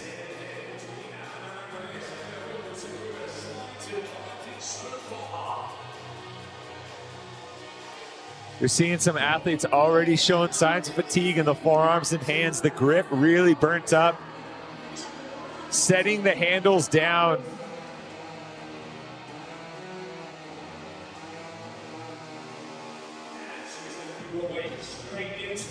It just goes to show, I think, a little bit of the mentality of the athletes.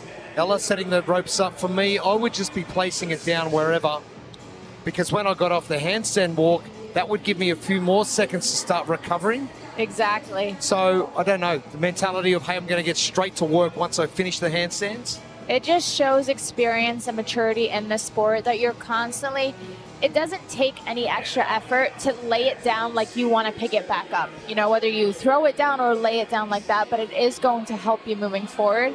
And it just shows the level of, what do I say? Professionalism. Yes, wow. Got it at the Look same at us, time. look at us But go. it just shows that every second matters, and she's trying to make everything out of this workout and get everything out of it that she can. And when you have that attention to detail, that just shows that you are driving the workout. It's not driving you. Exactly. Wilkinson in control again of heat number 4.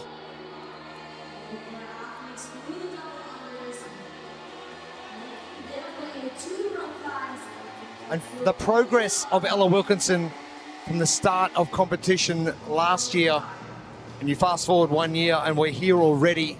Big things coming for Ella Wilkinson. And I remember talking to her at Mesa at the second tour stop, and you could just see that she's like still kind of finding her footing as far as like believing that she belongs and building the confidence that she can compete with some of the best out on this competition floor. And clearly, you know, spending time and training with Amy Kringle has paid off, because the way she's carried herself so far has been a night and day difference. I think it's just proximity to greatness, proximity to that caliber of athlete, and constantly competing at that level. It should give her so much confidence, and I'm sure in training when she starts beating her a little bit too, of knowing, yes, I belong here.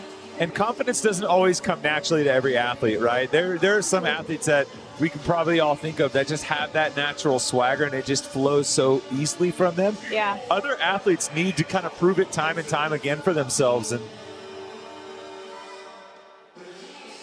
And sometimes that's actually a good thing, because it keeps you on your toes. Having that slight bit of like nervousness, a slight bit of like, no, I constantly have to prove myself, can actually be a huge push. Spiegel battling with the rope. Wilkinson, last one coming.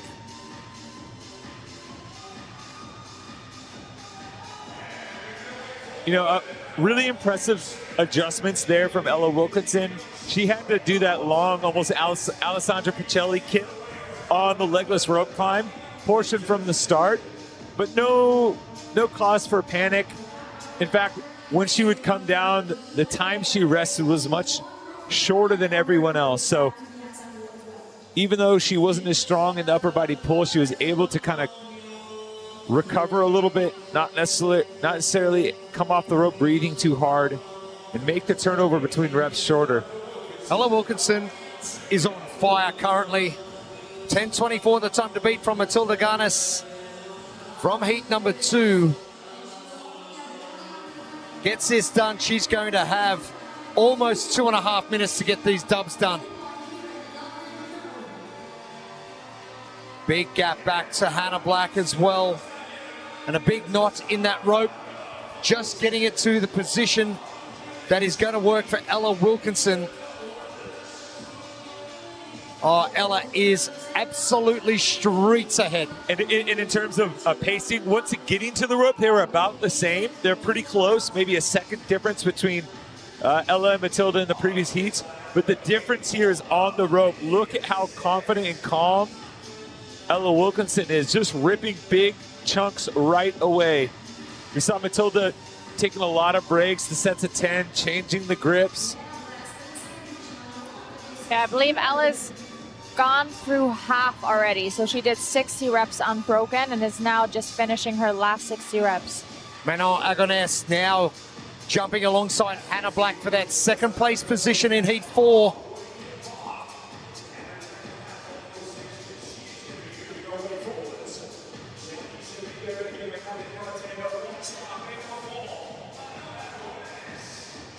Nine down.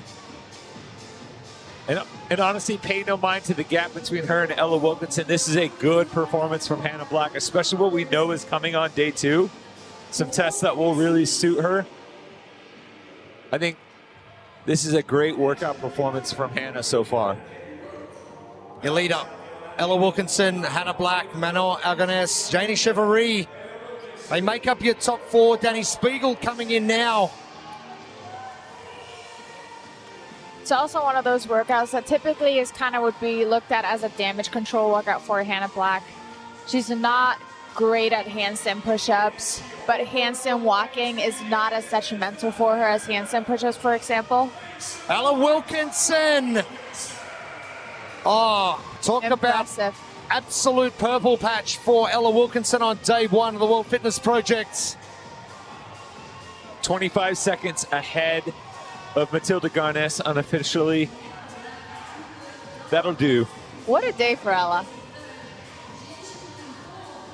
She definitely belongs here, I can tell you. Yes. She showed up looking good. Ella, if you're listening, listen up. Hannah Black. Still got time for a good finish here.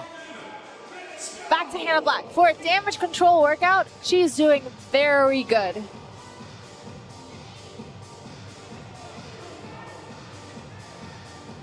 Manon Agones pushing hard to get this finished.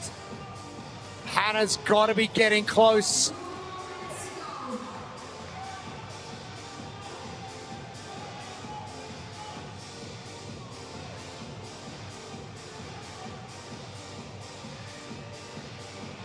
Another time to pay attention to, Matilda Garnes had the top time coming in. Elena Caratala, 11:15 was the next best time. Hannah Black is going to be just outside that. That's the 4th fastest time we've seen so far. Not bad from a track athlete. Not bad at all. Janie Chevrolet, lane number 10, sneaks in 11:30 ahead of Manon Agones. Fisa Garfi is not far away either in lane 9. The judge balked at putting the hand up for Fisa Garfi. There it is. She had 6 to go. And Fisa Garfi all done. Sub 12. Spiegel is in.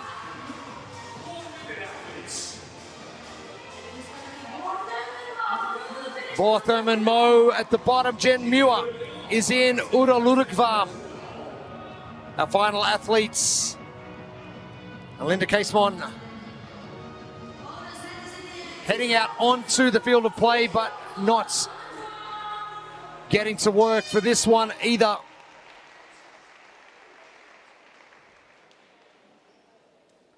Impressive from Ella Wilkinson once again.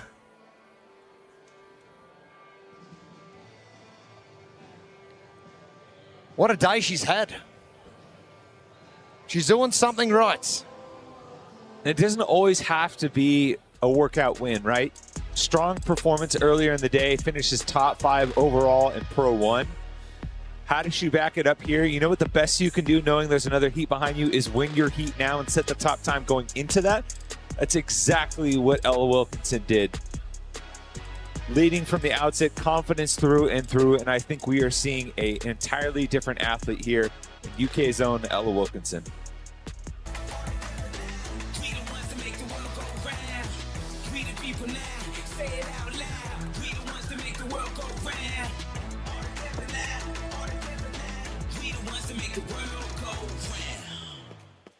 Great performances from heat number 4. Hey, you should be scared. We've got Hannah Black standing by with Lauren Smith. Thanks, guys. Hannah, look, day one, what an opportunity to show the world what you've been working on. How proud are you of the 2 performances you put out this morning? Honestly, I'm really proud. I've changed a lot, even since Copenhagen, which hasn't been that far of a time, but a lot of these workouts have something that I've gotten a lot better in. So I'm like really excited to test it and see, kind of cash out my hard work. A new kind of training club for you, a new coach, things are going to be going really well. What has been the focus and what are you learning about yourself? I think when you get around a group of really, really good athletes, you remember like what's possible. And so, I'm not gonna lie, I got my butt kicked quite a bit at TTT when I first moved there about a month ago. But towards the end, I was giving some people a run for their money. So just learning what's possible and how to get better in every way. You've been trying these workouts, but not testing them in full. So now you have done this. What have you learned? They're way worse altogether. No, I mean, my intervals were hard, and I think you're able to push really, really hard in intervals. So some of my times here so far have been a little slower than what I did my version. But altogether, my arms are so pumped right now. I don't think I've felt this in a really, really long time. So everything together is a compounding effect, and you have to be ready for that. Well, you looked ready. Awesome work. We'll see you tomorrow. Thank you so much. Thanks, guys. Thanks, Lauren. And Hannah Black, she's on a mission. She had a great day as well. Ella Wilkinson, again with another heat win. And our time to beat, 9:56. Our final heats for our individual competition about to hit the floor. It is heat number 5. Before we turn our attention to our third team workout for the day. Massive day 1 here. Tour stop number 1. It is the World Fitness Project. For your final pro women's heat of the evening. Lane number 10, Emily Rolfe, Canada. Lane number 9, Lydia Fish, United States. Lane number 8, Olivia Castetta, United States. Lane number 7, Ariel Lowen, United States. Lane number 6, Laura Horvath, Hungary. Lane number 5, and current leader, Amy Kringle, United Kingdom. Lane number 4, Emma Toll, Sweden.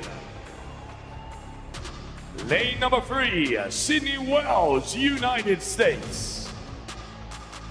Lane number 2, Andrea Solberg, Norway. And lane number 1, Sydney Nicholson, Canada. Athletes, 1 minute. Lane assignments for our final heats of our individual competition. Your overall leader, Amy Kringle, in good company currently with Ella Wilkinson. Training buddies. And London Pro 2 for the final time.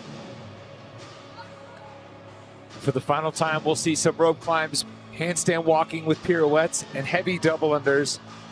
But the question will be, which one of these women will be up to the task in taking down the top time? From Ella Wilkinson, Sydney Wells, Olivia Kerstetter, both very proficient on their hands. But the woman that I think everyone is excited to watch, Andrea Solberg, almost raising her hand as if she heard us, saying, you know what, that's me, I got this. 10 seconds. You got this, Sarah. Let's go, girl. Stand by. The final 13 minutes ahead for our pro women.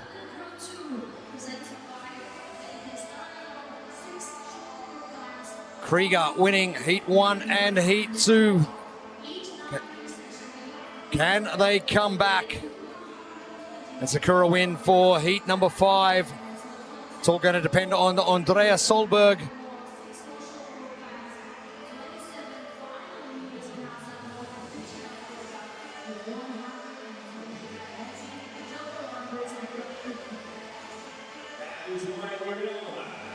Emily Rolfe. Probably fortunate sitting on the outside lane 10, looking inwards.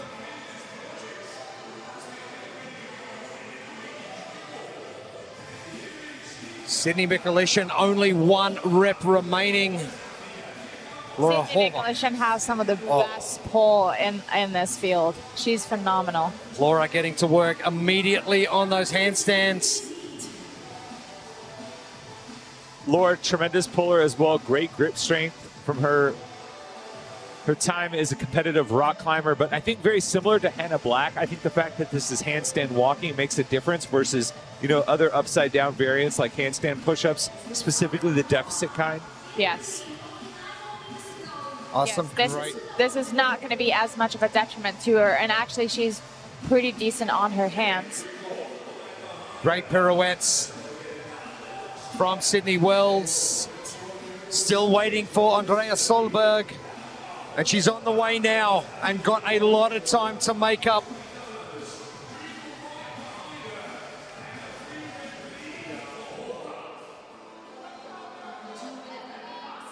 Horvath and Lowen. Kringle in there as well. Solberg gets done, but has got a lot of ground to make up, and I'm not sure there's enough time in the handstand component to do that. It'll depend on how proficient she is with these double unders.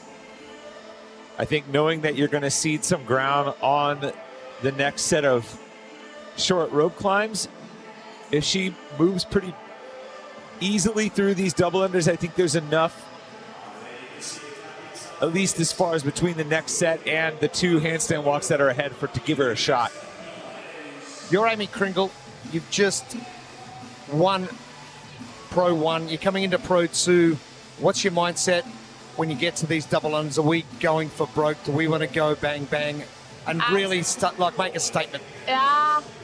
Not yet. Okay. Not yet. I think she needs to make it through this one. I think she needs to keep just playing her game, and then on the way back, I think she can try and make a statement if she's in that position. You know, I think at this point in the competition, she needs to just go out there and perform to her capabilities and get every single point that she can. And with her consistency, she's going to end up near the top. For this workout specifically, Laura, I don't think anybody has the grip strength that she has. As Tommy mentioned, she has a climbing background. She's incredible with pulling, incredible with grip, so it could be a little dangerous to try and play her game in this. So if I'm Amy, stay focused, do your thing. She's going to be just fine. Amy Kringle not too far behind Laura Horvath.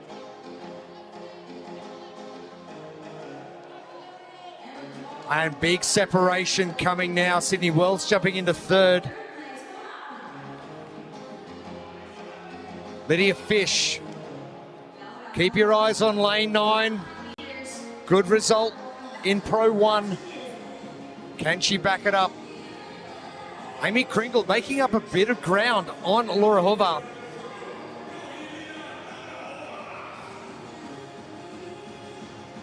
Big gap between Ella Wilkinson's time and Laura Horvath. I mean, sorry to cut you off, Jeremy, but there's just confidence there in Laura Horvath and her grip strength. She goes up to the rope, doesn't even really jump, just grabs it and starts pulling.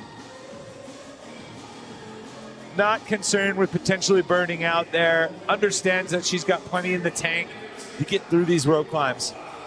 Amy Kringle half a rope climb behind. Laura Horvath is about to make that a full rope climb behind. just so confident on the rope and so strong. Andrea Solberg just passed 4 athletes on that last handstand walk, but then conceded some ground on that first rope climb. She is not doing any of the legless portion. She's trying to pinch with the thighs like we saw some of the other smaller athletes before. Yeah, we see Sydney Wells doing it too.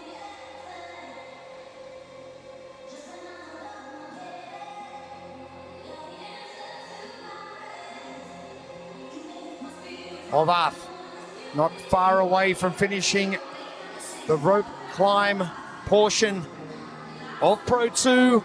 There it is, the single rep.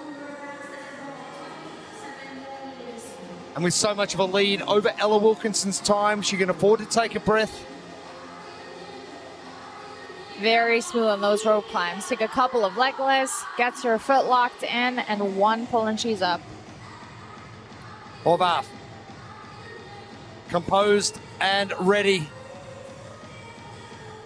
Interesting, couple of meters in before getting the pirouette done. Kringle missing the touch, managing to grab it. And I think that's just Laura playing it a little bit more safe, making sure she gets some distance, feels comfortable starting the pirouette turn. Amy made up a bit of ground on the double unders in the first round. Is there going to be enough time to make up that time in the second? I know we kind of talked about Amy coming in and wanting to make a statement, but I think we have another lady too that also wants to come in and make a statement. You know, I don't think neither one of them wants to win by tiebreak. I think both of them want to show dominance and show how good they are. Yeah, to be the queen, you got to beat the queen. And I don't think Laura's the type of athlete to just let someone come and take it from her. Lydia Fish jumping into third. Laura with some breathing space and having a look to see exactly how much. But Lydia Fish making up some ground on Amy Kringle. Final segment for Lydia Fish coming up. Sneaky, sneaky, lane number 9. Laura just so strong. Good posture, good positioning with that. Both of them making very light work of these double unders. Time to beat 9:56. Ella Wilkinson from Heat 4.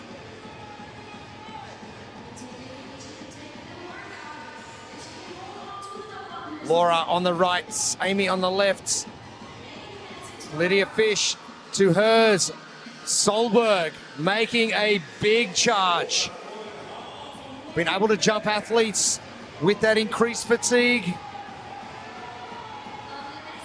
Emma Tall and Sydney Wells in there as well. Ariel Lowen grabs her rope.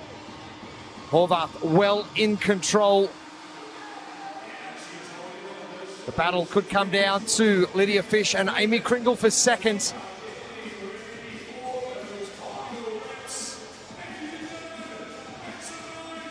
Easy does it for Laura Horvath. The queen is still the queen. And no sweat off her back in that performance, just cruising. Oh, Amy Kringle looks as though she's going to be able to hold on to second. And hold on to second easily. This is a quick time as well.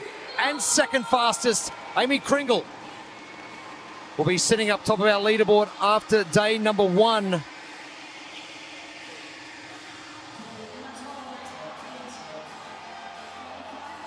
Lydia Fish with a missed rep.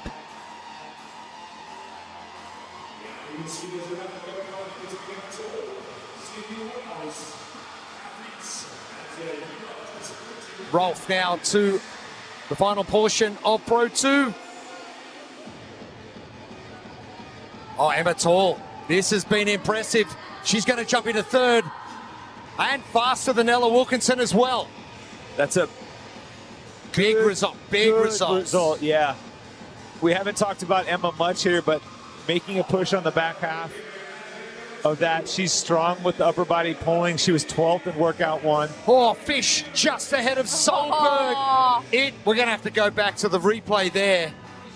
Wait, is that Solberg's second time of the day that it's a photo finish?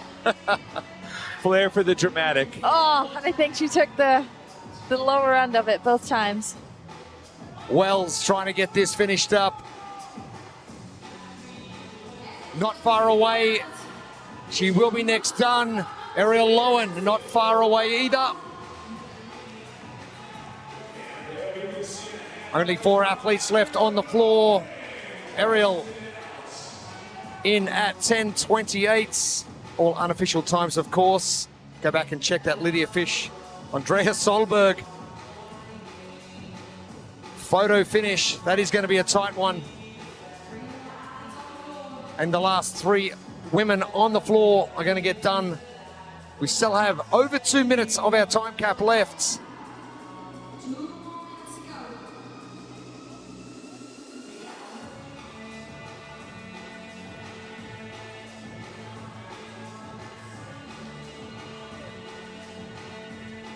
Emily Rolfe, the final 5, the final 1.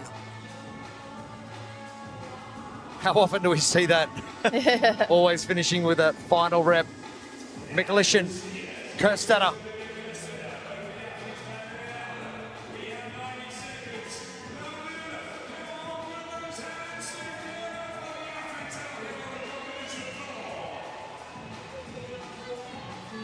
And the benefit for the athletes finishing early, recovery's already started. Yeah, they all have a big day coming up tomorrow too. Exceptional performance from Emma Tall, jumping into that 3rd place position. Mikulishin, Kerstetter, they are battling together. The final break, Mikulishin will probably finish up after this set.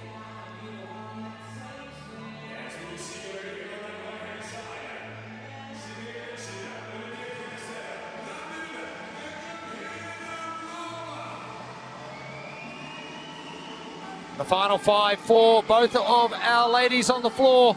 Livia Kerstetter get in just ahead, and the final rep once again. Sydney Mikulishin done well under that time cap. But Horvath showing again who's boss. Sure, who's the lady boss?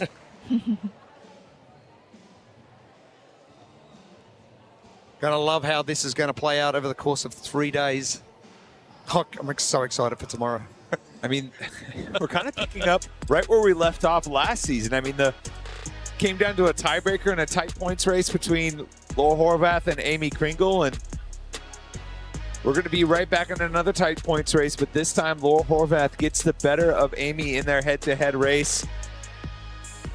On Pro 2, Laura's grip strength really gave her a leg up coming off of the rope climbs and able to make quick work of those double unders, and it's all smiles for your reigning WFP champ.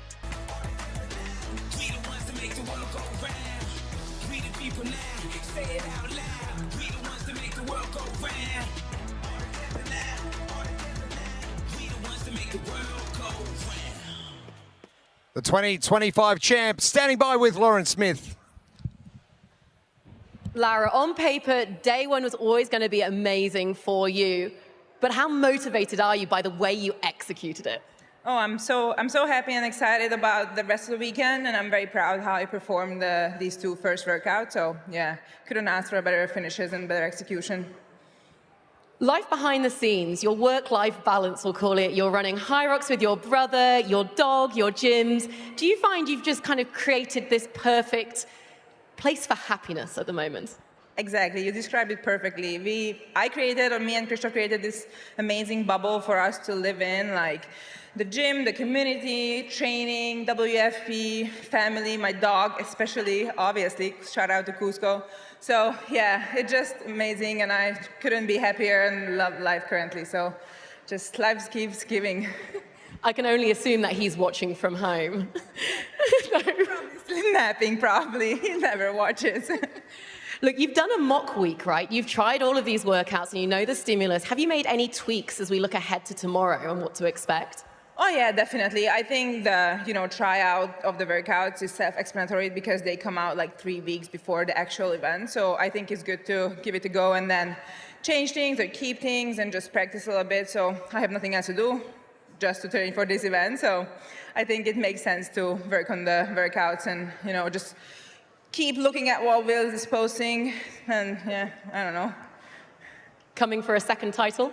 Yeah, definitely. That's the goal at the end of the day. So yeah, enjoying this weekend, definitely giving it my all, but there is a long plan and the goal is not just right now, but later in the season.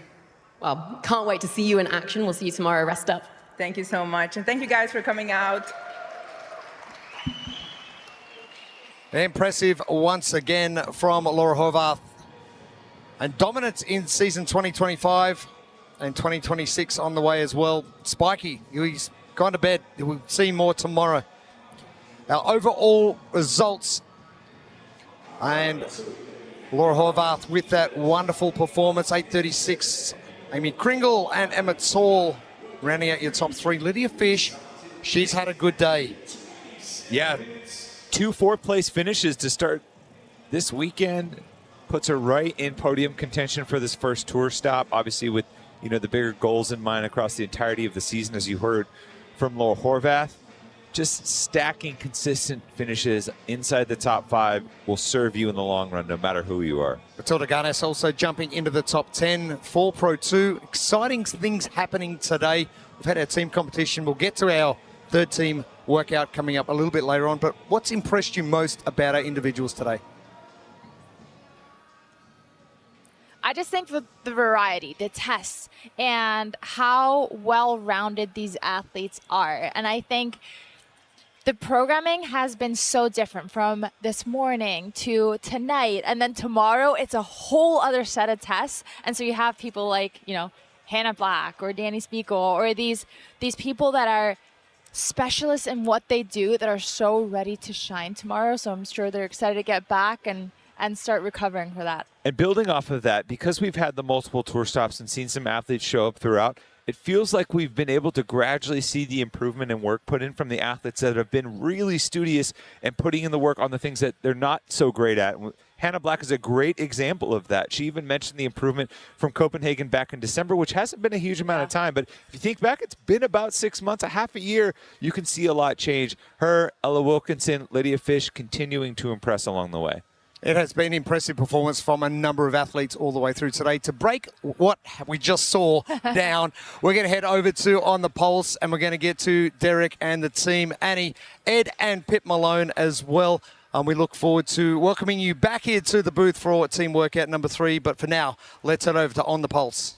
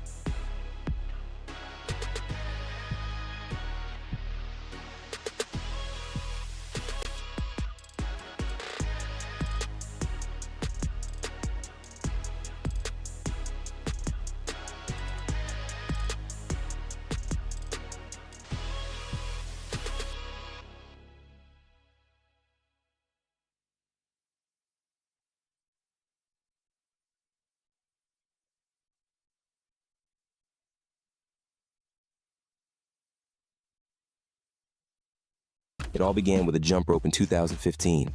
It was tangled, plastic, and poorly adjusted. We knew we could do better, and so we did. We built our first prototype by hand. It worked. It made a difference. Our first double unders made a big impact. We felt the joy of success for the first time, and it felt magical. From there, our mission became clear: to facilitate the joy of success for athletes around the globe. Since then, we've focused on one thing: improving what others overlook. Engineering and innovation are our tools.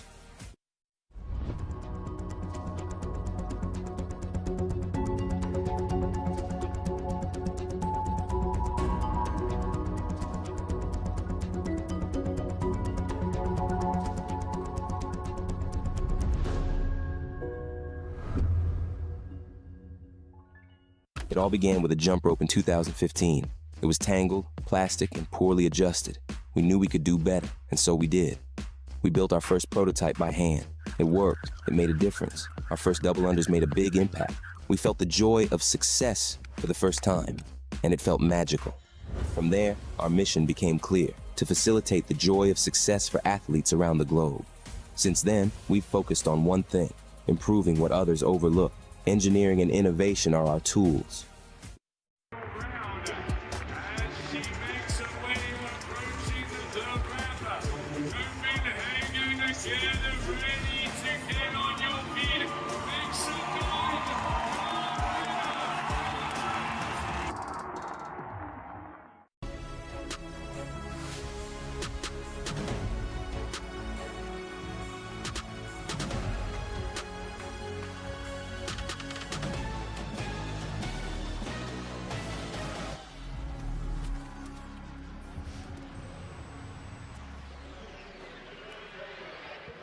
Welcome back into On the Pulse Live here in London, England, the first tour stop for season number 2. And we got another exciting workout with London Pro 2. I'm Derek Forrest from left to right, Annie Thorisdottir, Pip Malone, and Ed Haynes. We're going to get right to it because we saw another exciting finish. This time, it was on the women's side of things that we got a really good finish between Laura Horvath and Amy Kringle, but we're going to get to that in just a little bit. On the men's side, we had another battle there as well. James Sprag and Tuta Magda kind of went toe-to-toe. They were eyeing each other right there on the double unders, and it ended up being James Sprag who gets another event win on tour. Yeah, absolutely. I think when we talked about this workout earlier, we were saying that we thought it was going to be like a bottleneck maybe on those rope climbs for the women, and for the men, we didn't really know if it was just the grip fatigue and the stamina, the shoulder stamina, and that turned out to be the truth. We definitely saw that the other elements did matter, and we'll get more into that, but overall, you had to be very efficient at every single movement and then have what it took in the end on those double unders. I was going to say, in workout 1, we talked about, well, where's the biggest separator? We saw the treadmill was, a lot of athletes were spending more time there. So, a slight improvement or faster pace was going to, really make a big difference over the workout. When you look at the breakdown of this time spent on movements with the efficient athletes on this one, it's actually pretty evenly spread between the rope climb, between the pirouettes and between the double unders. And so the separator amongst all the athletes was actually very different. You had some people, making up a lot of time on the pirouette, some people making up time on the rope, and then some, that last set of double unders was actually a massive separator, which I didn't really foresee. And just to go off the back of you, Ed, is the massive spread of different strategies that they all had. Yes. And it was all to manage the fatigue to get to that very last set of weighted double unders and have enough left in the forearms to finish them off. I want to continue to talk about James and Tudor. Obviously, it's just day 1. It's going to be a long weekend. But do we foresee this potentially being a battle all weekend long? I mean, we're going to dive into leaderboard in just a second, but we have just seen this new point scoring system and how much it can really reward high placings.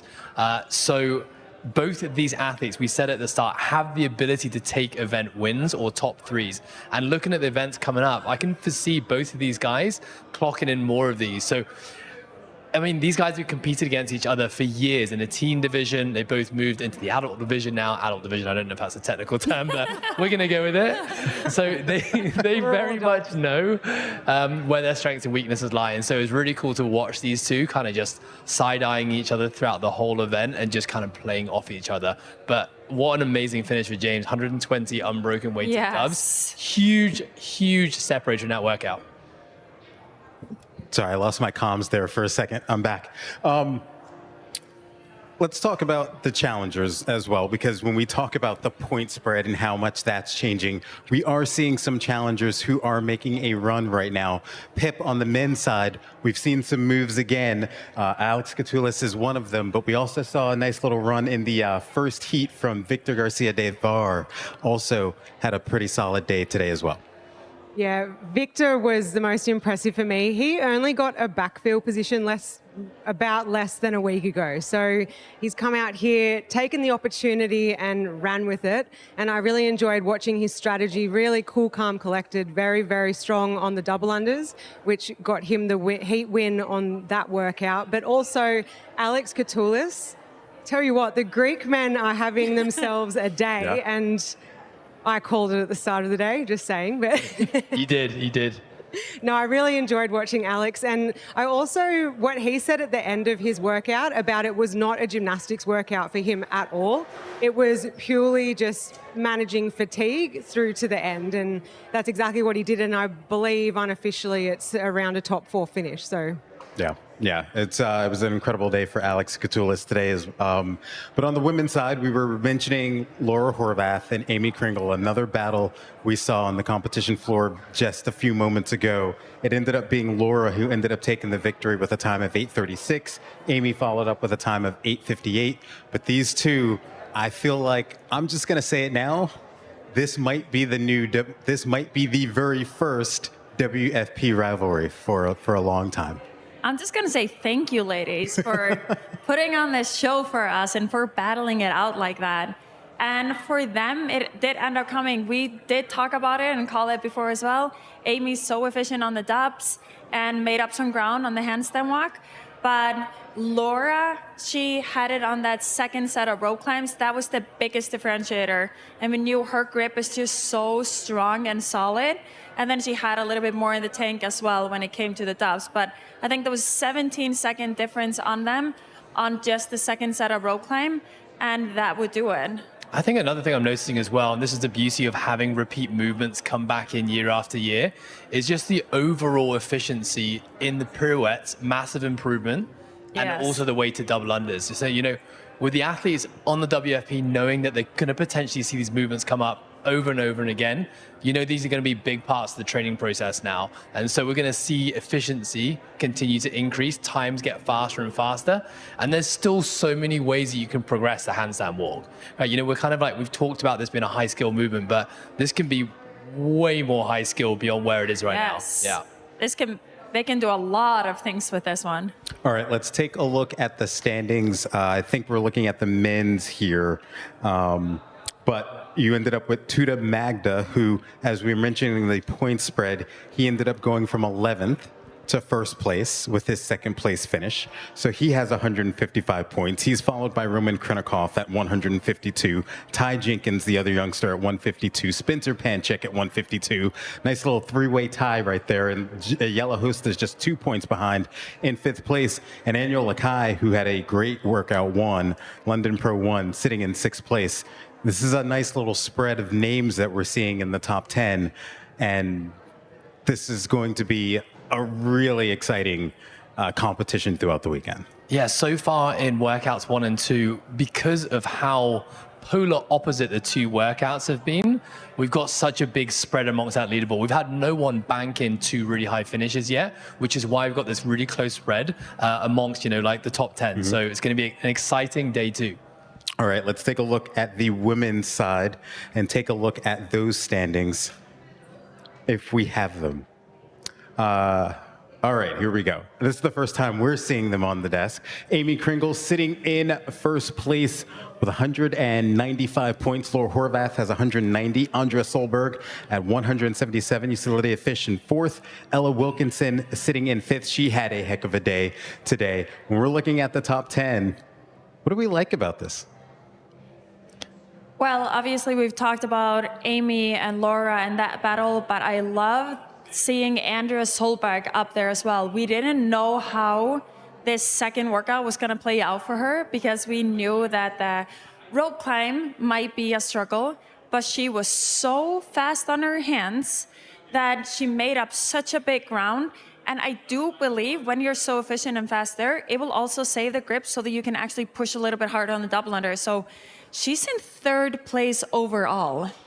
I think it's also worth noting Hannah Black. She's one we've mentioned a few times today. And going off last year, today shouldn't really have gone in her favor. She's been working those weaknesses. And this last workout, she did amazing. Second in the heat and is finding herself in the top 10 on day 1. So amazing work from her. Yeah. So every weekend, every event that we have, this couldn't happen without our volunteers. I was just talking to Jackson not too long ago. We have over 200 volunteers helping us out, putting together an excellent event here in London. And Amy Bream, our competition reporter, caught up with some of those volunteers. This is what they had to say. It's incredibly important to the World Fitness Project team that we give special recognition to our volunteers, and that remains the same for Tour Stop 1. Reality is, we couldn't pull this off without them.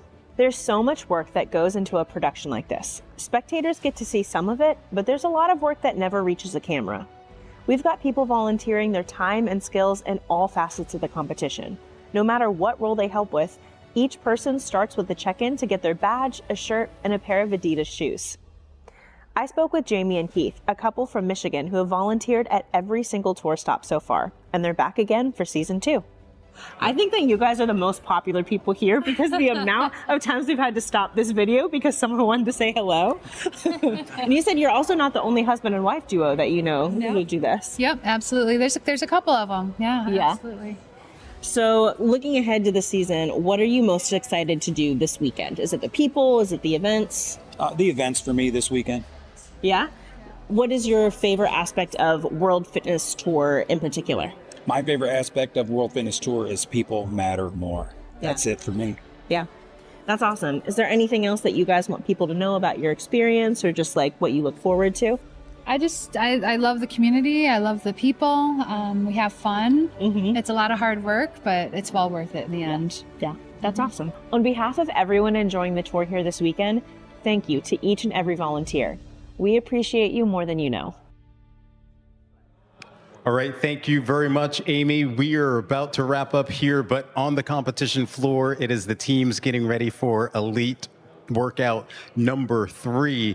But before we get to that, let's take a look at those team standings. You see Pursuit of Happiness sitting on top of the leaderboard right now with 285 points, Team Fleck with 275, followed by RX Performance with 245, Team Wit in 4th, and the Pace Programming sitting in 5th. Ed, just what do you have on the team competition so far during day 1? I mean, you're looking at those flags. It's European domination in the team division right now. And big shout out to the Scandinavian teams. We've got, top 3 all occupied by Scandinavian teams. A little trade-off in the top 1 and 2 and a very, very tight point spread. So like we talked about in the men, we've seen this big spread between workout 1 and 2. In the women's division, a lot tighter. People are repeating good performances. And then we're seeing the same in the teams. These top 3 potentially creating a wide gap now. So whether that maintains tomorrow, we shall see. I'm just very happy that there's not one team that's just running away with it. Yeah. We are getting a fight. We're getting like 1st, 2nd, 5th, and like it's a little spread. So it's not set in stone. They're all going to have to fight.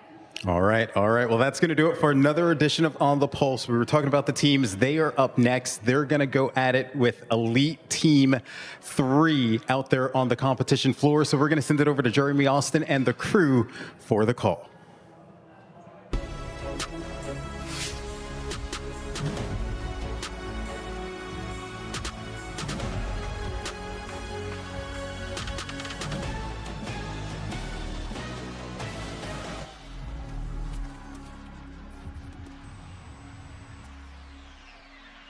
It all began with a jump rope in 2015.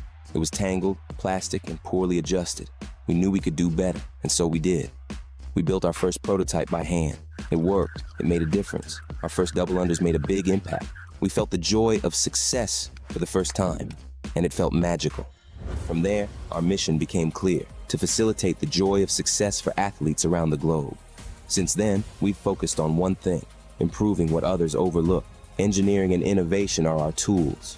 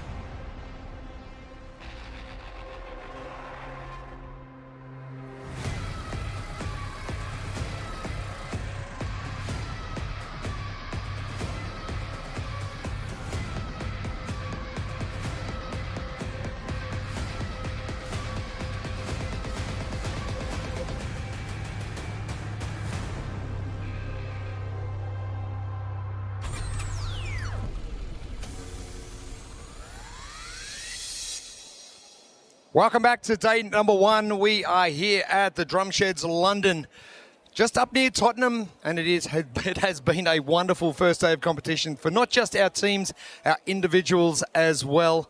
And we are now about to get to workout number 3 to wrap up day number 1 of our competition, and it has been a massive day.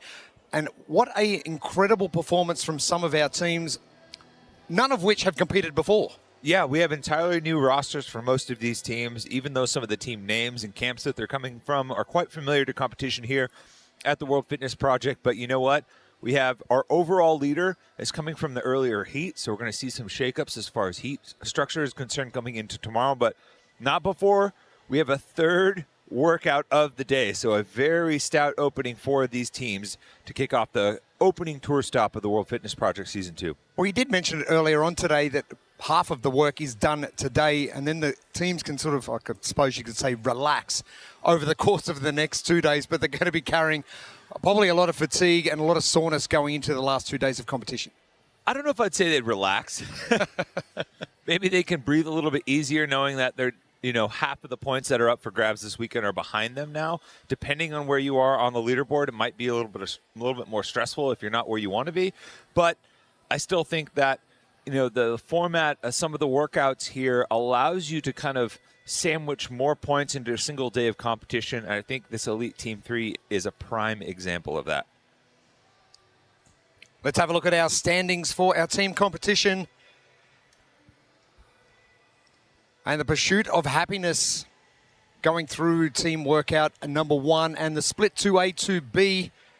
And they did very well to stay on top. Team Fleck with some good performances as well. Only 10 points out and a big gap now back to RX Performance and that 4th place position for Team Wit. A strong Danish presence at the top of the leaderboard. Very much so. If this position holds throughout the weekend, they're going to have to remove the Pursuit. I think they could just be called Happiness. Oh, for sure. 7 minutes away from our teams from heat number 1 finishing their day. And as you look forward and knowing you've got 3 workouts for the day and the final workout of the day is a 7-minute cap with 4 athletes, it's got to be a breath, surely. Yeah, it's full speed. I mean, it is that final scene in the Fast and the Furious when you pull up to the line and Vin Diesel's just waiting there for you. It's like when the light goes, I'm hitting the jets. No holding back. Well, let's have a look at the workout right now. Elite Team 3, and this one presented by Adidas. Good old-fashioned relay race. 1 athlete at a time. 5 short rope climbs for the men, 3 for the women. Immediately into a suicide shuttle sprint. 9 meters out and back, 15 out and back, 21 out and back, 30 out straight to the finish line. When that athlete's done, the next one goes male, female format. This just feels like you're back in school, right? Athletics carnival, yeah, all yeah. over. So let's talk strategy quickly before we get into this. Are you going to send your best rope climber first, or are we going to send your best sprinter first? Well, I think, of the 2 males that would potentially lead off, you definitely put the best rope climber first. Get him out and get that behind you. I really think you just put your strongest athlete in general first because you want to give more opportunity for a potential slow athlete who might get hung up on the rope to get in underneath the cap. The last thing you would want to do is have that bottleneck at the front, and then you have a bunch of athletes just waiting there with really nothing to do, right? Just kind of twiddling your thumbs. So lead with strength, get out fast, stay fast. And we can't wait to see what sort of finishes we're going to have with athletes coming over that finish line. Not too long before we get to our athletes from heat number 1 and Pursuit of Happiness. Can they continue their pursuit of happiness and finishing a strong workout number 3 and remain on top of that leaderboard heading into our second day of competition? It's been a long day today with everything we've had going on, but gee, it's been a fast day. Been a very creative day too. I think with the team programming, it's really tough to thread the needle, right, of adding some nuance, adding some creativity, and not just the whole thing turning into a dog's breakfast, right? And I know you'd appreciate that as an Aussie saying. That one's kind of rubbed off on me, but We've had some interesting formats to where, you have teams working in a straight line, conga line style. You've had a kind of a single modality worm lunge. You've had, I would say, a more traditional pairs kind of flip-flop with some classic movements to start.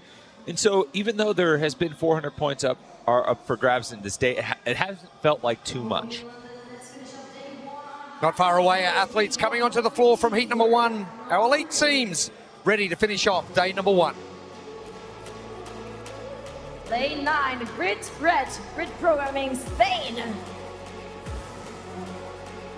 Lane 8, Zeus Wandelgym, Netherlands.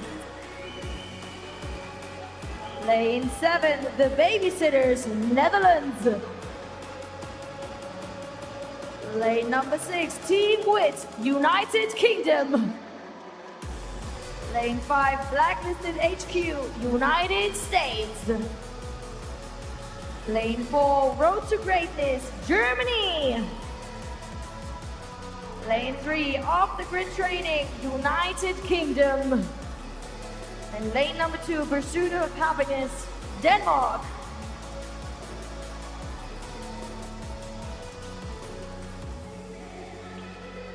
Lane assignments for our first of our elite teams to take on Team 3 and Pursuit of Happiness. Lane number 2 to the far left of your screen. Be the ones to watch. Oh, it's just going to be so fast. Yeah. The lead male athlete's going to knock out 5 short rope climbs immediately into that suicide shuttle sprint down and back multiple times. Once he crosses the finish line, it's going to release the next athlete behind him. Like I said, schoolyard style. Pick your best 4. Let's race. What are you expecting this time frame to be for the first 5 rope climbs? I mean, it's going to be quick. 40 seconds? 40 seconds. I was to say about 40 seconds. Maybe less if you have a complete stud that decides to go all legless. Jonas can do that. Pursuit of Happiness, he's got this in the bag. Oh, way to put the pressure on. Part of Team Cooked at the finals last year in Copenhagen.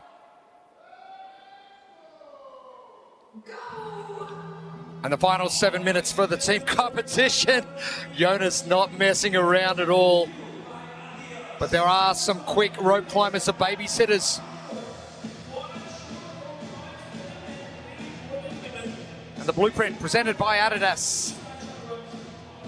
Sharp sequences here is going to be good. There's so much precision that is involved with both the rope climb and your foot and hand placement with that shuttle sprint.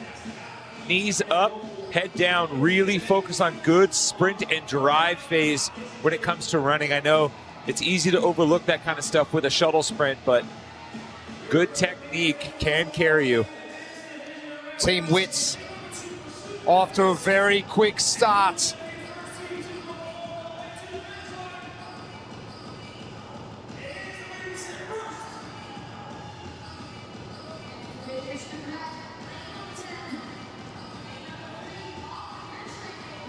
To Team Wits, first change happening.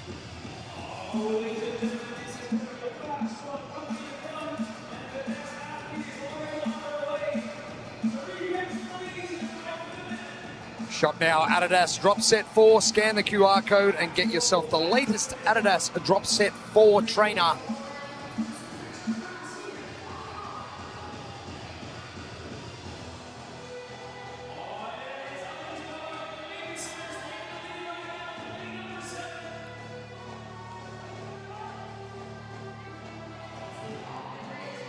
Off the grid, shaking off that pretty ordinary start with the worm in 2B. Very quick going. They are currently in second position. Babysitters with that great start.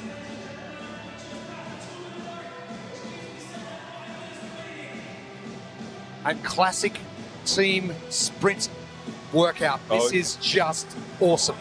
And this is a very different shuttle run than we're used to seeing in competition, right? Usually the total volume of the shuttle run is a lot longer, so you see people not really take the sprint elements of it seriously. But more steady state. Exactly. And here I do think that's why the technique matters so much. I mean, watch how the athletes manage the turnaround point. There's no reason why you have to take an excess amount of steps. You can't dilly-dally on that turnaround. In fact, you can actually start the turning of your body and shifting of your momentum before you get to the line. You'll see some athletes who are really used to it almost kind of hop into the turn, so they land at a loaded position and immediately are ready to explode out of that turnaround point and get to the finish. Brings back some flashbacks of conditioning and basketball practice. Suicides, Californias. Oh yeah, we called them whales, gassers, all sorts of nicknames. Probably a few choice ones that I can't say over air. Shane with a good finish from off the grid training. They're in lane number 2.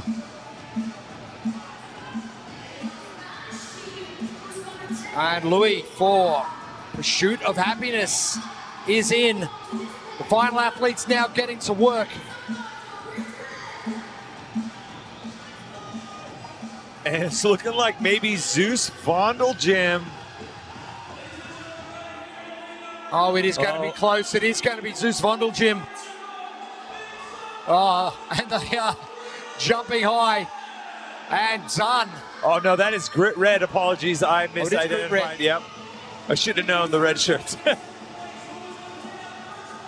And the ankle leg. Samantha for off the grids. That's a better performance.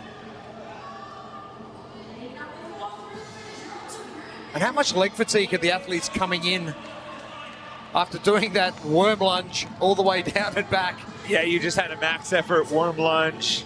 You've done some longer distance running, maybe a little bit of sprinting with the true form, and some hinging and leg drive with the deadlift. So I'm loving the fact the current results aren't reflecting the results for workout 3. Yeah. It is all over the place, which is awesome. We're going to see a good leaderboard shake-up. Grit Red. A little bit different version of a high power output type test. Alvaro to the left. He's a big human. Victor, Ria, and Irene at the back. Great work from Grit Red.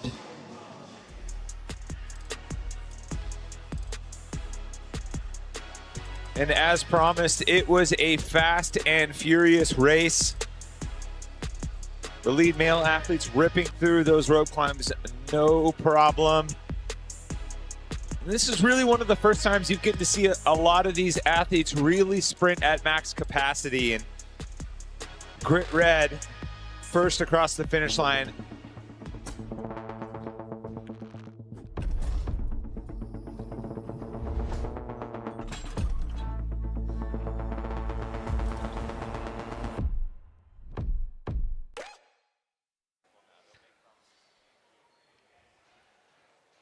And an impressive performance from Grit Red. They are standing by with Amy Bream. Grit Red, what a performance that just was. Not only did you perform well, but it looked fun. Did that go as expected? Actually, yes. But the thing is, I told you before, my favorite workout was the handstand walk. Our favorite, I would say. And then this one, we knew we could do it, right? To be honest. But we didn't expect to do it that much. So we fight it like a team. We got nervous before the workout, but we knew it would pay off. So cheers to my team. Absolutely. Well, you said fight it like a team. And it's interesting because when you're doing an individual relay style, it's almost more pressure when you know you have 3 teammates depending on you. How do you handle that pressure as a team and individually? To be honest, I only hope you to keep pushing. Like when that's a team thing. I think that when you are feeling like you are about to break, then you see your teammates, they fought as hard as you. So it's like you only want to keep fighting, and yeah, that's the energy that we keep all the time. Well, we love that energy. A lot of points today, but a lot more points to pick up over the weekend. What's the mindset going into tomorrow? Just to keep going as a team, keep enjoying the competition, which is awesome. And yeah, to keep fighting. Let's go. Keep fighting. Let's go. Love it. Thank you so much. Great stuff. Thanks, Amy and Victor. Nailing it. Have fun. Let's go. Heat 1 in the books for team competition, and we are not far away from bringing out heat number 2, our final heat of the day. We won't be gone for long. We're going to take a quick breath in a sec and get back to elite team number 3. We'll be back soon.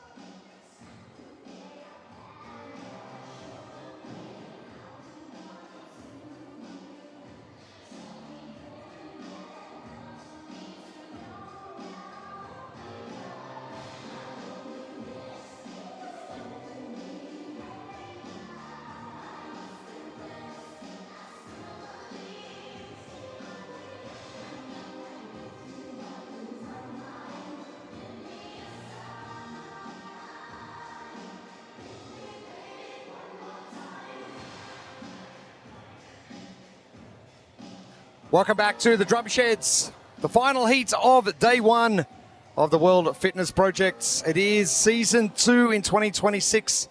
Our first tour stop hitting London. Second tour stop in Grand Park, Indiana, and our finals in Copenhagen. And our second heat of our elite teams on the way. The final 7 minutes. And it's going to be a fast and furious 7 minutes if we actually get to the time cap. Here come our teams.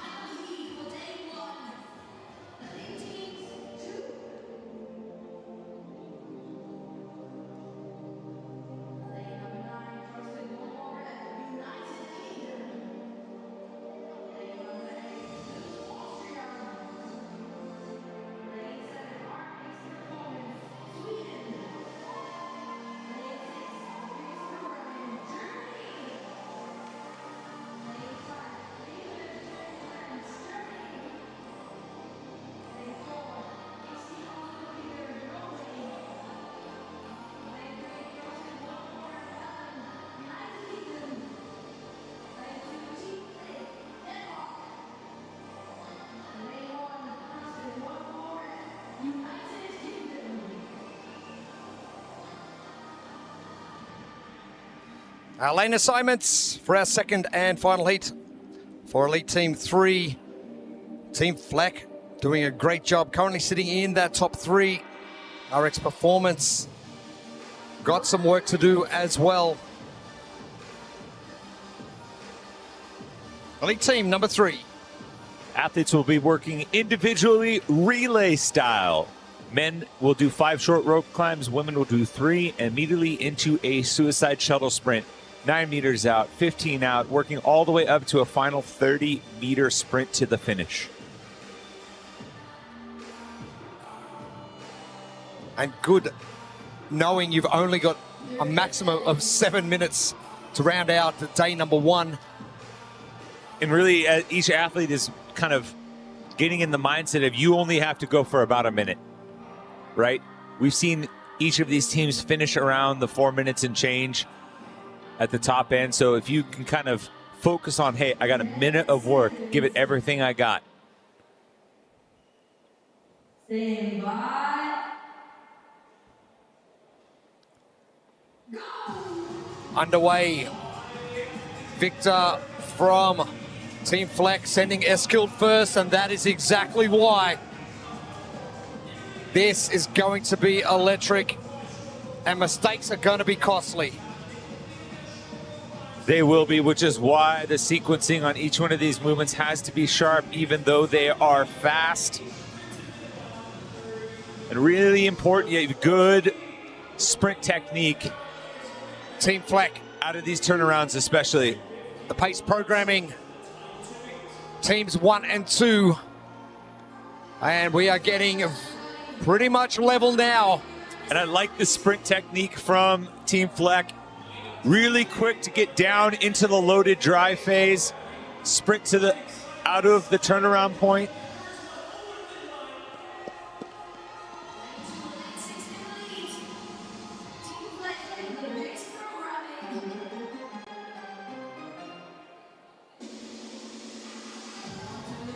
Fleck and pace programming, neck and neck for the first athletes. For all your official results for Competition Corner, make sure you scan that QR code and check out all of our results and our schedules as well. Everything you need to know about the World Fitness Project Tour Stop 1 on Competition Corner.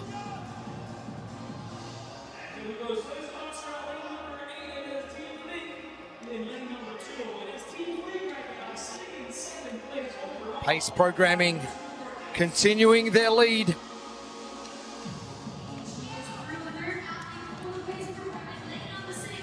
Katarina finishing up 4.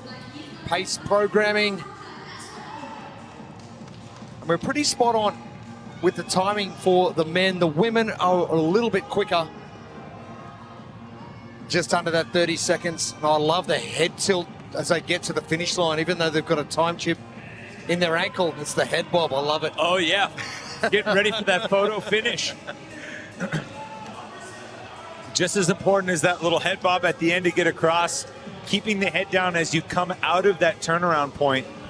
A lot of times, if you have any sprint experience and training technique, if you pop up right out of that turnaround point, it's going to slow you down. You want to stay down, head down, chest down, into that drive phase.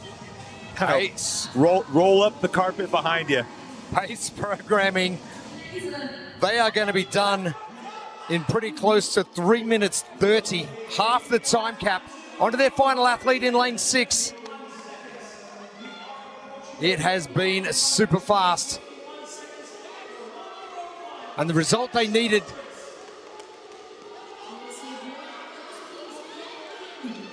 And pace programming. Now getting a little bit stuck on those rope climbs, and something you were wary of coming in. Yeah, absolutely. It's probably something that they were expecting, but she was able to kind of grit through that last rep on the rope, and right now looking like there's some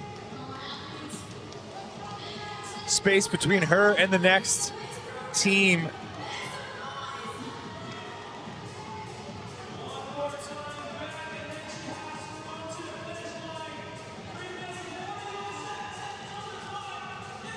And things getting tight.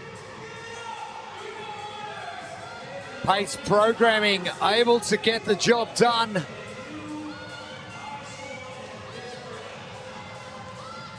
Oh, Mia Furu, there we go. Trying to breaststroke through the air to get down the floor quicker.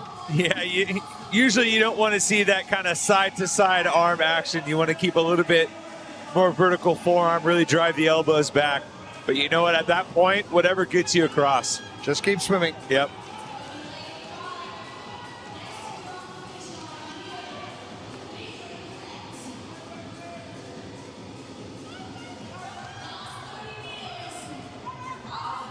Athletes heading back and forth.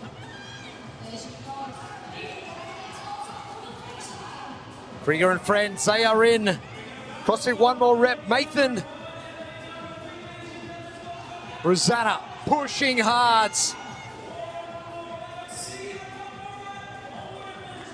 And done. All teams bar one. On the competition floors, we hit 5 minutes.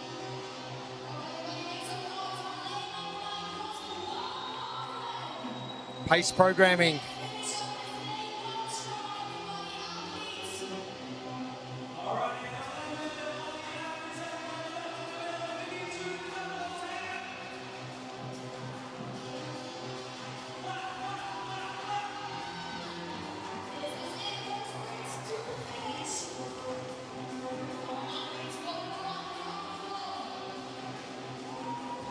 CrossFit, one more rep.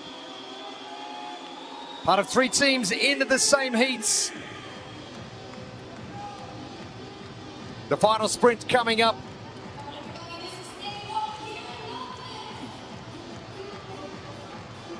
Anna Maria about to finish things up for CrossFit, one more rep. And wrap up things for the team competition on day number 1. Well under that time cap as well.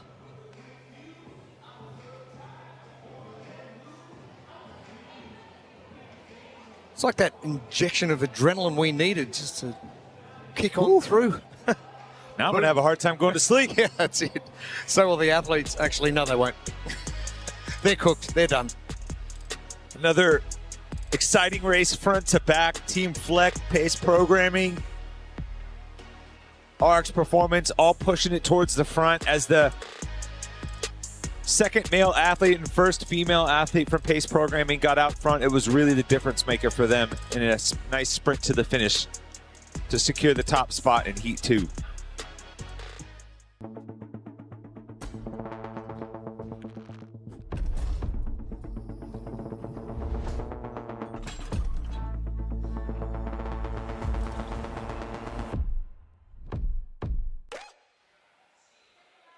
And a great final heat pace programming. They are standing by with Amy Bream.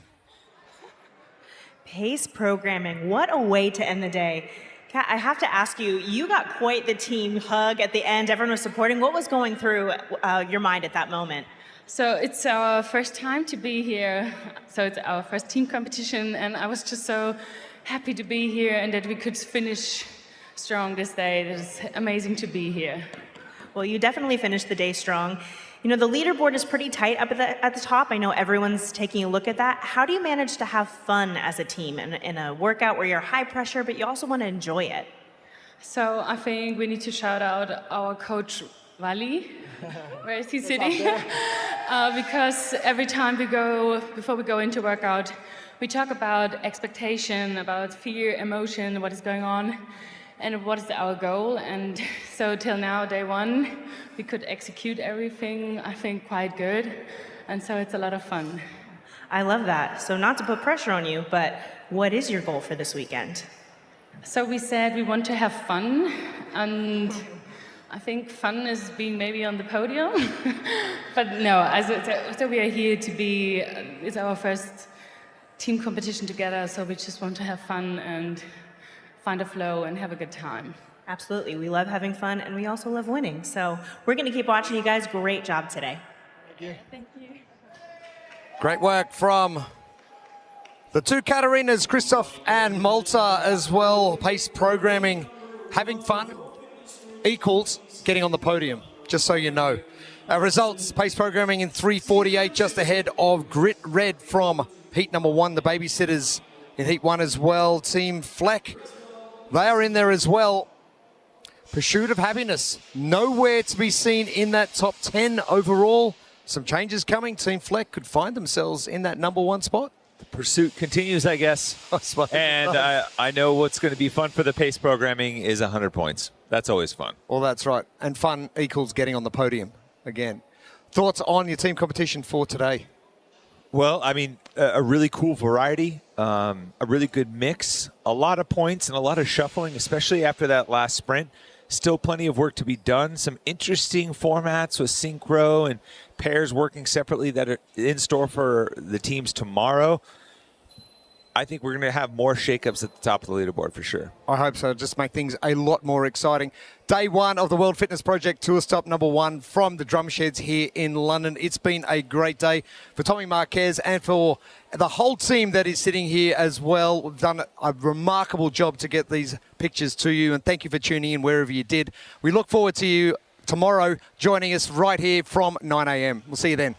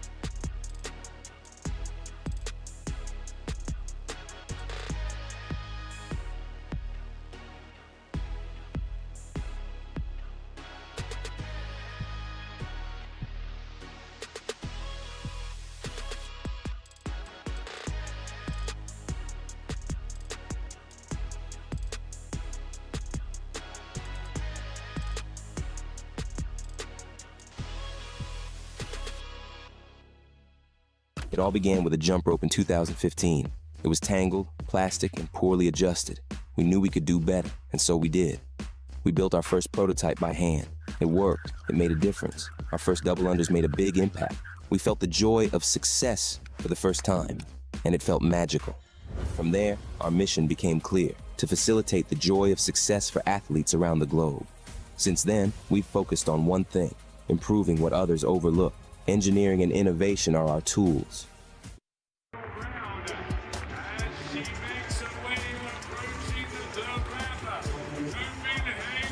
Together, ready